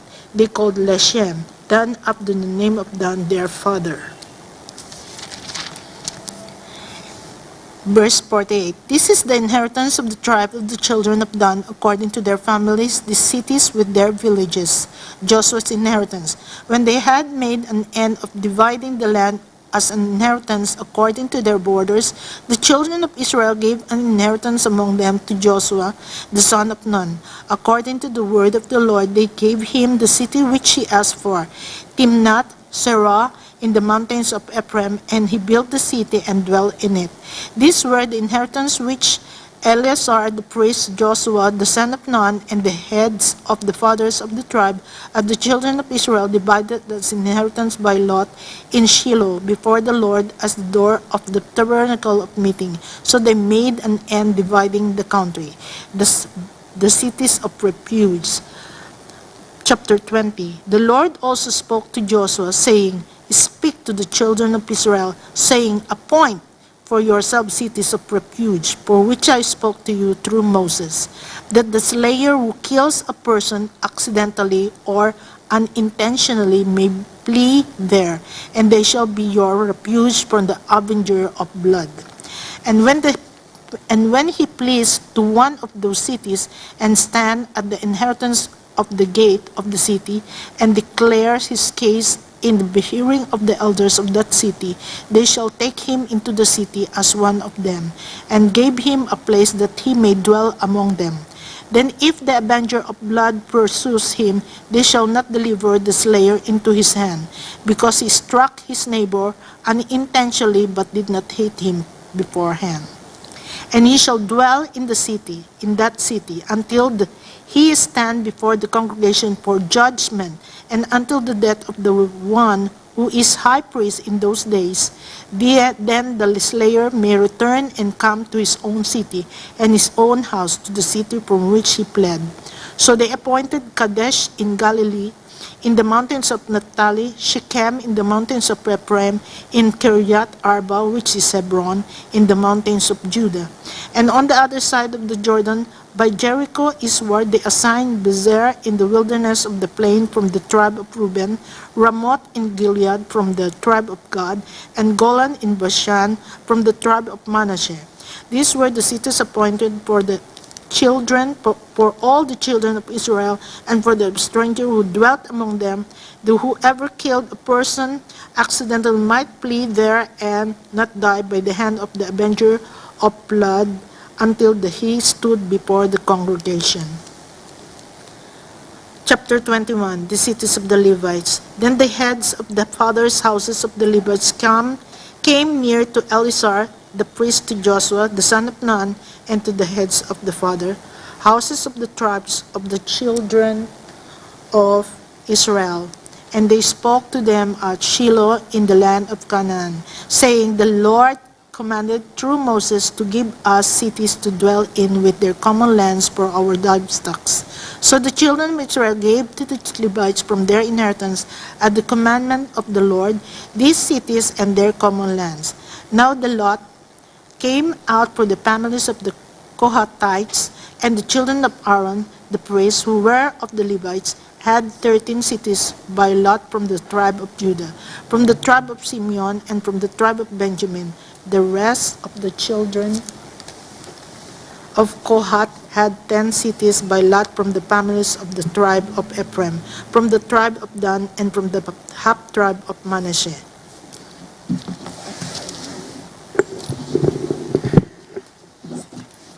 Joshua chapter 21, verse 6. And the children of Gershon had 13 cities by lot from the families of the tribe of Issachar, from the tribe of Asher, from the tribe of Naphtali, and from the half-tribe of Manasseh in Bashan. The children of Merari, according to their families, had 12 cities from the tribe of Reuben, from the tribe of Gad, and from the tribe of Zebulun. And the children of Israel gave these cities with their common lands by lot to the Levites, as the Lord had commanded by the hand of Moses. So they gave from the tribe of the children of Judah, and from the tribe of the children of Simeon, these cities which are designated by name, which were the children of Aaron, one of the families of the Kohathites, who were of the children of Levi, for the lot was theirs first. And they gave them Kiriath Arba. Arba was the father of Anak, which is Hebron in the mountains of Judah, with the common land surrounding it. But the fields of the city and its villages they gave to Caleb the son of Jephunneh as his possession. Thus to the children of Aaron the priest they gave Hebron with its common land, a city of refuge for the slayer, Libnah with its common land, Jattir with its common land, Estemoa with its common land, Holon with its common land, Debir with its common land, Ain with its common land, Judah with its common land, and Beth Shemesh with its common land. 9 cities from those 2 tribes. And from the tribe of Benjamin, Gibeon with its common land, Geba with its common land, Anathoth with its common land, and Almon with its common land. 4 cities. All the cities of the children of Aaron, the priests, were 13 cities with their common lands. And the families of the children of Kohath, the Levites, the rest of the children of Kohath, even they had their cities of their lot from the tribe of Ephraim. For they gave them Shechem with its common land in the mountains of Ephraim, a city of refuge for the slayer, Gezer with its common land, Kibzam with its common land, and Beth Horon with its common land, 4 cities. And from the tribe of Dan, Eltekeh with its common land, Gibbethon with its common land, Aijalon with its common land, and Gath-Rimmon with its common land, 4 cities. And from the half-tribe of Manasseh, Tanakh with its common land, Gath-Rimmon with its common land, 2 cities. All the 10 cities with their common lands were for the rest of the families of the children of Kohath. Also the children of Gershon, of the families of the Levites, from the other half-tribe of Manasseh, they gave Golan in Bashan, with its common land, a city of refuge for the slayer, and B. Eshtera with its common land, 2 cities, and from the tribe of Issachar, Kishion with its common land, Dabarat with its common land, Jarmuth with its common land, and En-Ganim with its common land, 4 cities. And from the tribe of Asher, Mishal with its common land, Abdon with its common land, Helkath with its common land, and Rehob with its common land, 4 cities. And from the tribe of Naphtali, Kadesh in Galilee and its common land, a city of refuge for the slayer, Hamoth Dor with its common land, and Kartan with its common land, 3 cities. And the cities of the Gershonites, according to their families, were 13 cities with their common lands. And to the families of the children of Merari, the rest of the Levites, from the tribe of Zebulun, Jokneam with its common land, Kartah with its common land, Dimnah with its common land, and Nahalal with its common land, 4 cities. And from the tribe of Reuben, Bezer with its common land, Jahaz with its common land, Kedemoth with its common land, and Mephat with its common land, 4 cities.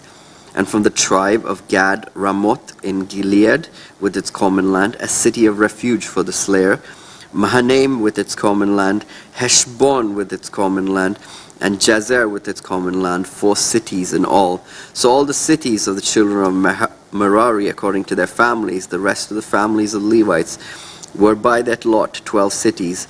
All the cities of the Levites within the possession of the children of Israel were 48 cities with their common lands. Every one of the cities had its common land surrounding it. Thus were all cities. So the Lord gave to Israel all the land of which he had sworn to give to their fathers, and they took possession of it and dwelt in it. The Lord gave them rest all around, according to all he had sworn to their fathers, and not a man of all their enemies stood against them. The Lord delivered all their enemies into their hand. Not a word failed of any good thing which the Lord had spoken to the house of Israel. All came to pass. Joshua chapter 22. Then Joshua called the Reubenites and the Gadites and half-tribe of Manasseh, and said to them, You have kept all that Moses, the servant of the Lord, commanded you, and have obeyed my voice in all that I command you. You have not left your brethren these many days, up to this day, but have kept the charge of the commandment of the Lord your God. And now the Lord your God has given rest to your brethren, as he promised them. Now therefore return and go to your tents and to the land of your possession, which Moses the servant of the Lord gave you on the other side of the Jordan.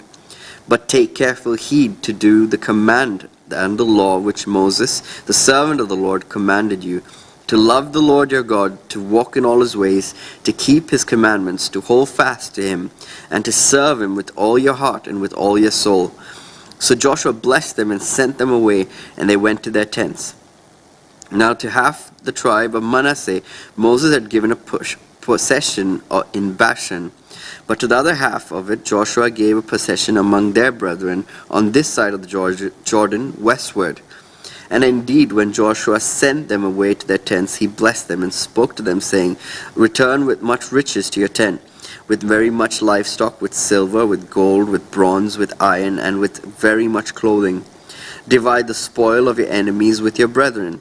So the children of Reuben, the children of Gad, the half-tribe of Manasseh returned and departed from the children of Israel at Shiloh, which is in the land of Canaan, to go to the country of Gilead, to the land of their possession, which they had obtained according to the word of the Lord by the hand of Moses. And when they had come into the region, when they came to the region of the Jordan, which is in the land of Canaan, the children of Reuben, the children of Gad, and half the tribe of Manasseh built an altar there by the Jordan, a great impressive altar. Now the children of Israel heard someone say, Behold, the children of Reuben, the children of Gad, and half the tribe of Manasseh have built an altar on the frontier of the land of Canaan, in the region of the Jordan, on the children of Israel's side. And when the children of Israel heard of it, the whole congregation of the children of Israel gathered together at Shiloh to go to war against them. Then the children of Israel sent Phinehas, the son of Eleazar, the priest, to the children of Reuben, to the children of Gad, and to half the tribe of Manasseh into the land of Gilead. and with him 10 rulers, 1 ruler each from the chief house of every tribe of Israel, and each one was the head of the house of his father among the divisions.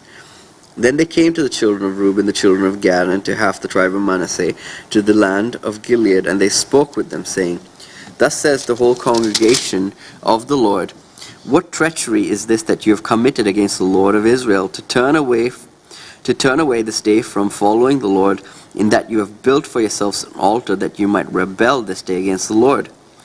Is the inquiry of Peor not enough for us, from which we are not cleansed till this day, although there was a plague in the congregation of the Lord? But you must turn away this day from following the Lord. And it shall be, if you rebel today against the Lord, that tomorrow he will be angry with the whole congregation of Israel. Nevertheless, if the land of your possession is unclean, then cross over to the land of the possession of the Lord, where the Lord's tabernacle stands, and take possession amongst us. But do not rebel against the Lord, nor rebel against us by building yourselves an altar beside the altar of the Lord our God. Do not Achan the son of Zerah commit a trespass in the accursed thing. And wrath fell on the congregation of Israel, and the man did not perish alone in his iniquity. Then the children of Reuben, the children of Gad, and the half the tribe of Manasseh answered and said to the heads of the divisions of Israel, The Lord God of gods, the Lord God of gods, he knows, and let Israel itself know, if it is in rebellion or if in treachery against the Lord. Do not save us this day. If we have built ourselves an altar to turn from following the Lord, or if to offer on it burnt offerings or grain offerings, or if to offer peace offerings on it, let the Lord himself require an account. But in fact we have done it for fear, for a reason, saying, In time to come your descendants may speak to our descendants, saying, What have you to do with the Lord God of Israel? For the Lord has made the Jordan a border between you and us, you children of Reuben and children of Gad. You have no part in the Lord, so your descendants will make our descendants cease fearing the Lord. Therefore we said, Let us now prepare to build ourselves an altar, not for burnt offerings, nor for sacrifice, but that it may be a witness between you and us and our generations after us, that we may perform the service of the Lord before him with our burnt offerings, with our sacrifices, and with our peace offerings, that your descendants may not say to our descendants in time to come, You have no part in the Lord. Therefore we said, It will be when they say this to us or to our generations in time to come, that we may say, Here is the replica of the altar of the Lord, which our fathers made, though not for burnt offerings nor sacrifices, but it is a witness between you and us. Far be it from us that we should rebel against the Lord, and turn from following the Lord this day, to build an altar for burnt offerings, for grain offerings, or for sacrifices, besides the altar of the Lord our God, which is before his tabernacle. Now when Phinehas the priest and the rulers of the congregation, the heads of the divisions of Israel who were with him, heard the words of the children of Reuben, the children of Gad, the children of Manasseh, spoke, it pleased them. Then Phinehas the son of Eleazar, the priest, said to the children of Reuben, the children of Gad, and the children of Manasseh, This day we perceive that the Lord is among us, because you have not committed this treachery against the Lord. Now you have delivered the children of Israel out of the hand of the Lord. And Phinehas the son of Eleazar, the priest, and the rulers returned from the children of Reuben and the children of Gad, from the land of Gilead to the land of Canaan, to the children of Israel, and brought back word to them. So the thing pleased the children of Israel, and the children of Israel blessed God. They spoke no more of going against them in battle to destroy the land where the children of Reuben and Gad dwelt. The children of Reuben and the children of Gad called the altar Witness, for it is a witness between us that the Lord is God. Joshua 23. Now it came to pass, a long time after the Lord had given rest to Israel from all the enemies round about, that Joshua was old, advanced in age. And Joshua called for all Israel, for their elders, for their heads, for their judges, and for their officers, and said to them, I am old, advanced in age. You have seen all that the Lord your God has done to all these nations, because of you, for the Lord your God is he who has fought for you. See, I've divided to you by lot these nations that remain, to be an inheritance for your tribes, from the Jordan, with all the nations that I've cut off, as far as the great sea westward. And the Lord your God will expel them from before you, and drive them out of your sight. So you shall possess their land, as the Lord your God had promised you. Therefore be very courageous to keep and to do all that is written in the book of the law of Moses, lest you turn aside from it to the right or to the left, and lest you go among these nations, these who remain among you. You shall not make mention of the name of their gods, nor cause anyone to swear by them. You shall not serve them, nor bow down to them. But you shall hold fast to the Lord your God, as you have done this day. For the Lord has driven out before you great and strong nations, but as for you, no one has been able to stand against you to this day. 1 man of you shall chase 1,000, for the Lord is your God is he who fights for you, as he promised. Therefore take careful heed to yourselves that you love the Lord your God, or else, if indeed you do go back and cling to the remnant of these nations, these things that remain among you, and make marriages with them, and go into them, and they know you, know for certain that the Lord your God will no longer drive out these nations from before you. But they shall be snares and traps to you, and scourges on your sides, and thorns in your eyes, until you perish from this good land which the Lord your God has given you. Behold, this day I am going the way of all the earth, and you know in all your hearts and in all your souls that not one of these things has failed of all the good things which the Lord your God spoke concerning you. All have come to pass for you, not one word of them has failed. Therefore it shall come to pass that as all the good things have come upon you, which the Lord your God promised you, so the Lord will bring upon you all harmful things, until he has destroyed you from this good land which the Lord your God has given you. When you have transgressed the covenant of the Lord your God, which he commanded you, and have gone and served other gods, and bowed down to them, then the anger of the Lord will burn against you, and you shall perish quickly from the good land which he has given you. Joshua chapter 24. Then Joshua gathered all the tribes of Israel to Shechem, and called for the elders of Israel, for their heads, for their judges, and for their officers, and they presented themselves before God. And Joshua to all the people, Thus says the Lord your God, thus says the Lord God of Israel, your fathers, including Terah, the father of Abraham, the father of Nahor, dwelt on the other side of the river in old times, and they served other gods. Then I took your father Abraham from the other side of the river, led him throughout all the land of Canaan, and multiplied his descendants, and gave him Isaac. To Isaac I gave Jacob and Esau. To Esau I gave the mountains of Seir to possess, but Jacob and his children went down to Egypt. Also I sent Moses and Aaron, and I plagued Egypt according to what I did among them. Afterward I brought you out. Then I brought your fathers out of Egypt, and you came to the sea, and the Egyptians pursued your fathers with chariots and horsemen to the Red Sea. So they cried out to the Lord, and he put darkness between you and the Egyptians, brought the sea upon them and covered them. And your eyes saw what I did in Egypt. Then you dwelt in the wilderness a long time. And I brought you into the land of the Amorites, who dwelt on the other side of the Jordan, and they fought with you. But I gave them in your hand, that you might possess their land, and I destroyed them before you. Then Balak the son of Zippor, king of Moab, arose to make war against Israel, and sent and called Balaam the son of Beor to curse you. But I would not listen to Balaam, therefore he continues to bless you. So I delivered you out of his hand. Then you went over the Jordan and came to Jericho. And the men of Jericho fought against you, also the Amorites, the Perizzites, the Canaanites, the Hittites, the Girgashites, and the Hivites, and the Jebusites. But I delivered them into your hand. I sent the hornet before you, which drove them out from before you, also the 2 kings of the Amorites, but not with your sword or with your bow. I have given you a land for which you did not labor, and cities which you do not build, and you dwell in them. You eat of the vineyards and olive groves which you do not plant. Now therefore fear the Lord, serve him in sincerity and truth, and put away the gods of your fathers, which your fathers served on the other side of the river and in Egypt. Serve the Lord.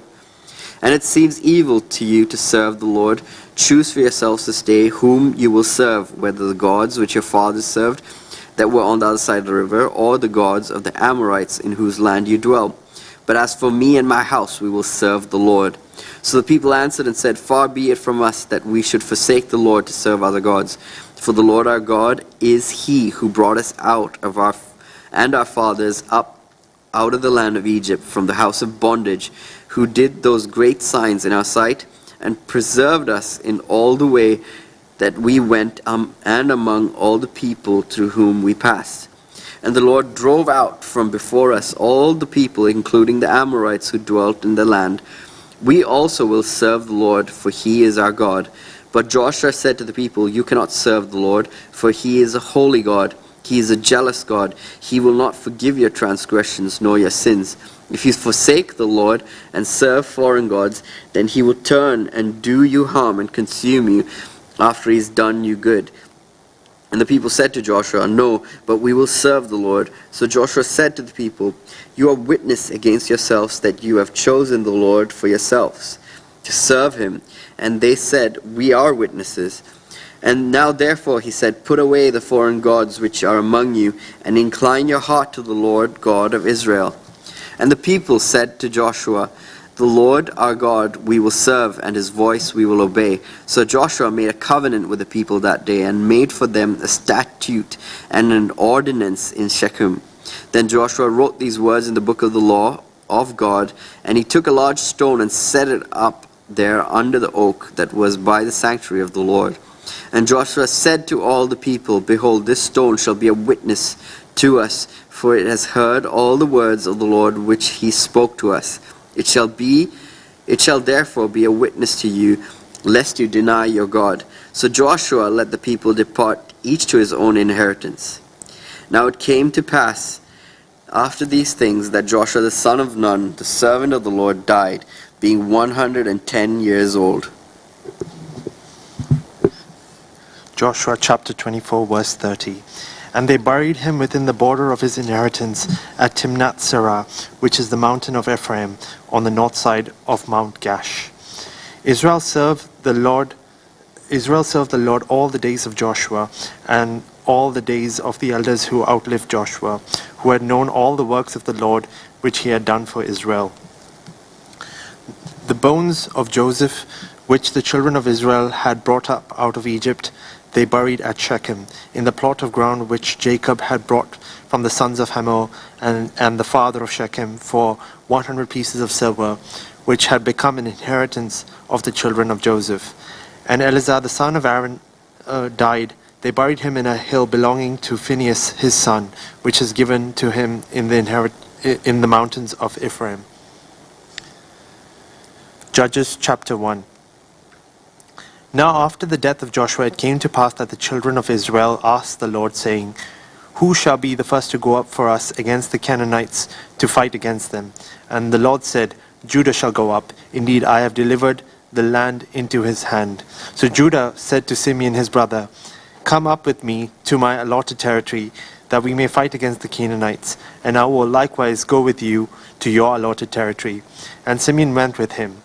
Then Judah went up, and the Lord delivered the Canaanites and the Perizzites into their hand, and they killed 10,000 men at Bezek.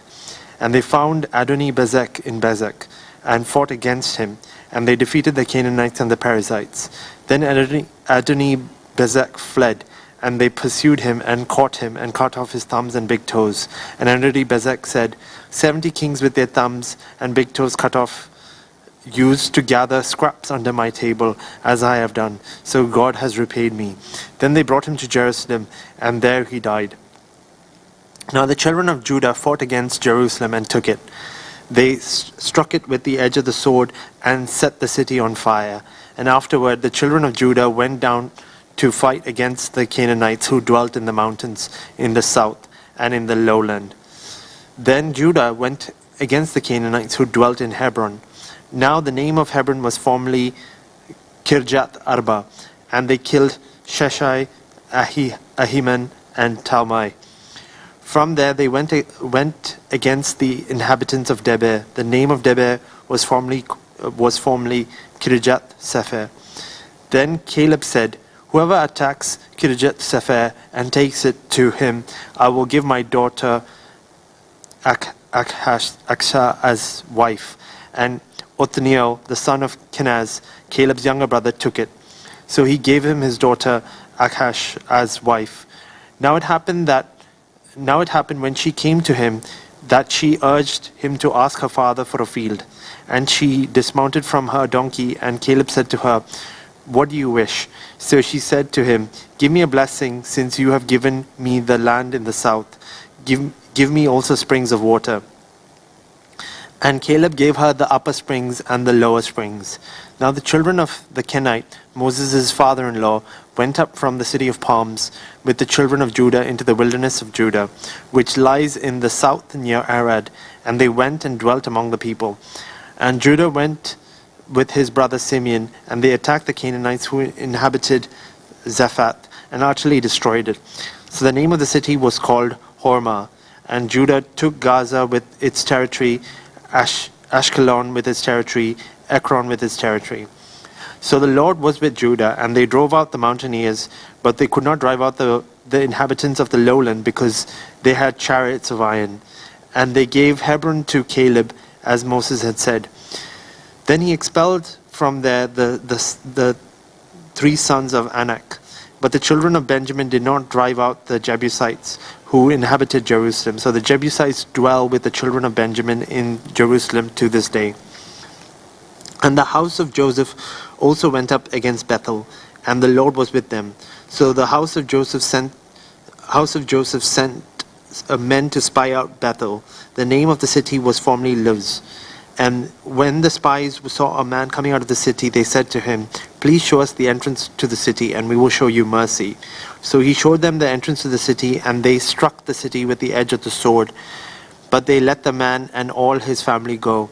And the man went to the land of the Hittites, built a city, and called its name Luz, which is its name to this day. However, Manasseh did not drive out the inhabitants of Beth Shean and its villages, or Tanakh and its villages, or the inhabitants of Dor and its villages, and the inhabitants of Ilbeam and its villages, or the inhabitants of Megiddo and its villages. For the Canaanites were determined to dwell in that land. And it came to pass, when Israel was strong, that they put the Canaanites under tribute, but did not completely drive them out. Nor did Ephraim drive out the Canaanites who dwelt in Gezer, so the Canaanites dwelt in Gezer among them.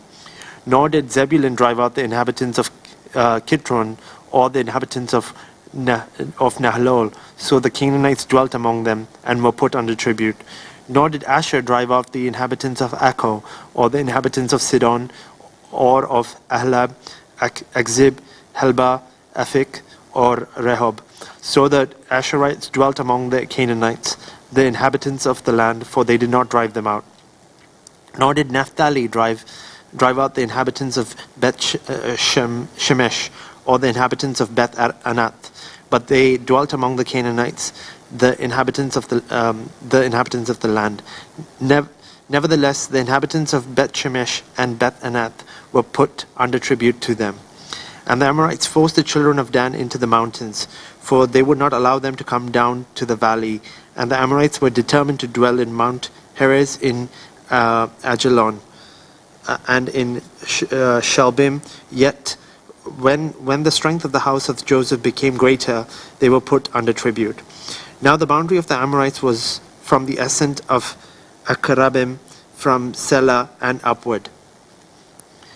Judges chapter 2. Then the angel of the Lord came up from Gilgal to Bochim and said, I led you up from Egypt and brought you to the land of which I swore to your fathers, and I said, I will never break my covenant with you, and you shall make no covenant with the inhabitants of this land. You shall tear down their altars. But you have not obeyed my voice. Why have you done this? Therefore I also said, I will not drive them out before you, but they shall be thorns in your side, and their gods shall be a snare to you. So it was, when the angel of the Lord spoke these words to all the children of Israel, that the people lifted up their voices and wept. Then they called the name of that place Bochim, and they sacrificed there to the Lord. And when Joshua had dismissed the people, the children of Israel went each to his own inheritance to possess the land. So the people served the Lord all the days of Joshua and all the days of the elders who outlived Joshua, who had seen all the great works of the Lord which he had done for Israel. Now Joshua the son of Nun, the servant of the Lord, died when he was 110 years old. And they buried him within the border of his inheritance at Timnath-Heres in the mountains of Ephraim, on the north side of the Mount Gash. When all that generation had been gathered to their fathers, another generation arose after them, who did not know the Lord, nor the work which he had done for Israel. Then the children of Israel did evil in the sight of the Lord, and served the Baals. And they forsook the Lord God of their fathers, who had brought them out of the land of Egypt. And they followed other gods from among the gods of the people who were all around them. And they bowed down to them, and they provoked the Lord to anger. They forsook the Lord and served Baal and the Ashtoreths. And the anger of the Lord was hot against Israel, so he delivered them into the hands of plunderers who despoiled them. And he sold them into the hands of their enemies all around, so that they could no longer stand before their enemies. Wherever they went out, the hand of the Lord was against them for calamity, as the Lord had said, and as the Lord had sworn to them, and they were greatly distressed. Nevertheless, the Lord raised up judges who delivered them out of the hand of those who plundered them. Yet they would not listen to their judges, but they played the harlot with other gods and bowed down to them. They turned quickly from the way in which their fathers walked in obeying the commandments of the Lord. They did not do so. And when the Lord raised up judges for them, the Lord was with the judge and delivered them out of the hand of their enemies all the days of the judge. For the Lord was moved to pity by their groaning because of those who oppressed them and harassed them. And it came to pass, when the judge was dead, that they reverted and behaved more corruptly than their fathers, by following other gods to serve them and bow down to them. They did not cease from their own doings, nor from their stubborn way. Then the anger of the Lord was hot against Israel, and he said, because the nation has transgressed my covenant which I commanded their fathers, and has not heeded my voice, I also will no longer drive out before them any of the nations which Joshua left when he died, so that through them I may test Israel, whether they will keep the ways of the Lord, to walk in them as their fathers kept them, or not. Therefore the Lord left those nations without driving them out immediately, nor did he deliver them into the hand of Joshua. Judges chapter 3. Now these are the nations which the Lord left, and he might test Israel by them, that is, all who had not known any of the wars in Canaan. This was only so that the generations of the children of Israel might be taught to know war, at least those who had not formerly known it, namely 5 lords of the Philistines, all the Canaanites, the Sidonians, and the Hivites who dwelt in Mount Lebanon, from Mount Baal-Hermon to the entrance of Hamath. And they were left that he might test Israel by them, to know whether they would obey the commandments of the Lord, which he had commanded their fathers by the hand of Moses. Thus the children of Israel dwelt among the Canaanites, the Hittites, the Amorites, and the Perizzites, the Hivites, and the Jebusites. And they took their daughters to be their wives, and gave their daughters to their sons, and they served their gods. So the children of Israel did evil in the sight of the Lord. They forgot the Lord their God, and they served the Baals and Asherahs. Therefore the anger of the Lord was hot against Israel, and he sold them into the hand of Cushan Rishathaim, king of Mesopotamia.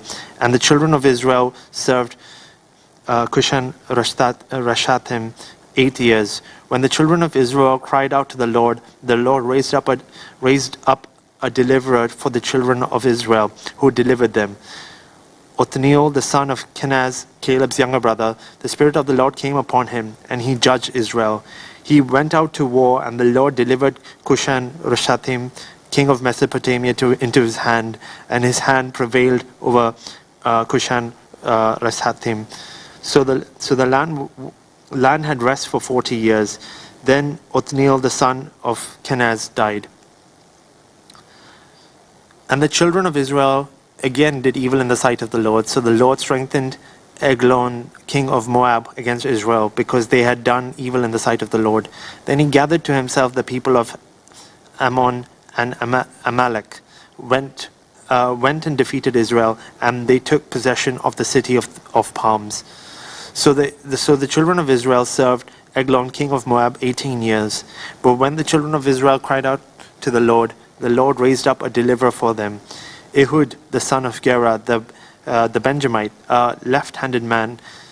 By him the children of Israel sent tribute to Eglon, king of Moab. Now Ehud made himself a dagger. It was double-edged and a cubit in length, and fastened it under his clothes on his right thigh. So he brought the tribute to Eglon, king of Moab. Now Eglon was a very fat man. And when he had finished presenting the tribute, he sent away the people who had carried the tribute. But he himself turned back from the stone images that were at Gilgal, and said, I have a secret message for you, O king. He said, keep silence. And all who attended him went out from him. So Ehud came to him. Now he was sitting upstairs in his cool private chamber. Then Ehud said, I have a message from God for you. So he arose from his seat. Then Ehud reached with his left hand, took the dagger from his right thigh, and thrust it into his belly. Even the hilt went in after the blade, and the fat closed over the blade, for he did not draw the dagger out from his belly, and his entrails came out. Then Ehud went out through the porch and shut the doors of the upper room behind him and locked them. When he had gone out, Eglon's servants came to look, and to their surprise, the doors of the upper room were locked. So they said, he is probably attending to his needs in the cool chamber. So they waited till they were embarrassed, and still he had not opened the doors of the upper room. Therefore they took the key and opened them. And there was their master fallen dead on the floor. But Ehud had escaped while they delayed, and passed beyond the stone images and escaped to Seirah. And it happened when he arrived that he blew the trumpet in the mountains of Ephraim, and the children of Israel went down with him from the mountains, and he led them. Then he said to them, follow me, for the Lord has delivered your enemies, the Moabites, into your hand. So they went down after him, seized the fords of the Jordan leading to Moab, and did not allow anyone to cross over. And at that time they killed about 10,000 men of Moab, all stout men of valor, not a man escaped. So Moab was subdued that day under the hand of Israel, and the land had rest for 80 years. After him was Shamgar, the son of Anath, who killed 600 men of the Philistines with an ox goad, and he also delivered Israel. Judges chapter 4. When Ehud was dead, the children of Israel again did evil in the sight of the Lord. So the Lord sold them into the hand of Jabin, king of Canaan, who reigned in Hazor. The commander of his army was Sisera, who dwelt in Harosheth Hagoyim. And the children of Israel cried out to the Lord, for Jabin had 900 chariots of iron, and for 20 years he had harshly oppressed the children of Israel. Now Deborah, a prophetess, the wife of Lapidoth, was judging Israel at that time. And she would sit under the palm tree of Deborah between Ramah and Bethel in the mountains of Ephraim. And the children of Israel came up to her for judgment. Then she sent and called for Barak, the son of Abinoam, from Kadesh in Naphtali, and said to him, has not the Lord God of Israel commanded, go and deploy troops at Mount Tabor Take with you 10,000 men of the sons of Naphtali and the sons of Zebulun, and against you I will deploy Sisera, the commander of Jabin's army, with his chariots and his multitude at the river Kishon, and I will deliver him into your hand. And Barak said to her, If you will go with me, then I will go, but if you will not go with me, I will not go. So she said, I will surely go with you. Nevertheless, there will be no glory for you in the journey you are taking, for the Lord will sell Sisera into the hand of a woman. Then Deborah arose and went with Barak to Kadesh. And Barak called Zebulun and Naphtali to Kadesh. He went up with 10,000 men under his command, and Deborah went up with him. Now Heber the Kenite of the children of Hobab, the father-in-law of Moses, had separated himself from the Kenites and pitched his tent near the terebinth tree at Zenaim, which is beside Kadesh. And they reported to Sisera that Barak the son of Abunaim had gone up to Mount Tabor. So Sisera gathered together all his chariots, 900 chariots of iron, and all the people who were with him from Harosheth Hagoyim to the river Kishon. Then Deborah said to Barak, Up, this is the day which the Lord has delivered Sisera into your hand. Has not the Lord gone out before you? So Barak went down from Mount Tabor with 10,000 men following him, and the Lord routed Sisera and all his chariots and all his army with the edge of the sword before Barak. And Sisera alighted from his chariot and fled away on foot. But Barak pursued the chariots and the army as far as Harosheth Hagoyim, and all the army of Sisera fell by the edge of the sword. Not a man was left.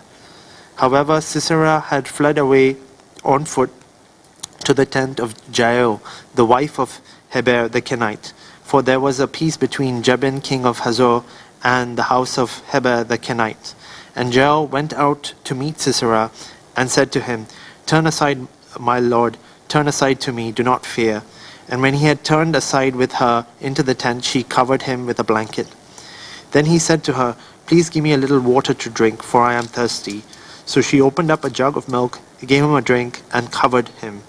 And he said to her, Stand at the door of the tent, and if any man comes and inquires of you, and says, Is there any man here? You shall say no.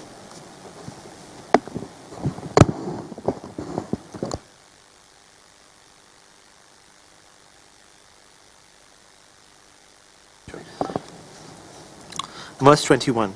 Then Jael, Heber's wife, took a tent peg and took a hammer in her hand, and went softly to him and drove the peg into his temple, and it went down into the ground, for he was fast asleep and weary.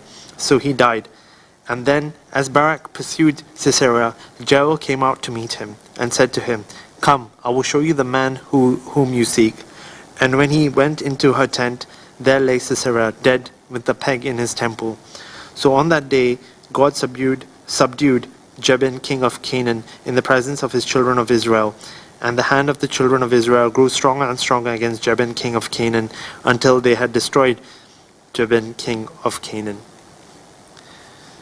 Judges chapter 5.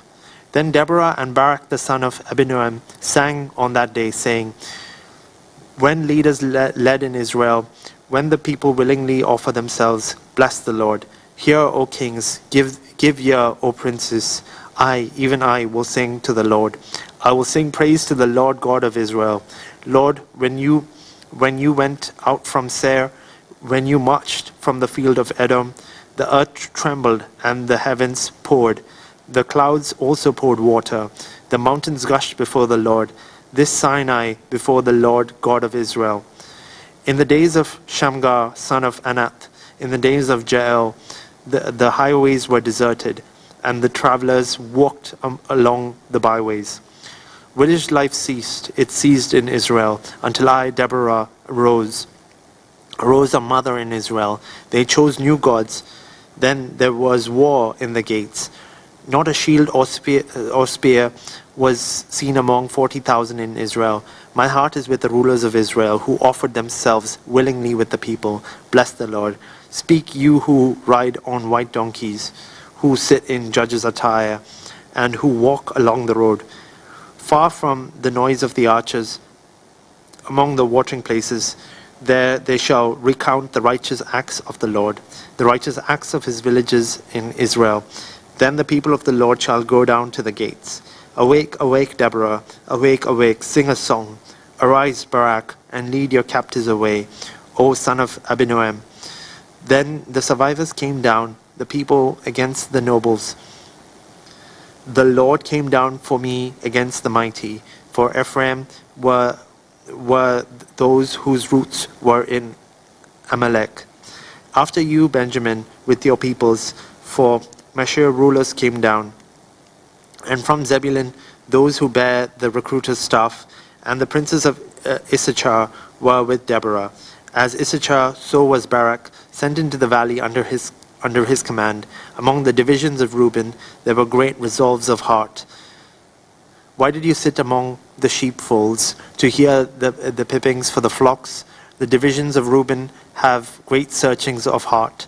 Gilead stayed beyond the Jordan. And why did Dan remain on ships? Asher continued at the seashore and stayed by his inlets. Zebulun is a people who jeopardize their lives to the point of death.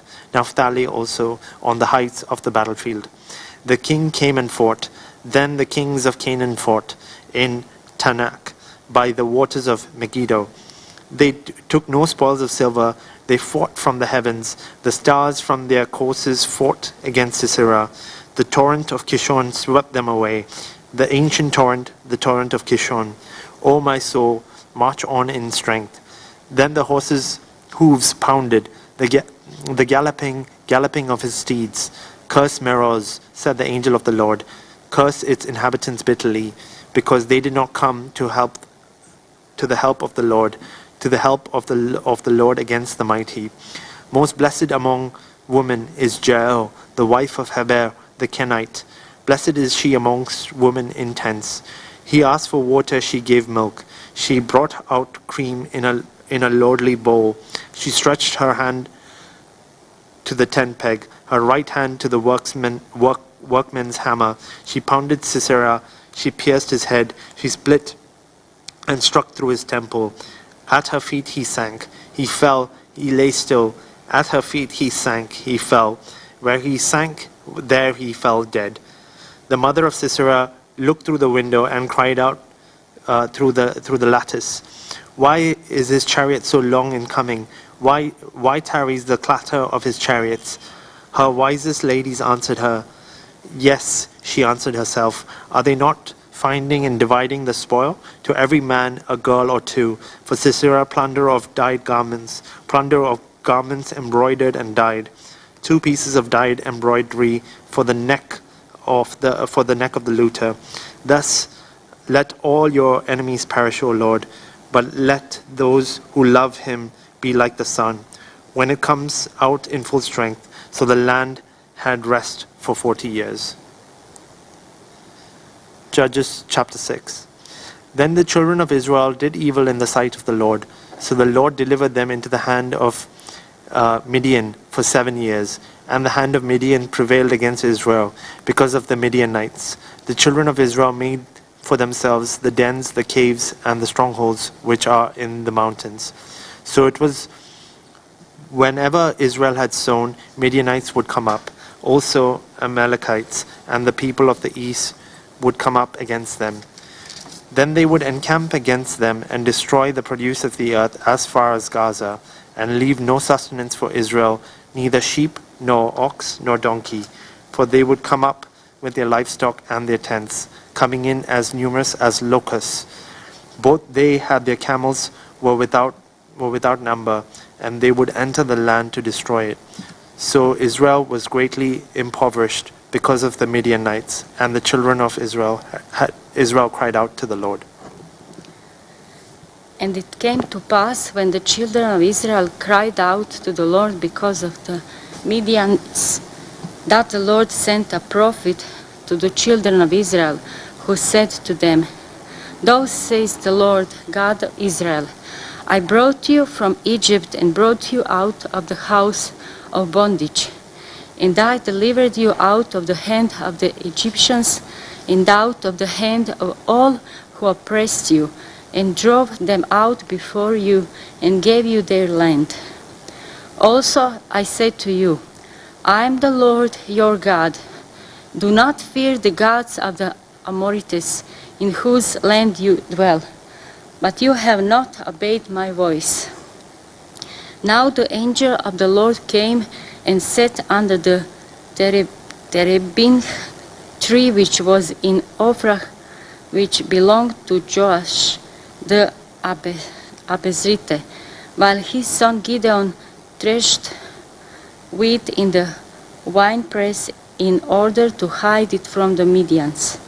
And the angel of the Lord appeared to him and said to him, The Lord is with you, you mighty man of war. Gideon said to him, O my Lord, if the Lord is with us, why then has all this happened to us? And where are all his miracles which our fathers told us about, saying, Did not the Lord bring us from Egypt? But now the Lord has forsaken us and delivered us into the hands of the Midians. Then the Lord turned to him and said, Go in this might of yours, and you shall save Israel from the hand of the Midians. Have I not sent you? So he said to him, O my Lord, how can I save Israel? Indeed, my clan is the weakest in Manasseh, and I am the least in my father's house.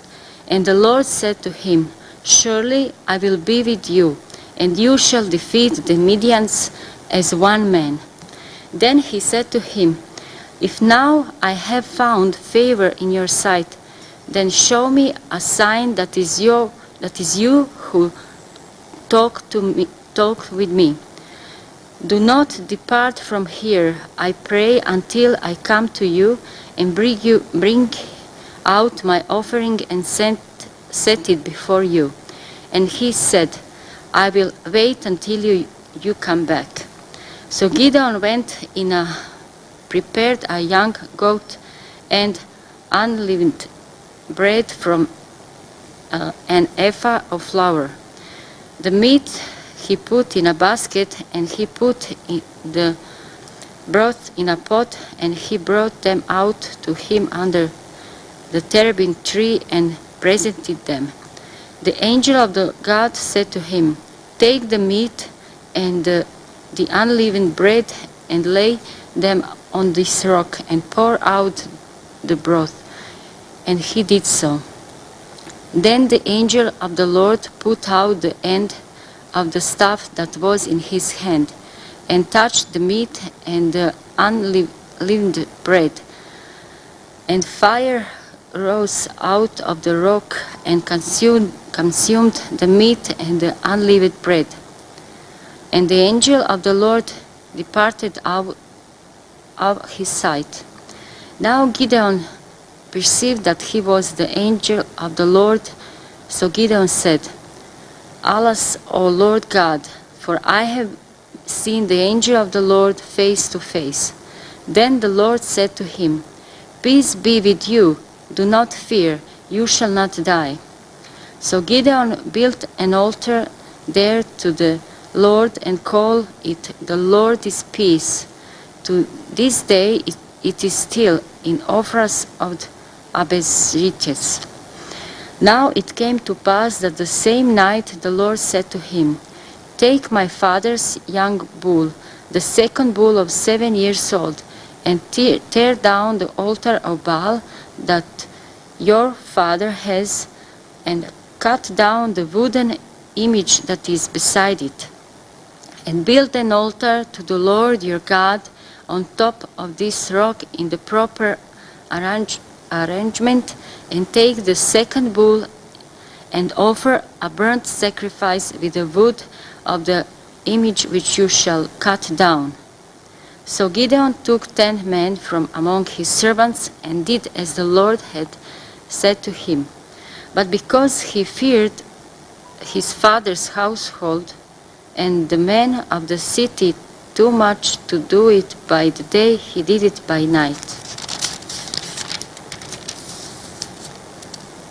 And when the men of the city arose early in the morning, there was the altar of Baal torn down, and the wooden image that was beside it was cut down, and the second bull was being offered on the altar which had been built. So they said to one another, "Who has done these things?" And when they had inquired and asked, they said, "Gideon, the son of Joash, has done these things." Then the men of the city said to Joash, "Bring out your son, that he may die, because he has torn down the altar of Baal, and because he has cut down the wooden image that was beside it." But Joash said to all who stood against him, "Would you plead for Baal? Would you save him? Let the one who would plead for him be put to the death by morning. If he is a god, let him plead for himself, because his altar has been torn down." Therefore, on that day he called him Jerubbaal, saying, "Let Baal plead against him, because he has torn down his altar." Then all the Midianites and Amalekites, the people of the east, gathered together, and they crossed over the encampment in the valley of Jezreel. But the Spirit of the Lord came upon Gideon. Then he blew the trumpet, and the Abiezrites gathered behind him. And he sent messengers throughout all Manasseh, who all gathered behind him. He also sent messengers to Asher, Zebulun, and Naphtali, and they came up to meet them. So Gideon said to God, "If you will save Israel by my hand, as you have said, look, I shall put a fleece of wool on the threshing floor. If there is a dough on the fleece only, and it is dry on all the ground, then I shall know that you will save Israel by my hand, as you have said." And it was so. When he rose early the next morning and squeezed the fleece together, he wrung the dew out of the fleece, a bowlful water. The Gideon said to God, "Do not be angry with me, but let me speak just once more. Let me test, I pray, just once more with the fleece. Let it now be dry, only the fleece, but all the ground let there be dew." And the God did so that night. It was dry on the fleece only, but there was no dew on all the ground.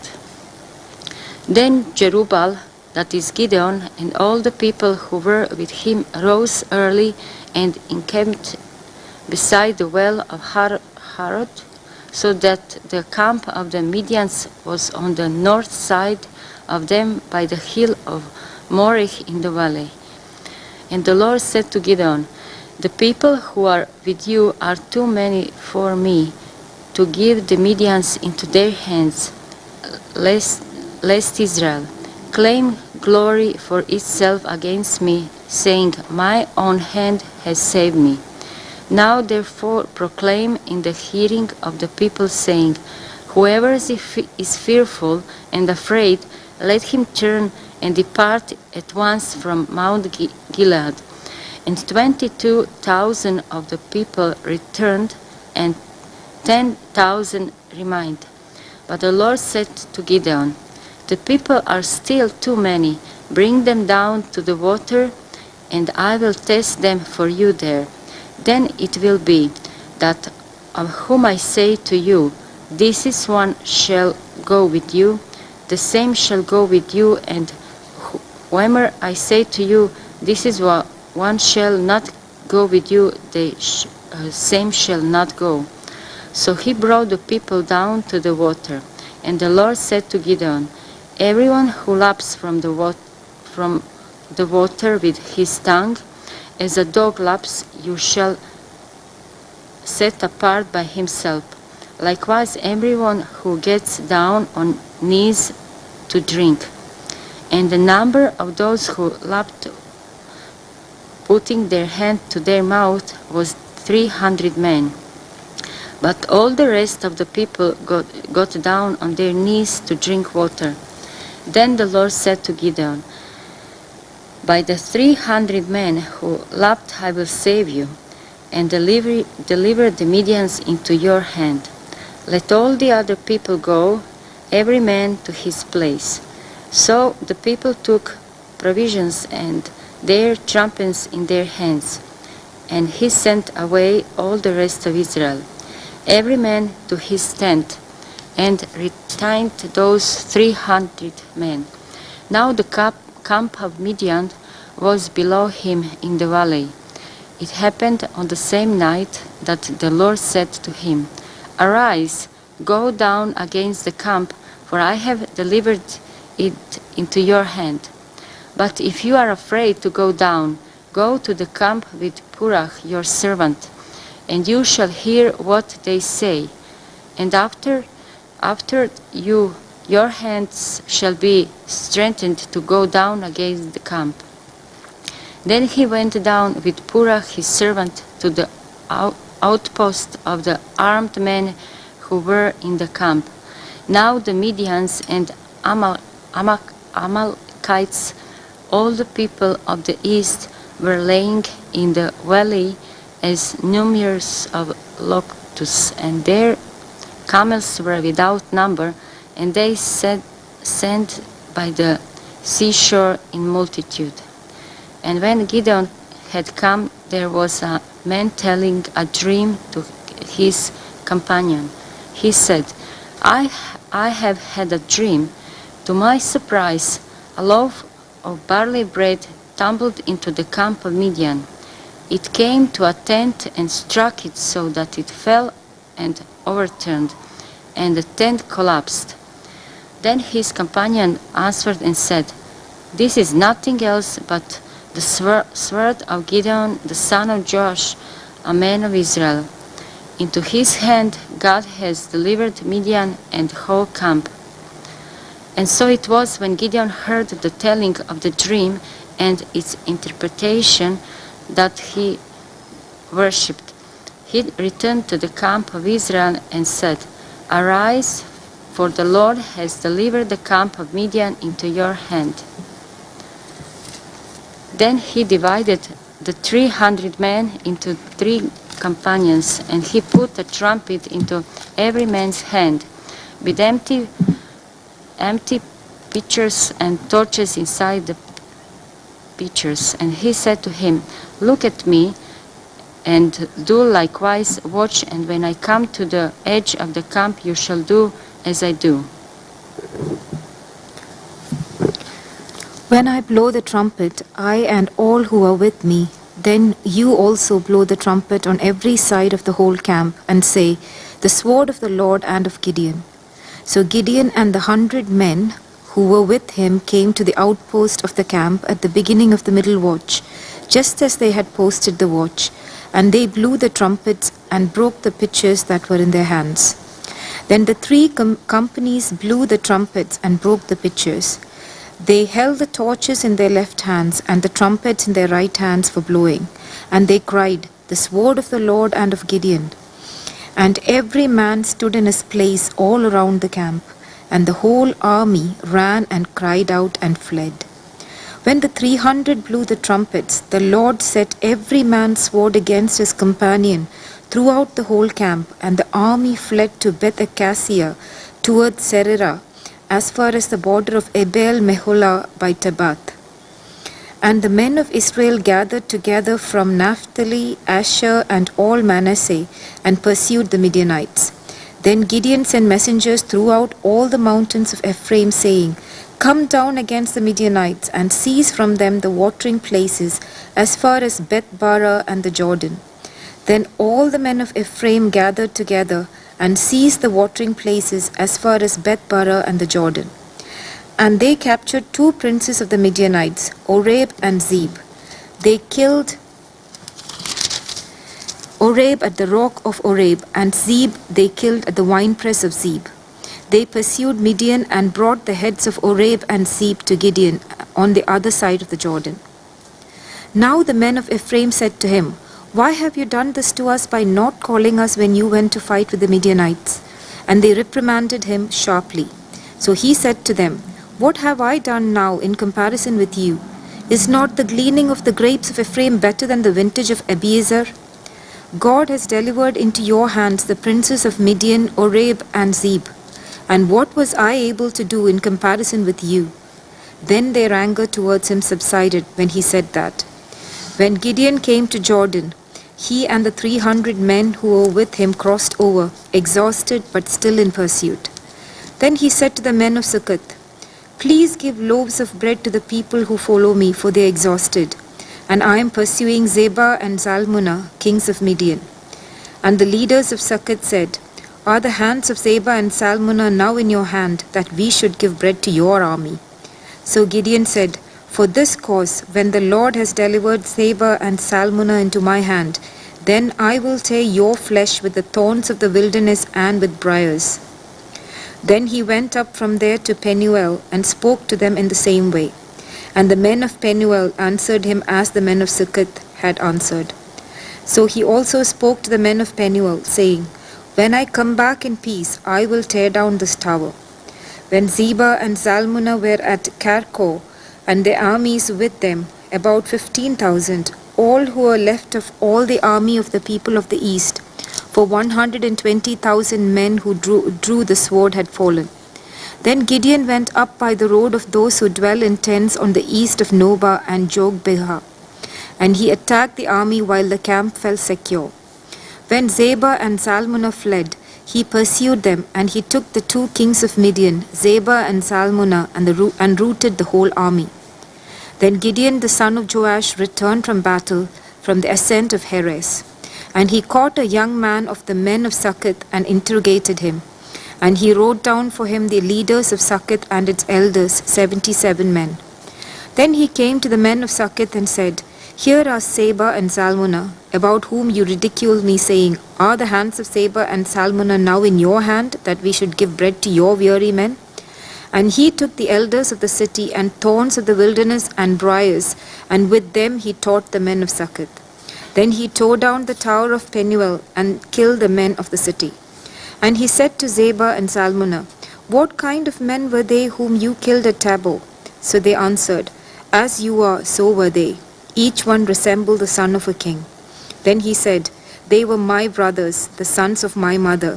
As the Lord lives, if you had let them live, I would not kill you.' And he said to Jether his firstborn, 'Rise, kill them.' But the youth would not draw his sword, for he was afraid, because he was still a youth. So Zebah and Zalmunna said, 'Rise yourself and kill us, for as a man is, so is his strength.' So Gideon arose and killed Zebah and Zalmunna, and took the crescent ornaments that were on their camels' necks.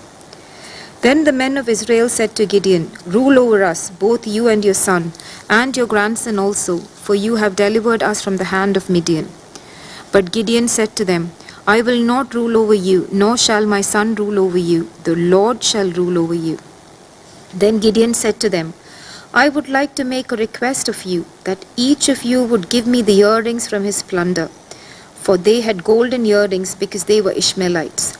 So they answered, 'We will gladly give them.' And they spread out a garment, and each man threw into it the earrings from his plunder.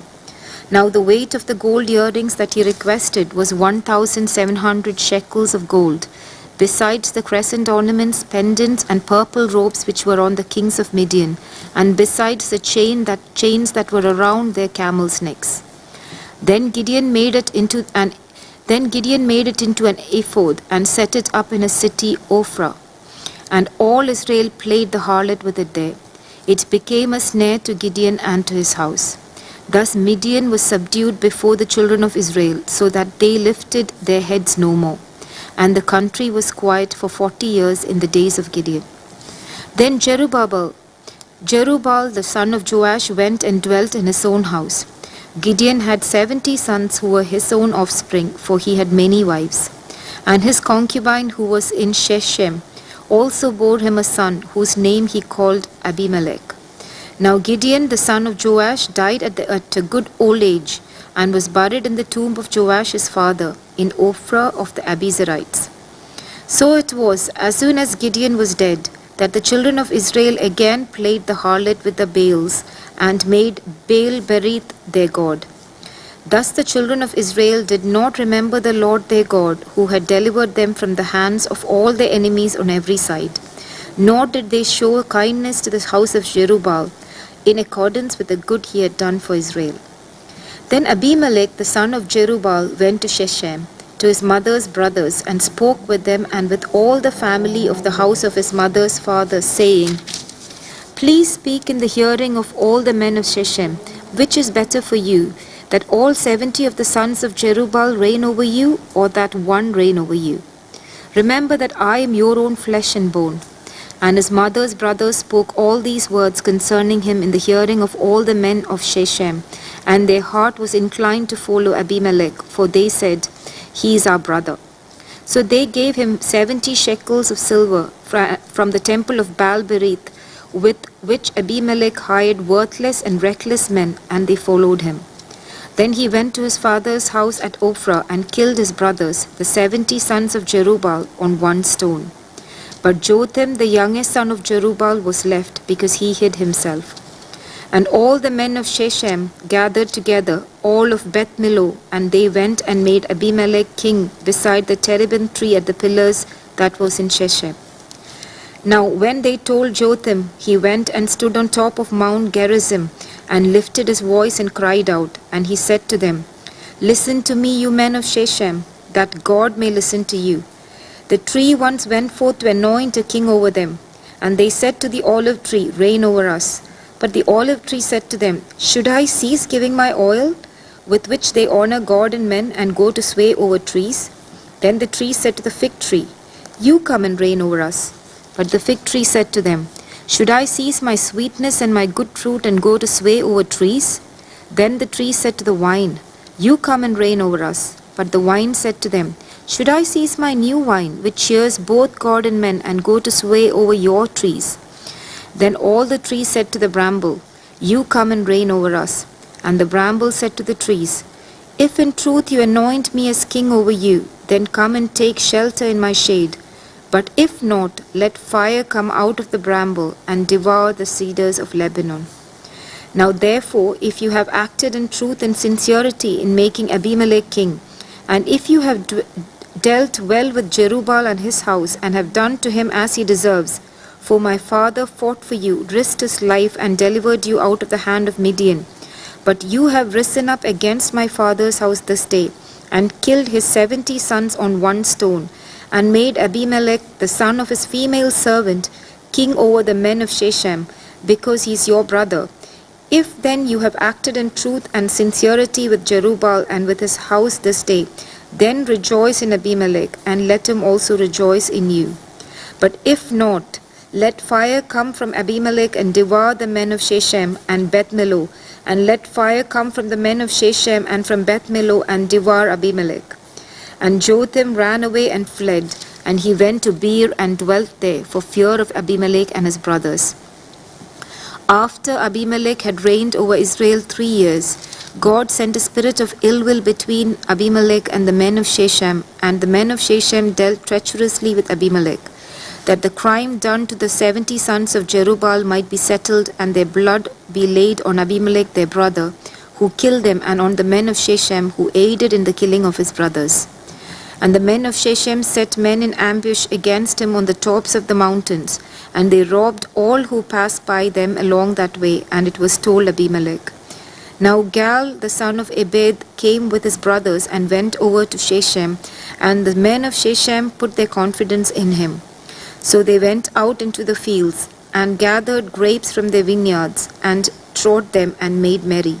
And they went into the house of their God, and ate and drank, and cursed Abimelech. Then Gal, the son of Ebed, said, Who is Abimelech, and who is Shechem, that we should serve him?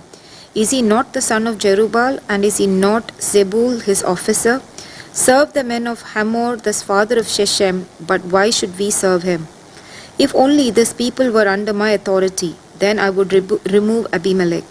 So he said to Abimelech, increase your army and come out. Then Zebul, the ruler of the city, heard the words of Gal, the son of Ebed. His anger was aroused. And he sent messengers to Abimelech secretly, saying, take note, Gal, the son of Ebed, and his brothers have come to Shechem, and here they are, fortifying the city against you. Now therefore get up by night, you and the people who are with you, and lie in wait in the field. And it shall be, as soon as the sun is up in the morning, that you shall rise early and rush upon the city. And when he and the people who are with him come out against you, you may then do to them as you find opportunity. So Abimelech and all the people who were with him rose by night, and lay in wait against Shechem in 4 companies.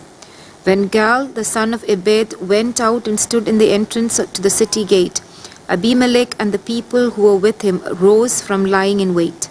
And when Gal saw the people, he said to Zebul, look, people are coming down from the tops of the mountains.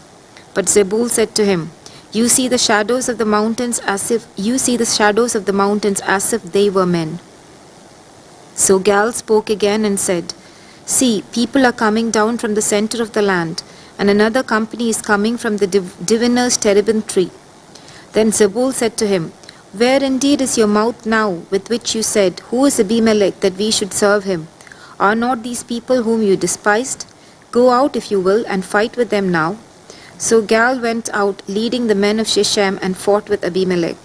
And Abimelech chased him, and he fled from him, and many fell wounded to the very entrance of the gate.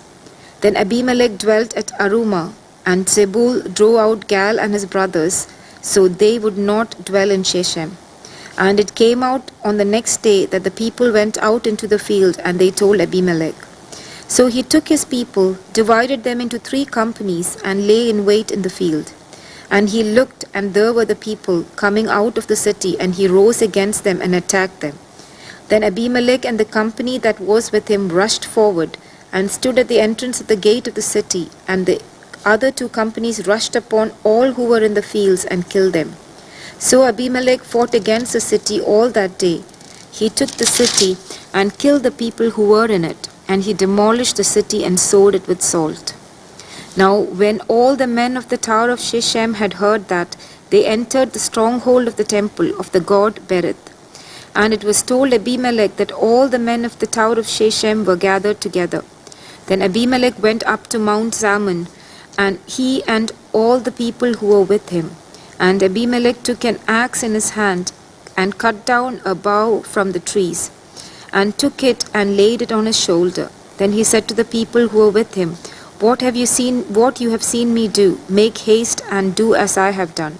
So each of the people likewise cut down his own bough, and followed Abimelech. Put them against the stronghold, and set the stronghold on fire above them, so that all the people of the tower of Shechem died, and about 1,000 men and women. Then Abimelech went to Thebez, and he encamped against Thebez and took it. But there was a strong tower in the city, and all the men and women, all the people of the city fled there and shut themselves in. Then they went up to the top of the tower. So Abimelech came as far as the tower and fought against it, and he drew near the door of the tower to burn it with fire. But a certain woman dropped an upper millstone on Abimelech's head and crushed his skull. Then he called quickly to the young man, his armor-bearer, and said to him, draw your sword and kill me, lest men say of me, a woman killed him. So his young man thrust him through, and he died. And when the men of Israel saw that Abimelech was dead, they departed, every man to his place. Thus God repaid the wickedness of Abimelech, which he had done to his father, by killing his 70 brothers. And all the evil of the men of Shechem God returned on their own heads, and on them came the curse of Jotham the son of Jerubbaal. After Abimelech there arose to save Israel Tola the son of Puah, the son of Dodo, a man of Issachar, and he dwelt in Shamir in the mountains of Ephraim. He judged Israel 23 years, and he died and was buried in Shamir. After him arose Jair, a Gileadite, and he judged Israel 22 years. Now he had 30 sons who rode on 30 donkeys. They also had 30 towns, which are called Havoth-Jair to this day, which are in the land of Gilead. And Jair died and was buried in Carmel. Then the children of Israel again did evil in the sight of the Lord, and served the Baals and the Ashtoreths, the gods of Syria, the gods of Sidon, the gods of Moab, and the gods of the people of Ammon, and the gods of the Philistines, and they forsook the Lord and did not serve him. So the anger of the Lord was hot against Israel, and he sold them into the hands of the Philistines and into the hands of the people of Ammon. From that year they harassed and oppressed the children of Israel for 18 years. All the children of Israel who were on the other side of the Jordan in the land of the Amorites in Gilead. Moreover, the people of Ammon crossed over the Jordan to fight against Judah also, against Benjamin and against the house of Ephraim, so that Israel was severely distressed. And the children of Israel cried out to the Lord, saying, We have sinned against you, because we have both forsaken our God and served the Baals. So the Lord said to the children of Israel, Did I not deliver you from the Egyptians, and from the Amorites, and from the people of Ammon, and from the Philistines?